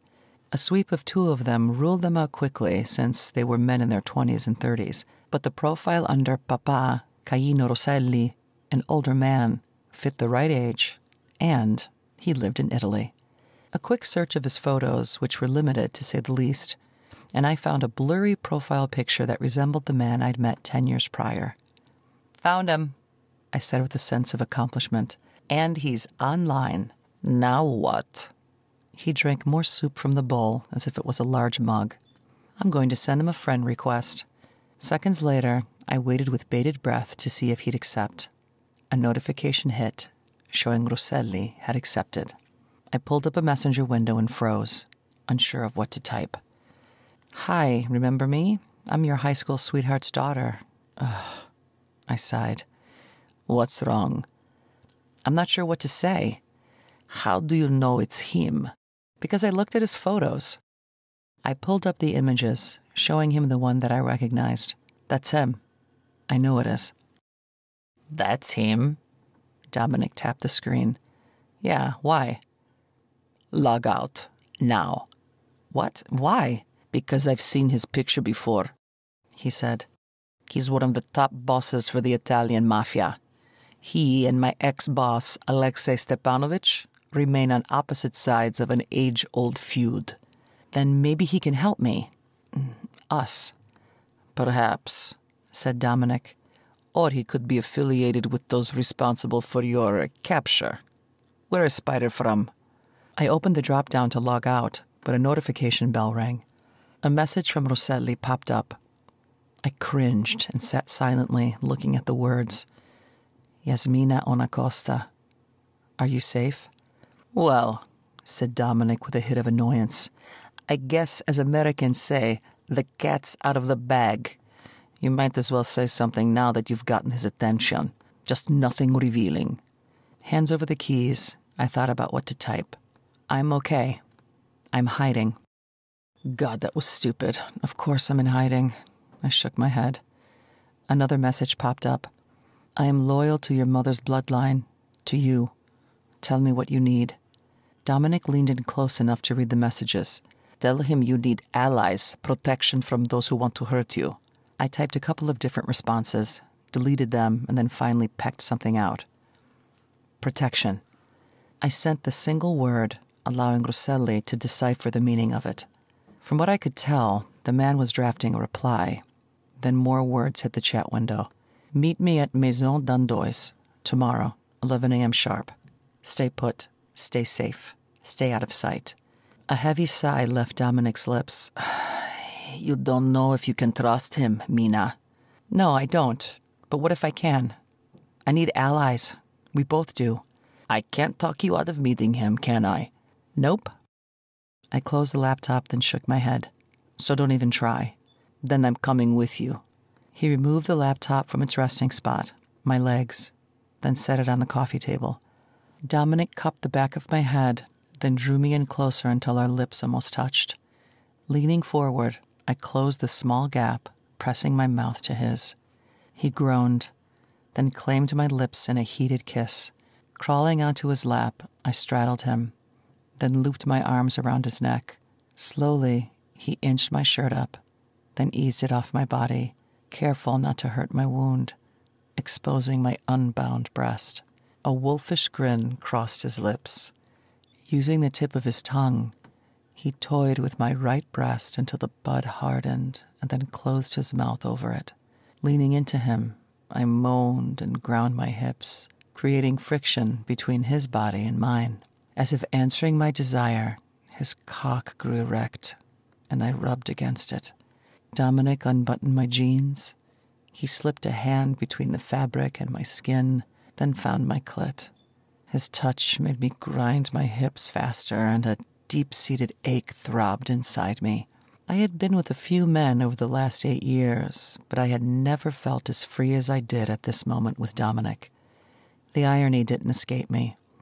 He had infiltrated my flight to spy on me, drugged me twice, made me come just as many times, and now only one thought swirled in my head. Do I want a lubed, ribbed, or unribbed condom? He had posed the question earlier. Rising, I stood in front of him and unzipped my jeans. No. He put his hands over mine, stilling my movements. Let me. Slowly, he slid the fabric of my jeans and panties over my hips, down my thighs, and then watched the garments hit the floor. 26. Dominic. Come here. I cupped her round, heart-shaped ass, drawing her closer. Straddle me again. She climbed on top of me, and I slid my hands over the curves of her body and the perky mounds of her breasts. Slipping a hand between her legs, I resumed stimulating her slick clit. I had to admit, this position did wonders for keeping her open and exposed to me, because she couldn't close her legs. Her hips started to grind once more, and she rubbed her body against my hard shaft. My dick, now hard enough to cut steel, strained against the fabric of my clothing. Not able to hold back any longer, I pulled 3 condoms from my pocket, then slid my pants down. She glanced at my cock, and that doe-eyed look of hers reemerged, making me want to fuck her even more. No glove, no love, I grinned. Pick one. Her nose wiggled in that unsure, nervous kind of way, and she chewed on her lower lip. Which one do you... It's all the same to me. I kissed her lips. Pick one, or I will. Mina kept a hand up, moving a finger between the 3 options as if unsure of which one to choose. Finally, she tapped the ribbed one.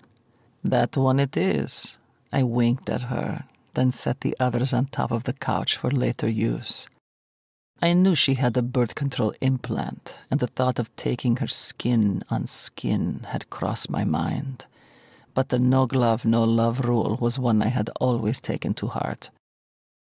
Plus, I'd never dipped my dick inside someone without one, and bearskin contact wasn't for casual fucking.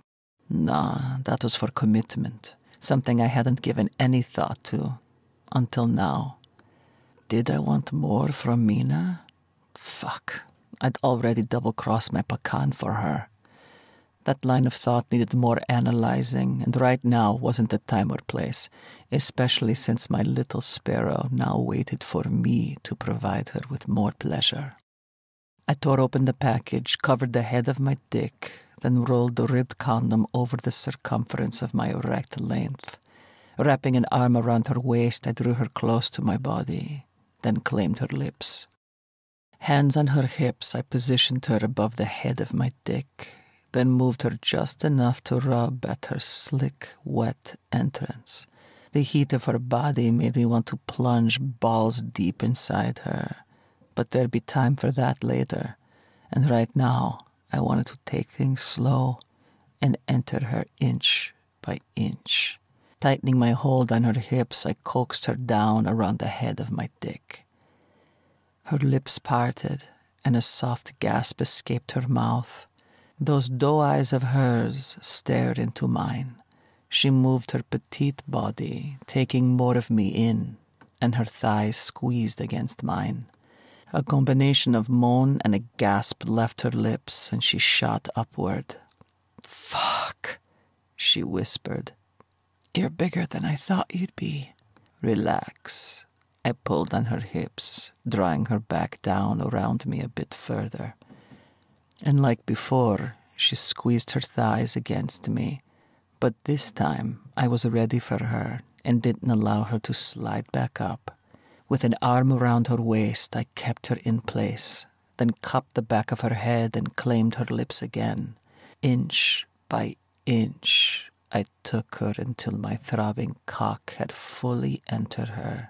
I eased my hold and gave her a bit of time to become acclimated to the sensation, to the fullness of having me inside her, then pumped her up and down.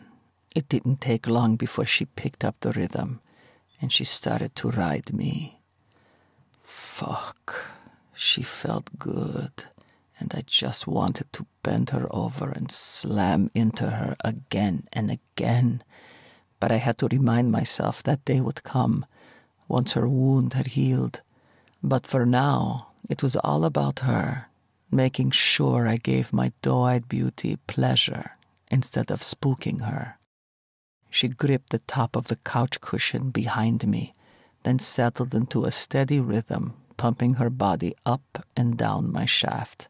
The friction of her tight, hot little cunt wrapped around me, and her muscles contracting involuntarily at times brought a wolfish grin to my face. The thought of skin-on-skin contact resurfaced, and I couldn't help wondering what I'd feel like to plunge my bare cock inside her. Fuck, she's like a piece of heaven. My heaven. Mine, I whispered in her ear, then growled it out once more. Mine. I bucked my hips, thrusting upward to meet her body each time it came back down, and at that moment all I wanted was to hold her, claim her, make her mine, and if anyone else ever touched her again, I'd fuck them up. Her breaths came in little pants, moans and mews of pleasure escaped her lips, drawing me back to the woman in my arms and her primal needs, and right now my woman needed to come. Hard and fast. Dom, she said my name more like a plea. I got you. I met each grind of her hips with solid thrusts. I know what you need, Mina, baby, and I'm gonna give it to you. She was close. I could feel it. Tightening my hold, I kept the movements fluid. And when she finally came, she quaked in my arms, coming as her muscles contracted around me. A couple more thrusts, and the head of my dick felt as if it exploded in fucking bliss. And I held onto her, riding an intense wave of sexual release with her. Afterward, she remained on my lap, straddling me. Her chest heaved, and the beat of her wild heart thumped against me. That single word resurfaced, the one from earlier. Mine. And I caught myself exhaling something similar to a growl. What the fuck was that? Hold me. Her words were barely audible, and she clung to me like one would a life preserver in the middle of a vast ocean. Hey, I got you. I whispered softly in her ear. You're safe. I cradled her to my chest and kissed her brow line. You're mine, I said under my breath, and like I said before, I protect my own, and I fucking mean it. 27. Mina. You look like her, your mother. Papa Caino Rosselli sat in the booth across from me. Off to the left and right of the booth, Rosselli's men, all dressed as if they had walked off the cover of Forbes magazine for best-dressed business professionals, lingered about. Some of the men sat, while others stood like sentries ready to spring into action at a moment's notice. Thanks. I held the older man's blue-eyed gaze, recalling the words my mother had used in her journals to describe them. Captivating orbs that had pulled her into an abyss of forbidden lust and love. My father kept a few pictures of her. I wasn't sure what to say to him in the present situation, but I found myself wanting to ask questions about the past private moments of their lives together. What was she like back then, when you knew her? Juanita Anna, as I called her, was a bright, shining star in the ink of night. His eyes took on a distant stare. Her laughter moved an entire room, and her tears of both joy and sorrow flooded the hearts and souls of all who knew her. Your mother was a fair woman with a stubborn streak when making a point, and she was slow to anger and even slower yet to forget a wrong. But to me, she remained the sweetest and the most forbidden fruit of life. It is good to reminisce, no? But that isn't why you've asked for my ear today, now is it? No, I shook my head. It's not. Then let us begin.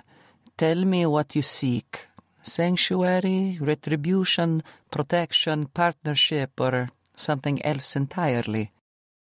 For now, protection, sanctuary under the umbrella of your name, as well as some information. What kind of information or action do you now seek? For what purpose? I require protection from my uncle and from those who seek to harm me because of who or what they think I am. Those who do evil in this world are never short of excuses, said Rosselli. So tell me, why has your uncle placed a bounty on your head, or death if he can't have you in hand? His blue eyes felt as if they had cut a path to my soul, and at that moment, I knew to lie to this man would most certainly sign my death warrant, and that of Dominic's as well. He literally wants the flesh off my back and access to my father's crypto wallet. The door to the restaurant opened, but I couldn't tell if anyone had entered. So far, the only people inside the shop, other than Dominic, Rosselli, and me, were the Italian Don's men and the staff. And when it came to the restaurant workers, I wasn't entirely sure he didn't own them as well. I see. He stapled his finger together in front of him. And why is this ounce of flesh valuable? Dominic squeezed my hand under the table as if to warn me to tread carefully. Because it holds a cipher that, once solved, I took a sip of my tea to steel my nerves, reveals 16 of the seed phrases required to access the wallet. And has the information been confirmed in any... A man in a crisp, dark suit made his approach to the booth with his hair slicked back and head bowed. The Italian loafers on his feet. Berluti, a Lorenzo Scritto Venezia leather shoe like those my father used to wear, tapped against the tile floor. They easily carried a price tag of $1,200, if not more. My eyes darted between Rosselli and the newcomer, who stooped next to the older man. He whispered something just out of ear range, and I couldn't get a good look at his face. Very well. Rosselli waved the man off with a swirl of 2 fingers. Stay close. The man only nodded, rose with his back to Dominic and me, then joined one of the standing sentries. Rosselli leveled his eyes on me, as I was about to ask, before the interruption, has the information been confirmed? Yes, I nodded. My father's recovered phone holds the first 8 words, which provide a key for the ciphers on my back. So, you know all of the seed phrases then? Yes, I do, I nodded. And if I extend my protective arm to you, the daughter of Juanita Melchor Costa, my Anna, and to keep you under my wing along with your friend, what will you do in return? Either of you? I would be... She and I would be eternally grateful, sir. Dominic held Rosselli's icy-cold gaze. Something had shifted in the older man the moment the stranger had approached, and I now felt at a disadvantage. Plus, if I'm being honest with myself, a sensation of vulnerability had set in, and I don't think I was the only one who felt it. Dominic looked more like a caged animal out of his element. Rosselli raised his arm and snapped his fingers twice. Within seconds, one of the sentries approached the table carrying a laptop bag. The man retrieved the electronic piece of equipment, then set the device in front of me. Then, Yasmina, in good faith, and to solidify this partnership of allies, you will access your father's wallet. But I'd need to review the content on my father's phone, I said, and I don't have that. Not to mention, I don't know the first fucking thing about crypto wallets or cryptocurrency for that matter, and that was by choice, because I never wanted any of this shit, which is why I had fled in the first place. Rosselli snapped his fingers again, and the mystery man approached, only this time his robust Italian features came into view, along with the recognition of his identity. Today, he wore his hair slicked back instead of loose, and he had donned a suit over jeans. And in his hand, he held a phone. Papi's phone. Spider. The single word left my lips with a gasp, and I swallowed hard, pushing down a bit of vomit in the back of my throat. Anger rose inside me. You look well, Miss Costa. Spider stood in an open stance, the butt of a weapon peeked out from under the lapel of his suit jacket. No, thanks to you. I wanted to jump out of the booth, or my skin, or both. I wasn't sure which. What's the meaning of this? I directed my question to Rosselli. I do not understand, replied Rosselli. He fucking left me there, let that maniac cut me and did nothing. My man did as he was told, said Rosselli. he observed. The older man paused a moment. "Tell me, did he hurt you? Strike you at any time? Did he cause you undue pain?" "No, but he's just as guilty as the man who proceeded to flay me like a fucking fish. A most regrettable situation. But, as stated, my man only followed orders, my orders, which were to observe, confirm the presence of the tattoo, the seed phrases, and then report the back to me." Rosselli snapped, and Spider approached. "Relay the orders given to you, Spider," commanded Rosselli. "The instructions that were given to you after reporting Mad Dog Costa's plan for his niece, Miss Costa." "I was to extract Miss Costa from the location and safely deliver her to you, Mr. Rosselli," said Spider. "However, the Russian got to her first."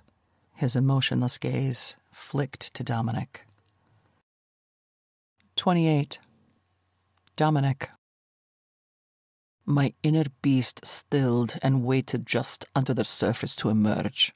Rosselli's man, Spider, had set off my predatory instincts, and now more than ever I had the impending sensation of doom rushing to meet me head-on. It didn't help that I really wanted to beat the shit out of him for leaving my doe-eyed beauty to the fate of that fucking quack with a scalpel. That blade-wielding asshole's death was far too easy and made me wish that I had more time to play with the sick fuck back in the tavern before killing him. Spider held my gaze, and his unreadable expression made it hard to get a feel for him. But what if what Rosselli had said rang true? Then he and I had more in common than the generic titles of tracker and enforcer bestowed upon us both. "Now, Yasmina," said Rosselli, "I may call you by your given name, yes?"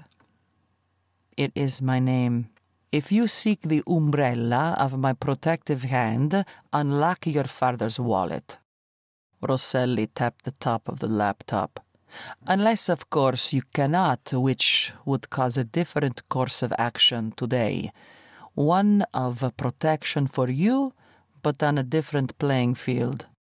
Spider eased back the lapel of his suit jacket, exposing the butt of his weapon. "My father's phone. May I have it?" "But of course." Rosselli relinquished his hold on the phone. Mina opened her father's phone, then pulled up a notepad with 8 words: Daisy, Rose, Flora, Iris, Tulip, Holly, and Mint. "Dom, bring up the image you took of my back, of the tattoo." Without a word, I did as she asked, then sat my phone next to her father's outdated cell. She opened a Word document, then inserted 2 charts, a 10x6 and a 6x8.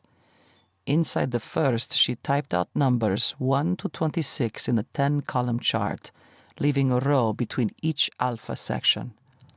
Glancing at my phone, then at her father's, she quickly filled in the empty rows of the 10-column chart with letters, creating a cipher key. It didn't take her long to match the numbers to their corresponding letters. The letter Z paired with the number 1, Y with number 2, and it continued until A matched with number 26. When finished, she turned the screen around. "There's the first set with the key." Mina kept her hands on the shell of the laptop that now displayed the same words: Daisy, Rose, Flora, Iris, Tulip, Holly, Aster, and Mint. "And what of the second set?" Rosselli spun the electronic device around. "That's easy," she said. Then her hands flew over the keys. When she finished, a light chuckle left her lips. "You find something funny, Miss Costa?" Spider raised a brow. "Yeah." She nodded. The first set of seed phrases were flowers, some of the ones my mother had kept in her garden when alive, and the second set were birds. She showed the next set of 8 words: loon, duck, coot, finch, crow, pipit, robin, and wren. That brings the total seed phrases to 16, said Rosselli. Yep. A small smile came to her lips. My father said she loved bird-watching, so I'm not surprised. That leaves another 8 words, said Rosselli. Uh-huh, said Mina as she read up on claiming the contents of a crypto wallet. Which would explain why my father had me memorize the last set. What are they? Rosselli came across about as eager as a shark in the middle of a school of tasty fish. Do you have a crypto USB stick? Like a ledger? Asked Mina. If so, then in good faith, I can input the information. I tapped her thigh, then shot her a look of warning. Are you sure about this? Yes, of course. She smiled sweetly. It's the least I can do, since my mother's dear friend, Mr. Rosselli, has offered his protection to both of us, and maybe he can help us figure this all out. My doe-eyed beauty's ears wiggled, and her nose twitched twice, alerting me to the nervous little lie that had just passed her lips. In response, I only nodded, knowing full well that my little actress had kicked off another performance, leaving me at the mercy of her current impromptu improvisation. She flushed the Word document and pulled up a website to claim her father's crypto wallet. After briefly reading over the instructions, she inserted the USB stick into the side of the laptop, keyed in the 24 seed phrases followed by a 50-character passphrase. And then, when the ledger device prompted her to create a PIN, a smile played on her lips, and she typed in 8 digits. When done, the wallet opened. For someone who didn't know shit about the crypto world, she was a fast learner. It had taken me a few weeks to get acclimated to the process, to get comfortable. Oh, little sparrow, you're good under fire, aren't you? Click the search, I whispered in her ear. The moment she did, 100 accounts pulled up in the wallet with various crypto balances totaling over $500 million. A gasp left her lips, and she created several different partitions within the wallet, dropping the accounts into them. What do you see? Asked Rosselli. She angled the laptop for him to see only 10 of the accounts, totaling $80 million. A smirk kissed the corner of the older man's lips, and then he snapped his fingers. Spider turned his full attention to Rosselli. Now, sir? Yes, Rosselli nodded. Now would be good, thank you. Spider reached across the table and halfway yanked me out of the booth. Together in a mass of tangled limbs, he and I hit the tile floor. Log out, Mina! I shouted, grappling with Spider, who at the moment had the upper hand. Even if I took the man out, the sentries would plow me down with bullets before I even reached my little sparrow. Her fingers tapped vigorously on the laptop keys. Then she pulled the stick free of the device. What's the meaning of this? She dangled the USB stick over her cup of tea. Let him go. Go ahead, Miss Acosta. Rosselli rose, shut the laptop, and picked it up. I no longer need it. I wouldn't be so sure about that. Now it was Mina's turn to smirk. Are you willing to take that chance? Why do you say that? Rosselli handed the laptop to one of his sentries, and the man took it, sat at a table nearby, and then started typing on the keys. Because you're not going to get shit unless I give it to you. She held the older man's gaze. Now tell your dog to release Dominic, or this USB goes for a swim along with all 24 seed words and the passphrase. On your knees, said the Spider. Hands behind my back, I kneeled, keeping my gaze on Mina and the old Italian Don. Rosselli turned his attention to the sentry with the laptop. Then his eyes flicked back to Mina. Give it to me, or he dies. You want it? Take it. She handed the drive to Rosselli, who in turn tossed it to his man. But if you want any chance of opening that wallet ever again, you'll tell your dog to release Dominic. Speak. Rosselli snapped his finger. Sir, said the sentry with his laptop. She created a pin. We're locked out. Give him the password. Spider pulled his weapon, then pressed the barrel to my head. Nope, not gonna happen. She sipped her tea as if unfazed by the men who outnumbered her. I'm not giving you shit. And if you kill him, Rosselli, you'll never see a dime. Now, tell me why the sudden shift. I thought we had an agreement. Your protection. What has changed? You want to know? Rosselli shouted, spittle flying from his mouth. When he freed you, he murdered my oldest son. My mind flashed back to the tunnel and the men I had encountered. Slit his throat like a stuck pig, covered him, and then left him to bleed out. Rosselli slammed a fist on the table, making Mina jump. My son died alone.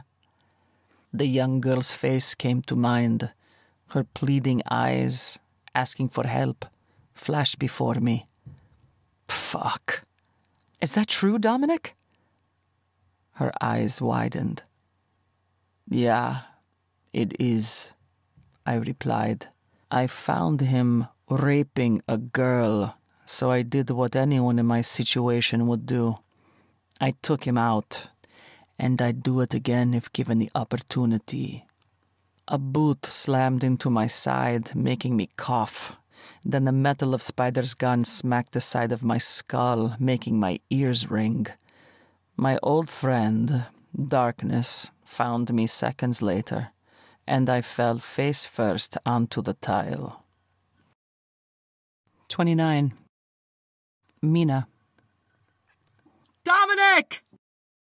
I shouted, then slid off the seat of the booth. I didn't make it to him, though, because Rosselli grabbed a handful of my hair, dragging me away from Dominic's still form. His sky-blue eyes held all the comfort of a raging ocean during a full-fledged Category 5 hurricane. Take him back to the house, Rosselli said. Find out what she knows. Then he turned his attention to me. Subdue her, then put her in my car. When he released me, I swung at him, but one of his sentries bear-hugged me, trapping my arms to my side and lifting me off the floor. I won't forget this, you motherfucker! I shouted as the man exited the restaurant. Let go, you fucker! Put him in the trunk, Spider gestured to Dominic, then approached me. You're a feisty little thing, aren't you? Tell him to release me, and then I'll show you, feisty, you arachnid fucker. Release her, Gab. Spider gestured to the man holding me. You sure about that? Gab's breath blew over the side of my face. Yeah, because if she doesn't calm down, I'm going to relieve the Russian of his trigger finger.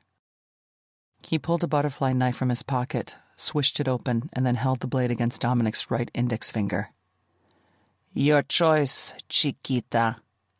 Fine, but if you cut him, I'll kill you. Then I suggest you douse that rage for now. Spider pocketed his blade, then motioned to the door where a couple of sentries waited.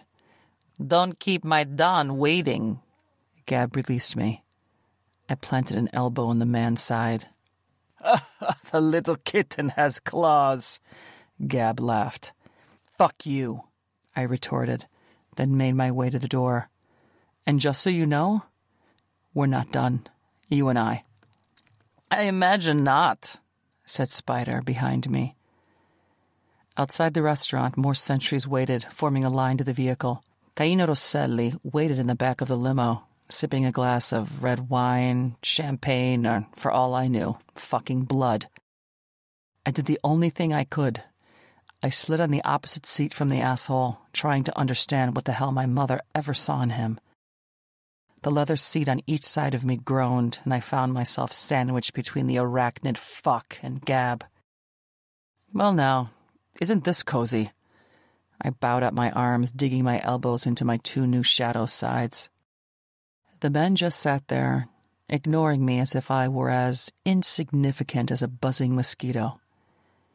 Tell me, I held Rosselli's gaze, what the fuck do you want? For starters, for you to clean up your mouth. Rosselli sipped from his glass. Wine? No, I don't want your shitty-ass wine. One catches more flies with honey than vinegar, said Rosselli. Well, I don't see any flies in here, only asses. And flies do swarm all over shit. So, what do you want in exchange for the release of the Russian and me? That's not happening, said Rosselli. Now that I have both of you in my possession, neither of you will go anywhere unless I command it. The man acted as if he had the upper hand. Fuck. Think, damn it. Think. Okay, what do I really know?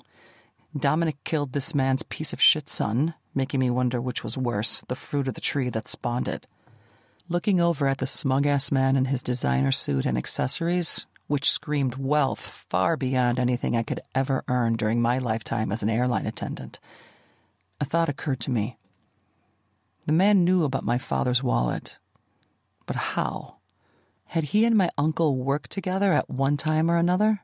Or better yet, did his knowledge of my father's seed words come from the 2 men working on a mutual endeavor? Had one or the other committed an act of betrayal? My father, unlike my uncle, had a conscience. So how the hell did he end up in bed with this man? Not to mention how different my mother had portrayed Rosselli in her journal. Did she really know the man, or had the years changed him at his core? My uncle knew people and had some connections, but the man lacked the know-how and mental agility needed for strategic planning. In short, he's not the sharpest knife in the drawer. Now I wonder if I'd inadvertently walked into the lion's den, feeding Rosselli just what he had wanted. And if so, had I condemned Dominic to a slow, painful death? I might have left the fold at the tender age of 16, but I'd grown up around the environment enough to know that one never went against the head of a cartel or a mafia organization and lived to tell that tale.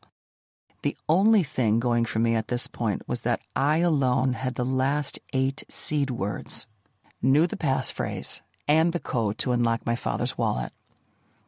Papi's words came to mind. Don't let them see you sweat, because then they'd know they've won. A new wave of anger rose inside me. People like Rosselli had taken away my home, family, and dignity, and then forced me to run for my life. Run. That's all I've done for the past 8 to 9 years. I am tired of running.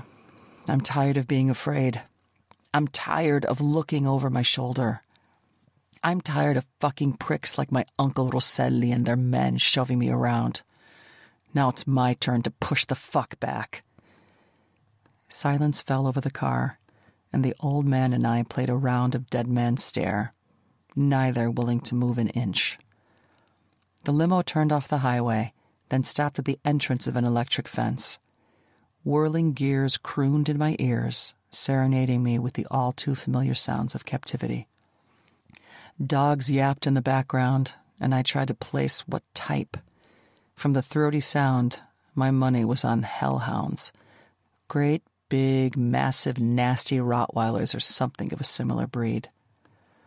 Well, now that's not fair, I thought to myself. Dogs aren't inherently evil creatures. Nope. Their masters make them that way. I wondered if the same could be said for the sentries lining the grounds of Rosselli's lush estate. The place looked like a fucking fortress. So, are you more paranoid than usual? I asked. Or do you always have this much hired muscle? My comment seemed to roll off his thick, leathery hide. Help my guest inside. I'm not your fucking guest, asshole.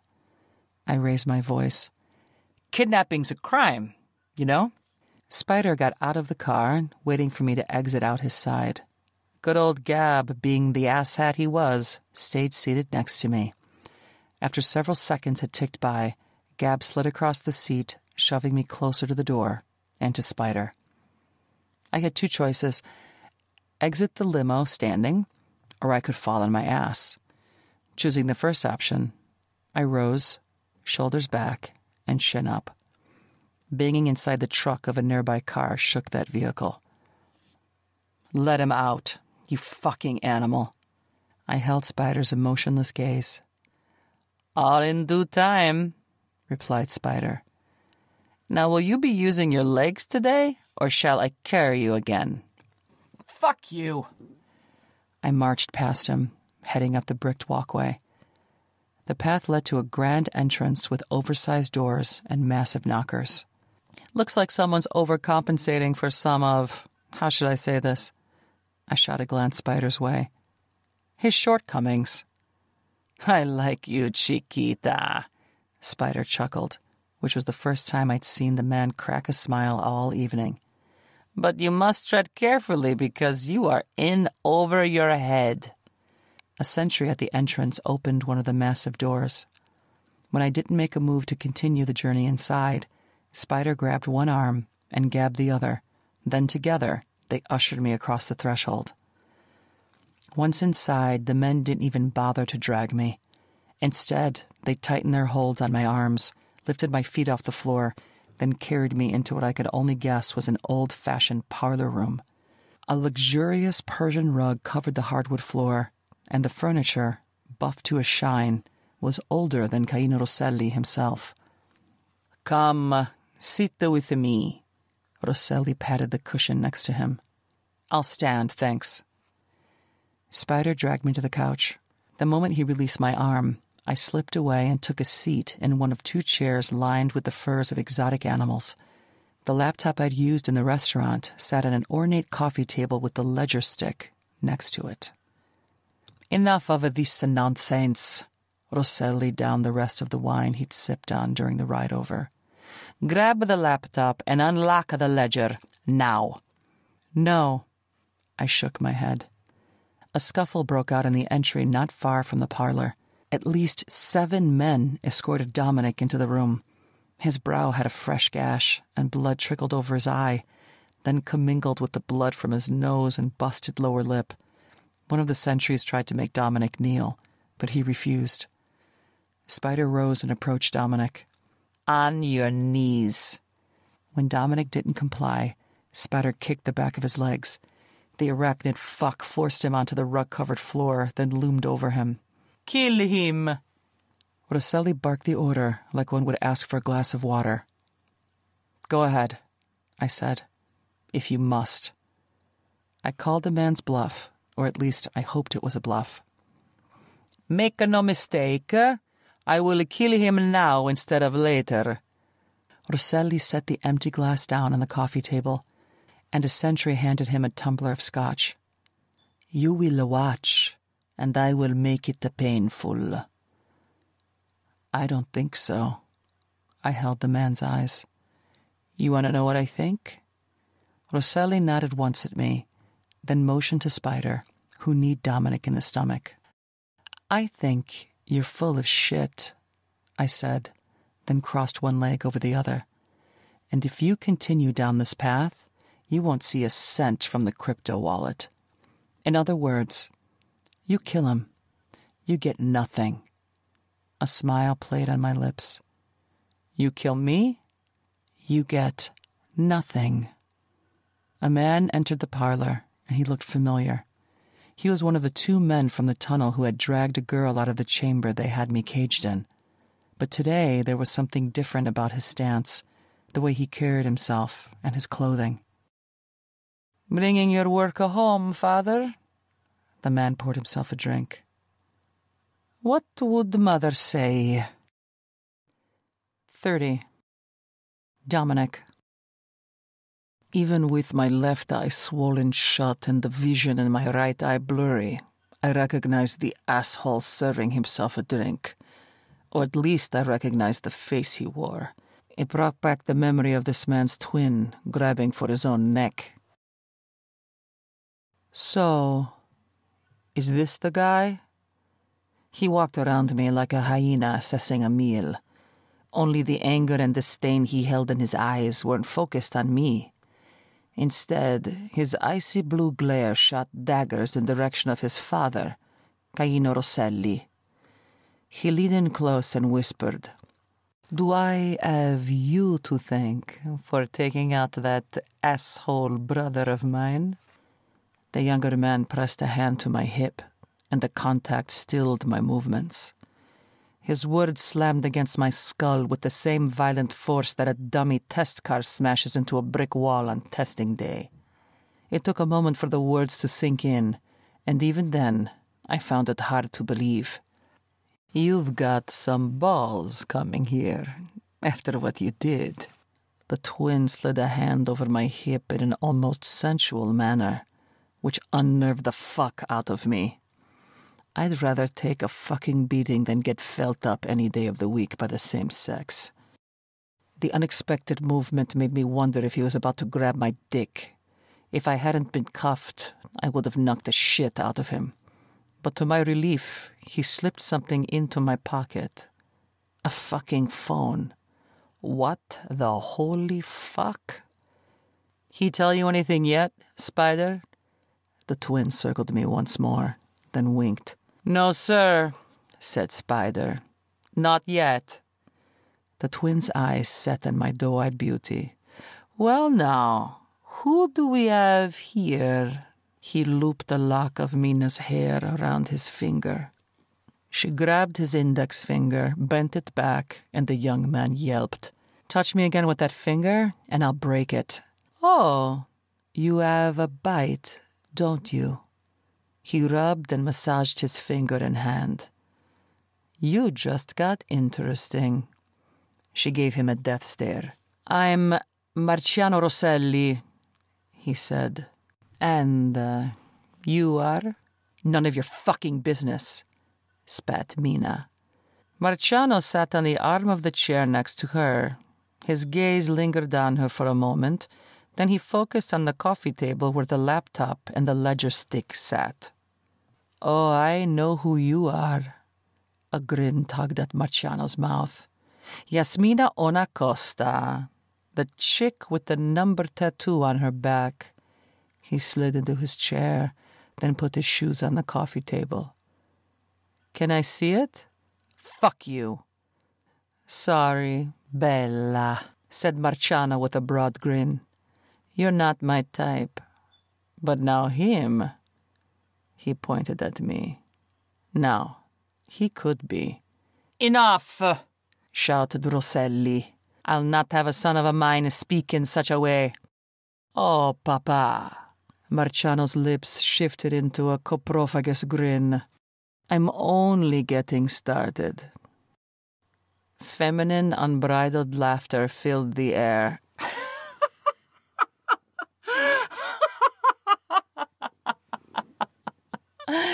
"I think I love you, Marciano." Mina wiped tears from her eyes and continued to laugh. "Don't ever let anyone dictate who you are or should be." "Put it there, Bella." Marciano raised an arm, and Mina didn't waste any time high-fiving him. Rosselli narrowed his eyes into thin slits, and his gaze flicked from Mina to Marciano, then back to Mina. "Do you both think this is funny?" Rosselli, now red-faced, stood. If the man's blood pressure rose any higher, his head might explode. The thought made me grin.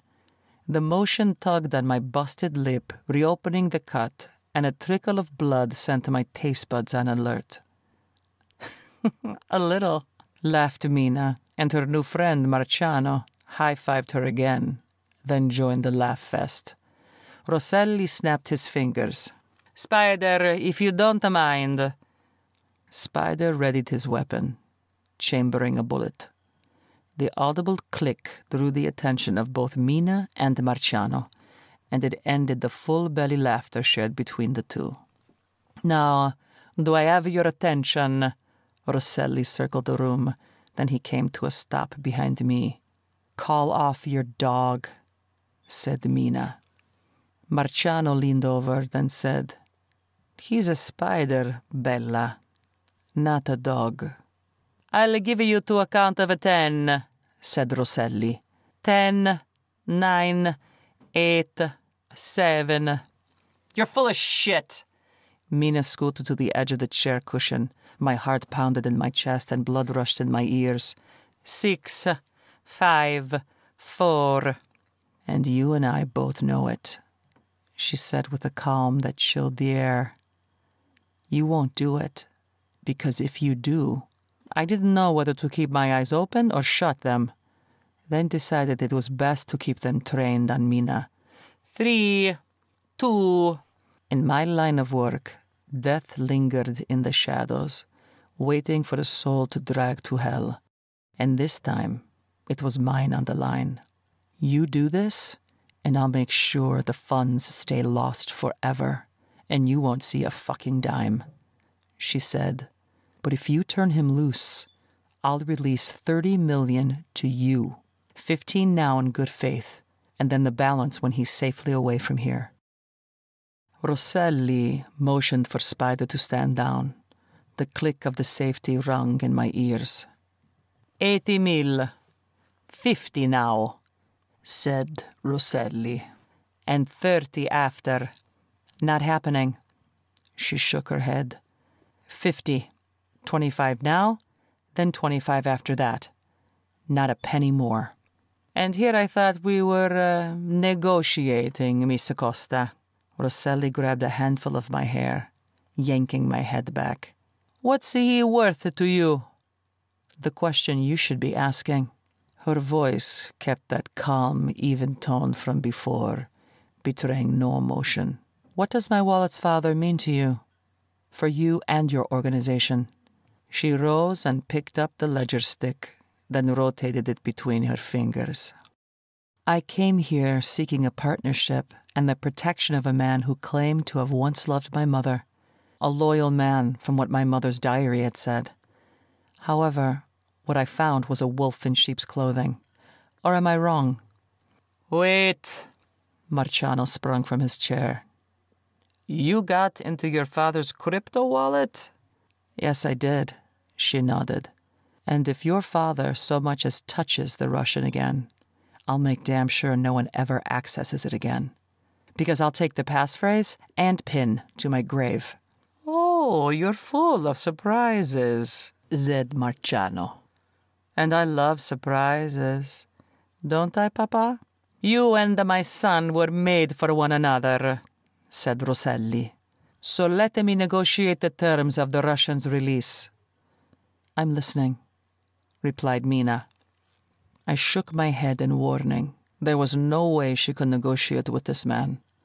I will accept the 50 mil, 25 now, and the remaining balance once he's off for the estate grounds. Fine, but only if you guarantee his safety, said Mina. You will extend protection to him, making him off-limits to all of your allies, as well as making it known that an attack on Dominic or me is a personal attack on you. Very well, Rosselli approached Mina, offering his hand. But only if you agree to wed my son. Marciano.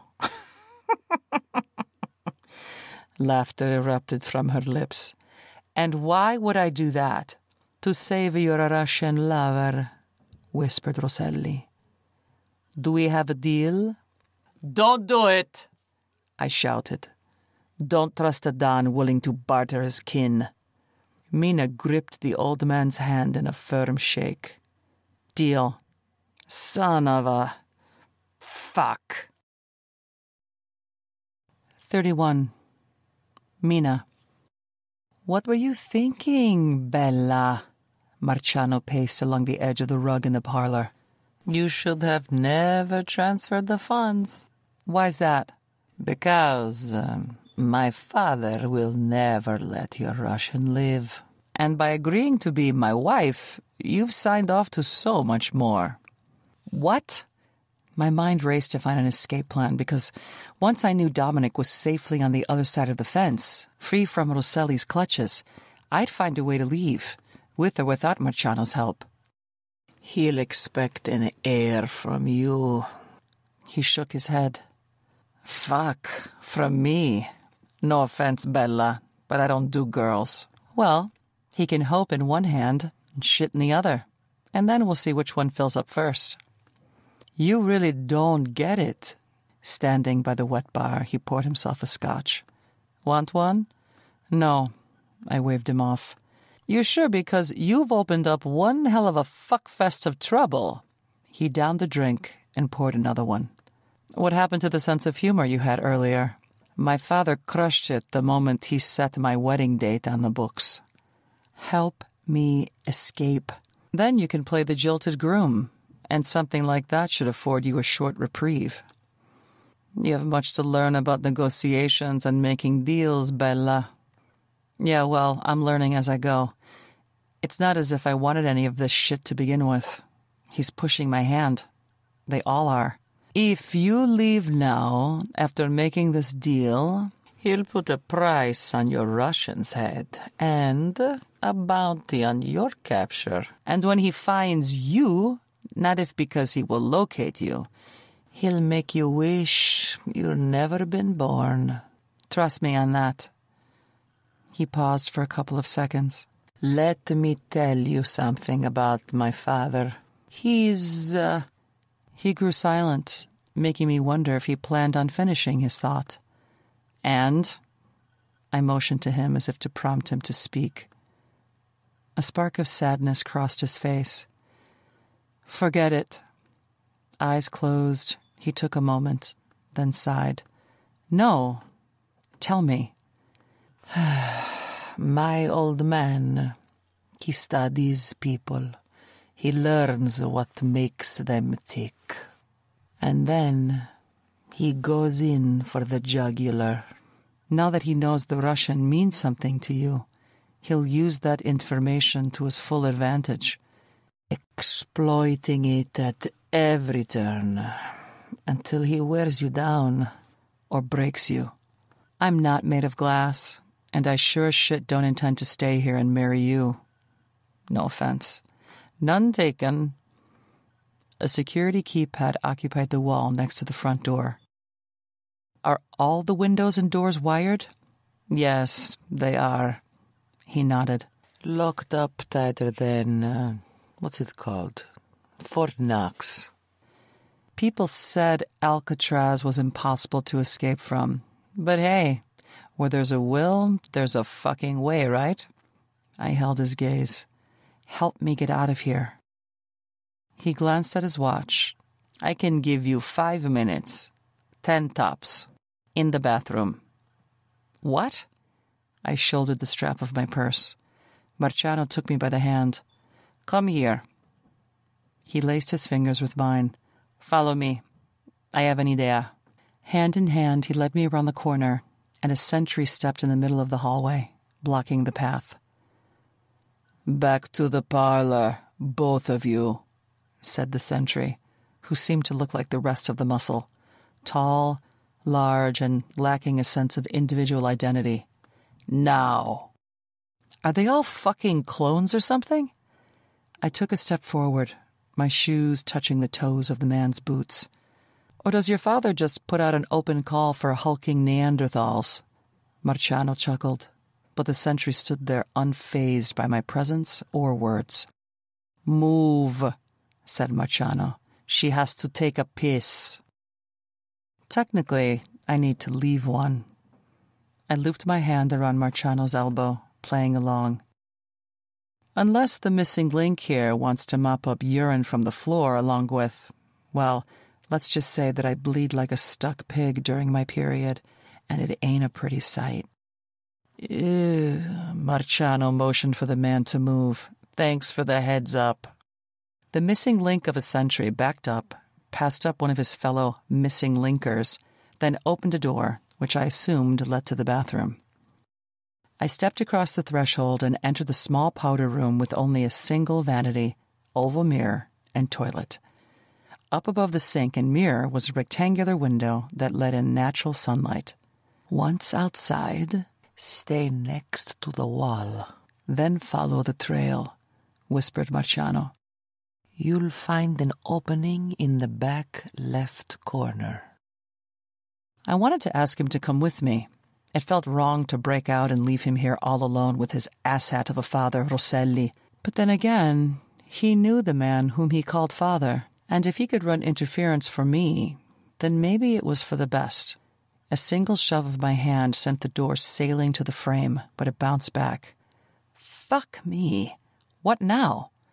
The toe of a polished black boot, the same one I was toe-to-toe with moments ago, now sat wedged between the door and the frame. I tipped my head just enough to lock eyes with the missing link. What, you want to pull the string on my tampon? The man glanced at the bathroom. Then his eyes came to rest on the small window more than 6 feet overhead. Seriously? I scoffed. Do you think I'm fucking Spider-Woman? His eyes narrowed. Then he slid his foot out of the way. Once free of obstruction, I slammed, then locked the door. Head back, I took in the different options available for climbing up to the window. A quick glance at the toilet and its surrounding freestanding wooden shelf brought a smile to my lips.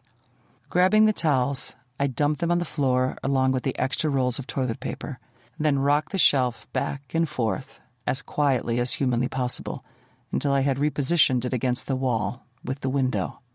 Well, here goes nothing, I whispered, then closed the toilet top. I hope this fucking thing holds my weight.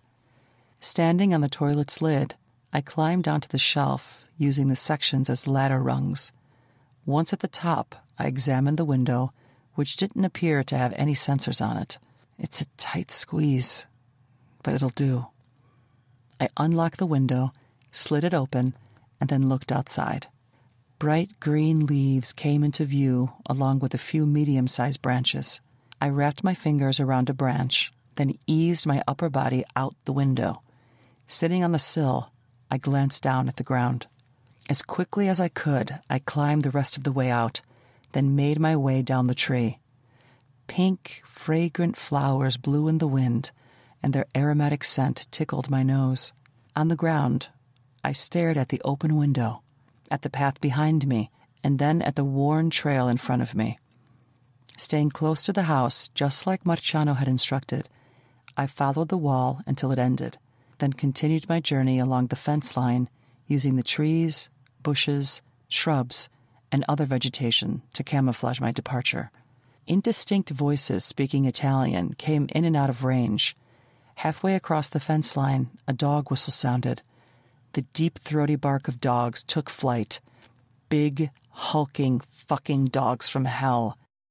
Picking up my pace, I jogged the remaining half of the fence line, ignoring the ache in my shoulder, the thin branches whipping my face and the thorn bushes clawing at my clothing. True to his word, I found the opening right where he said it'd be. The seams of the brick wall had separated, creating a crack. Sidestepping, I slipped through the opening, barely, and it made me wonder how the hell Marciano fit through it, unless he used the opening to help him climb over. Once on the other side, dense woods greeted me. The sound of snarling and barking from at the corner I just slipped through made me jump, and it forced my legs into motion.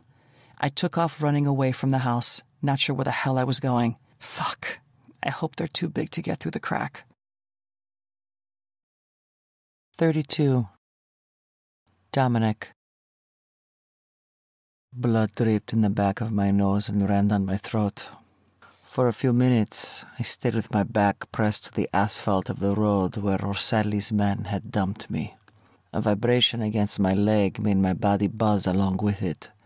The front of my thigh tensed. A grin tugged at my lips. "Thank you, Marciano," I whispered to myself.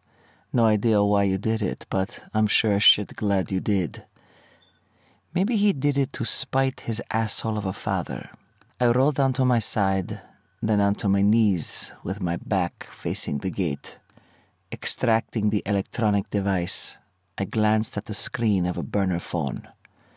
Well, Now that's interesting. 3 texts waited for me to read them. She's in the woods. Find her before they do. I'll be in touch. Why the fuck is Rosselli's kid helping me? I had a hard time computing that one. I slit his twin's fucking neck. I could take all the time needed to analyze that question later, much later, and only after I had found my doe-eyed beauty. "Get moving!" shouted Spider from the other side of the gate. "Before my Don changes his mind and I'm ordered to put a bullet in your skull." Walking with my back to him, I raised my hand and flipped the asshole off. I pulled up a browsing window, relieved to find an internet connection. Not sure who else had this number or if the phone had been cloned. I decided to take a chance and log into the tracking website. A red dot popped up on the screen, moving at a steady pace. "Oh, Mina, baby, you are full of surprises."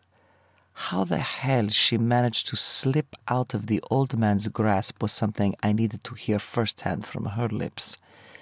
The road dipped down, and I continued to walk until I was sure the guards could no longer see me, then slipped off the road and into the dense vegetation. With a renewed sense of purpose, I made my way back toward the estate grounds, plotting an interception course with my little doe-eyed beauty. It didn't take long to close the gap between us. Only one issue. Some of Rosselli's men now combed the area as well. No more than 6 yards from where I stood behind the trunk of a tree, one of the guards plodded forward. He'd missed my location, but his direction put him on a collision path with Mina, something I sure as shit couldn't allow. Sneaking up behind the man, I relieved him of the knife sheathed on his hip, then plunged the blade under the soft part of his chin through his palate, and then drove it home all before he uttered a word of warning. I hooked his boots in the nook of my elbows and dragged the body away from the kill location. Once out of plain view, I confiscated the radio, complete with an earpiece and 2 9mm weapons, tossed a few leafy branches over him, then headed out to reclaim my girl. Some chatter on the radio had a group of men converging from the east and another faction coming from the northwest. Slipping between the men and, with my knees and muscles aching from the beatdown, I jogged at a steady pace. A glance at the screen put her no more than 100 yards in front of me, so I picked up my pace. 75 yards, 50 yards, 25, 20. At 15 yards, I caught a glimpse of her hair flying loosely around her shoulders. I parked myself next to a massive trunk of a tree that Mother Nature had snapped in two.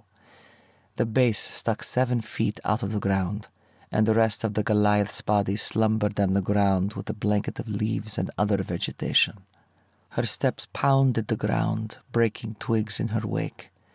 I waited for her to draw closer. When she came into my field of reach, I looped an arm around her waist, tackled her, then rolled our entwined bodies under the downed tree, allowing the lush vines and other vegetation to act as a camouflage. A groan of pain slipped out from between her lips. She squirmed in my arms, eyes wide with fright. Shh.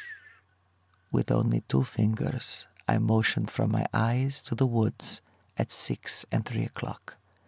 She fell silent and pressed her body against mine, relaxing partially on top of me. A ragged breath left her lips, and she clung to me. A group of men walked parallel to the spot where she and I hid.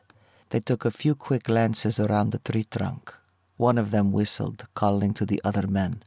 From what I could tell, the one guy had lost Mina's trail and then picked up mine, which was luckier than fuck since they all took off, following my tracks. "We gotta go," I whispered in her ear. She nodded in response. Slipping out from under the tree, I helped her up, noting some fresh blood was seeping through her cotton shirt. There'd be time to tend to her wound once I had her safely stashed far away from here. The burner phone in my pocket buzzed. Checking the device, a message waited along with a GPS directional map. "You have less than 10 minutes. Get your ass in gear. Keys are under the front seat. Go. Now. Taking her hand in mine, I took off, following the on-screen navigation directions. In less than 5 minutes, a car covered in branches came into view. Clearing the limbs from the front windshield and doors, I helped her get inside, then sat behind the wheel. How in the fuck did you get a car? She shot me a confused yet pained expression. Seems your betrothed got cold feet. I handed her the phone. Didn't want to marry you. Guess he didn't love you after all. 33. Mina. Work, damn you.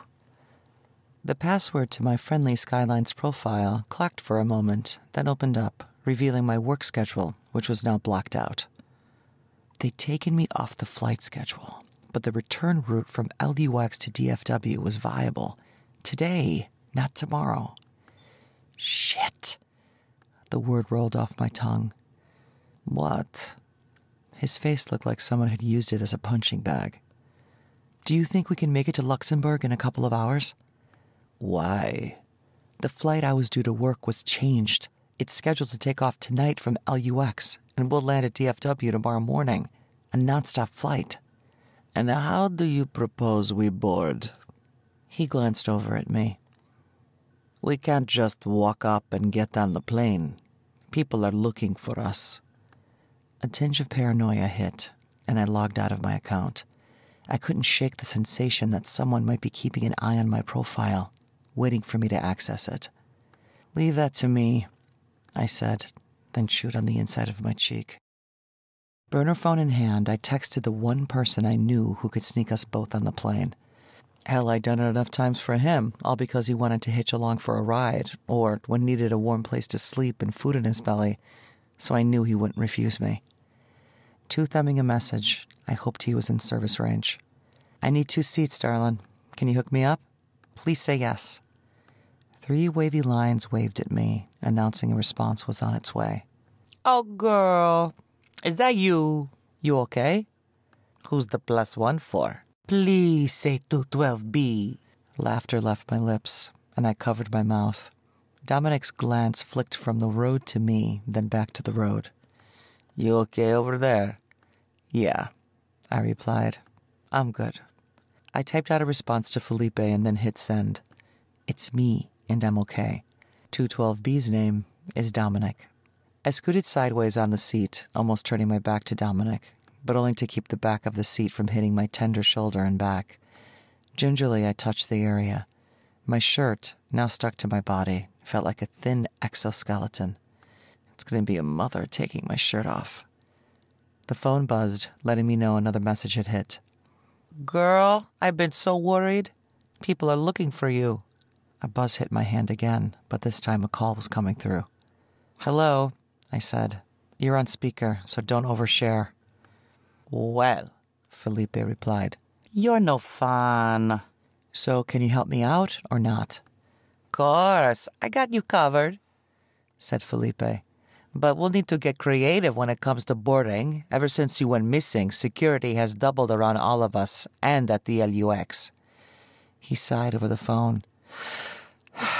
Let me think. Oh, wait. I got it. What? Are you in a car? One with a trunk? Yeah. Why? Meet me at the coffee shop with the killer mochaccino lattes. What's the plan? Dominic, who had remained silent up until now, joined in on the conversation. Oh, is that 212B that I hear? Felipe's voice had a playful, musical ring to it. Yes, I said, so stay focused. Focus, girl, he chuckled. Again, what's the plan? Dominic glanced at me, annoyance written all over his face. A little prep goes a long way. That's what I hear, said Felipe in a sexually suggestive manner. A long, long way. Focus, please. I tried to stay calm and not yell. Fine. Once you get to the coffee shop, said Felipe, park on the side. And now for a third time, what's the plan? I don't like doing anything half-cocked. Dominic didn't even try to hide his growing frustration. At the coffee shop, you two will climb into the trunk, said Felipe. I'll drive up to the employee loading section, then grab a closed airport baggage trailer. And when I open the trunk to put my luggage inside the cart, you two can climb in. Easy peasy. Only if it works, said Dominic. Less than 2 hours later, the car pulled into a parking lot on the side of the coffee shop. I shot off a quick text, and minutes later, Felipe walked around the side of the building, a smile plastered from ear to ear. After a quick hug, I settled inside the trunk, spooning with Dominic, hoping the road remained clear between here and the LUX employee parking lot. You sure you can trust him? Dominic curled a protective arm around me. Even though it smelled like oil, dust, and a little like something had died in the trunk, which was possible considering where the car had come from, I actually felt my stress level going down. Maybe it was my Asgardian god holding me that's made me feel safe. Or hell, it could be the fact that no one can see me locked in a fucking trunk. Who knows? I sure as fuck don't know anything these days. Or I've gone fucking nuts, have Stockholm Syndrome, and like captivity now. When the car finally came to a stop and the engine shut off, my heart started pounding in my chest. What if they catch us? I shivered, and Dominic held me closer. Felipe knocked on the trunk twice and then popped the top. Light flooded my eyes from the parking lot lights, and I squeezed them shut. Dominic was the first to move. Once he had climbed out, he helped me exit the trunk, and then we both got inside the closed luggage cart. A thin tarp was all that kept alert eyes from spotting Dominic and me as Felipe wheeled the rack through the airport hallways and then down the narrow corridor. By the time the cart stopped, my heart was beating so hard that its thump remained the only thing I could hear. Felipe pulled the tarp to the side just enough to motion for Dominic and me to follow him. Once outside the metal cart, I grabbed Dominic's hand, pulled him inside the plane, and then froze. Barry Martinez stood in the aisle, blocking my path. My eyes widened, and a new wave of fear resurfaced. "Move it," said Barry. "We've delayed the boarding of the passengers as long as we can. You two need to get to the cockpit." "What?" My mind found it hard to process his words. "I don't know why the feds and other law enforcement are looking for you two," said Barry. "And that's something you can straighten out back home on U.S. soil." I followed Barry to the cockpit, where I found Dan speaking to the Lux Tower 2 controller, clearing the plane for boarding. He and Will both acknowledged me with a nod, and then turned their attention to preparing the plane. Glancing at Barry, I wondered if he was a plant too. Someone from law enforcement sent to keep an eye on me. Fuck, I'm such an idiot, thinking that I could escape my family ties and all the lies woven there within. "I'm here." Barry opened the door to the sleeping quarters.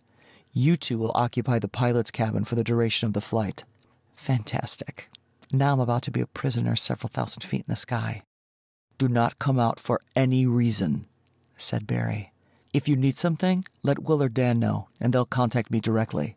"Thanks." Dominic extended a hand. "I appreciate what you're doing for us." "I'm not doing it for you," said Barry. "I'm doing it for her." 34. Dominic. "Come sit down." I stretched out on half of the oversized twin bed on the right side of the cabin. "You look tired." She walked over to the bed, then extended her arm. "Give me the phone." "Why?" I plucked it from my pocket. "I want to charge it." "Fine," I said, "but leave it off." I gave her the burner. "Why?" "Because I don't know if they're tracking it. I already turned off all internal tracking, but just in case, leave it off until needed. Plus, once we get into the States, I'll pick a new one up." "Let me guess. You have a safe house," she said, rolling her eyes, then plugged in the phone to charge. "Where's it at?" Her nose twitched a bit. "How many do you have?" "Safe houses?" I ignored the first question regarding location. "A few. Now, come here." I patted the bed again. "I want to hold you." She grabbed the television remote, turned it on, then exchanged it for the wireless PlayStation controller, turning on the game console. Once on the bed, she scrolled until she came to the internet, opened a browser, then pulled up a news station. A news report flashed across the screen, and images of Montée de Classon, the Bach casemates, and several of the subterranean tunnels came into view. From what I could tell, law enforcement swarmed the area, and both local and international officers occupied the area. The scrolling information stated a girl who managed to escape had approached a family that, in turn, notified the proper authorities. A familiar male image filled the screen. "Hey, look." Mina struggled closer. "It's Marciano." I drew her against my body, spooning. "No, that's his piece of shit twin who I found forcing himself on the girl. Actually, the same one who led police to the tunnels. That fucker deserved to die." "Well, he's not the only one." Her petite frame stiffened.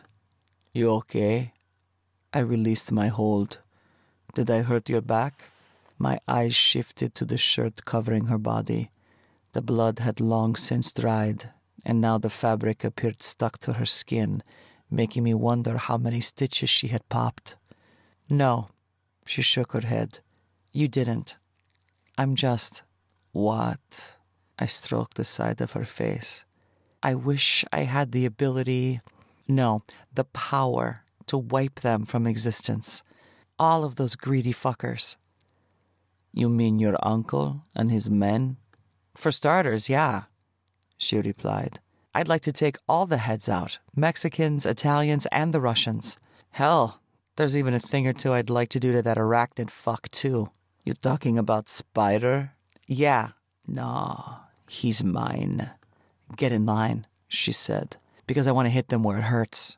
Drain their cash flow, block their shipments, and fuck with their daily lives before snuffing them out." "Sounds great, but you do realize that it wouldn't change anything." "What do you mean?" "Their deaths would impact things in the short term, sure, but someone else would slip into their roles to replace them, ensuring that over the long term, business still ran smoothly. You can't cut the head or tail of the snake off and expect things to change." "Then how would you do it?" "Me? I'd let the fucking snake devour its own tail." She grew silent, but instead of relaxing, I had the feeling the cogs of her brain now spun out of control, and if correct, the whirling thoughts inside that pretty head of hers were busy crafting scenarios of vengeance. "Talk to me," I whispered in her ear. "Tell me what's on your mind." "I want to make those fuckers pay," she replied. "And the only way to do that is to hit them where it hurts. Their pockets." "Okay, and how do you propose we do that?" "By accessing the cryptocurrency my father gifted me," she said with snark. "I'm going to take everything away from my uncle and Rosselli, and the Russian too, if he gets in my way. And to do that, I'm going to start a business, my own transportation service, handling the supply and demand of products, liquid products." "Liquid?" "Yep, that's just what I said. We're going to need some exceptional chemists, and I know just where to find them." A smile bloomed on her lips. "I'm going to put those bastards out of business. One contact at a fucking time." 35. Mina. "Hey." He tapped my side. "I gotta hit the loo." Sitting on the bed, I scooted to the edge, then stood. "Want anything to drink?" "Yeah," Dominic replied. "I'd love a scotch and water." He stepped into the small, confined restroom. "But anything will do." I turned off the PlayStation, then the television. Kneeling in front of the small kitchenette, I looked through the bag Dan had brought on board, the one that he always kept a bottle of scotch in for off-duty hours. I didn't even bother to ask permission. I just poured Dominic a drink. It's not as if Dan would have cared. Hell, he'd more than likely give the bottle to Dominic as a gift if he knew that Dom liked drinking the stuff. Rushing water from the sink ran on the other side of the thin wall. When the door opened, Dominic stepped out, then eyed the bottle of scotch on the counter. "Where'd you find that?" "In Dan's bag." A grin played on my lips. "It's his special secret stash." "Well, it doesn't look all that secret." Dominic took a swig of the drink. Laughter escaped my lips. "I guess not." I entered the bathroom and took in my appearance in the mirror. Dark splotches circled my eyes, making them look sunken in, and my cheeks and lips held little color, making me appear paler than usual. Lifting the neck of my shirt, I peeled some of the garment away from my shoulder. The tension caused a flash of pain to shoot across my shoulder blade, then radiated down my back. A yelp left my lips, and within seconds Dominic stood by my side, making the cramped confines of the bathroom feel even smaller. "You okay?" "Yeah, the fabric is just stuck to my skin." "Here, let me help you," he said. "That way I can take a peek and see if you popped any stitches." "What's with you and pop stitches? You're like fixated on that singular thought." He didn't say a word. Instead, he eased the shirt up my back, but stopped when he came to a section plastered to my skin. "Is it bad?" "Well, it ain't good. We should get this off and bandage the wound." Dominic looked around the small room. "Is there a first aid kit?" "Yeah," I nodded. "It's in the bottom cabinet under the sink of the kitchenette." As soon as the words left my mouth, he grabbed a washcloth from the bathroom, then headed to the cabinet in question. "Sit on the bed," he called out. "I'll get the kit." On my way back to the bed, I grabbed a bottle of water, twisted the top off, and then took a swig. I plopped on the edge of the mattress and watched him go through the kit, pulling items out. When done, he ran water over the washcloth, grabbed the selected supplies, and then approached the bed. Those hazel eyes held me captive with their magnetic pull. "A warm compress should help to loosen the stuck shirt." He placed the cloth over my shoulder. The pressure generated a sharp pain and some lingering discomfort, but the warmth helped my muscles relax. "On a scale of 1 to 10, what's your discomfort level?" "I'm fine," I replied. "As they say, you can't have life without a bit of pain." "So are you hurting, yet you claim no pain?" "I didn't say that." I rolled my eyes. "Fine, it's about a 3 or 4. Some of his words lingered in my head, bringing the nursery rhyme of my childhood front and center again. "You claim no pain, but I see straight through your words and everything you do, from your teary eyes to your broken, shredded heart." I shivered, unable to shake the words. My father's life has torn me apart. "Here." He held out a hand. "Take these. They're not much, but they're better than nothing."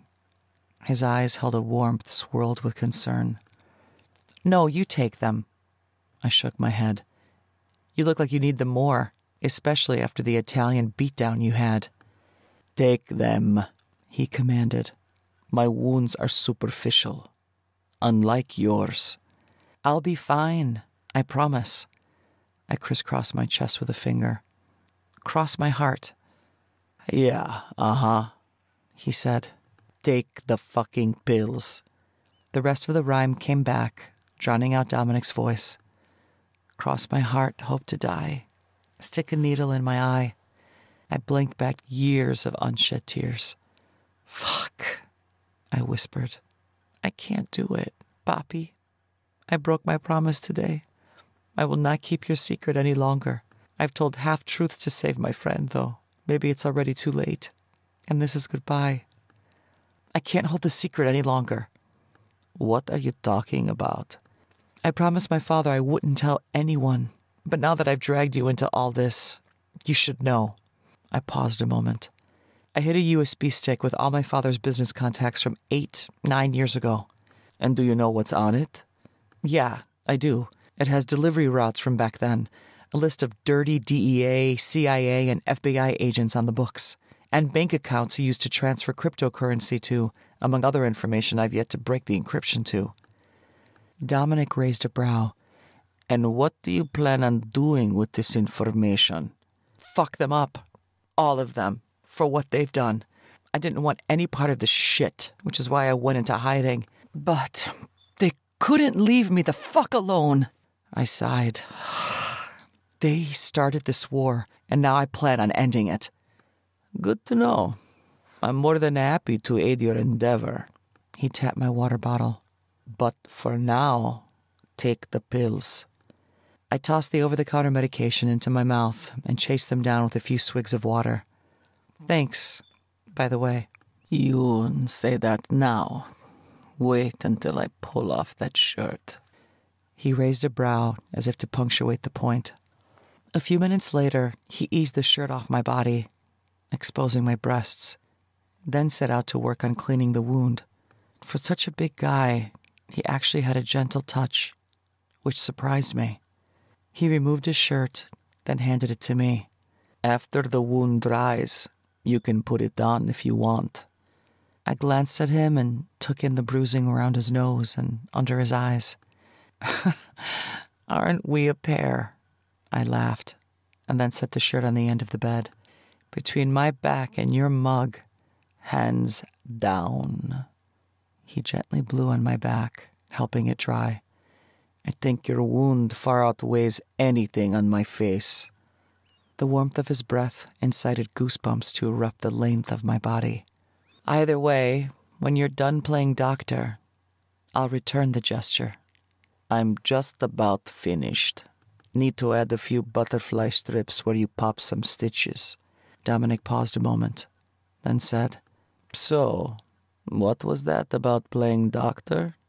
He slid an arm around my waist, then traveled up to my chest. The moment his hand cupped my breast, I closed my eyes. His fingers toyed with my nipple, and it hardened upon contact. Dom. Yeah, he whispered in my ear. Will you fuck me? I thought you'd never ask. He tipped my chin to the side, claiming my lips in a tender kiss. Stand up. Complying, I rose, and he slid my jeans and panties down.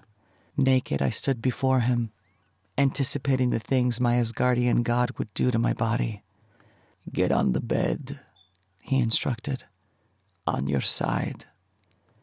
Stretched out on the bed, I watched him undress, starting with his shoes, socks, and then his slacks and fitted boxers. The man really was a sight to see.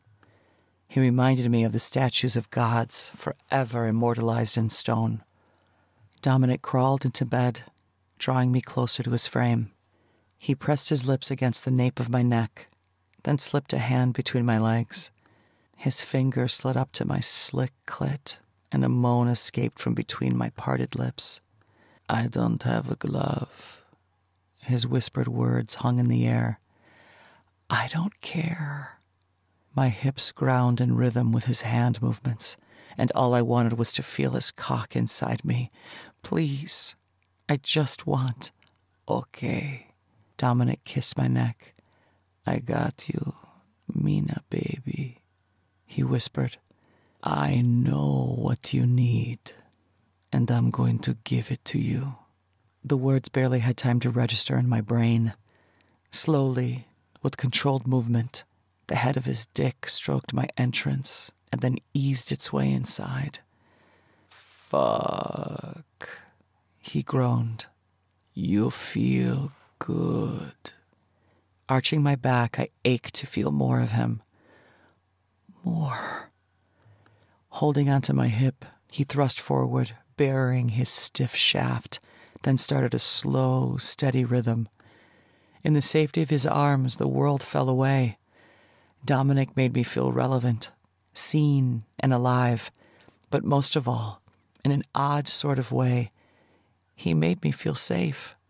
Up until now, I'd only gone through the motions of life, of living, but with him, I felt alive. I didn't want to hide anymore. So I held onto Dominic, riding a wave of raw emotion. I needed him just as much as he needed me. There'd be time for gratifying retribution and turbulent revenge on those who had wronged me later, such as my uncle and Rosselli. I could feel it deep in my bones. But right now, I just need to feel alive. I need Dominic. To be continued. This has been Dominic, South Mafia Wars Book 1, written by Paige Price, narrated by Alessia Santos. Copyright 2021 by DLG Publishing Partners. Production copyright 2022 by DLG Publishing Partners.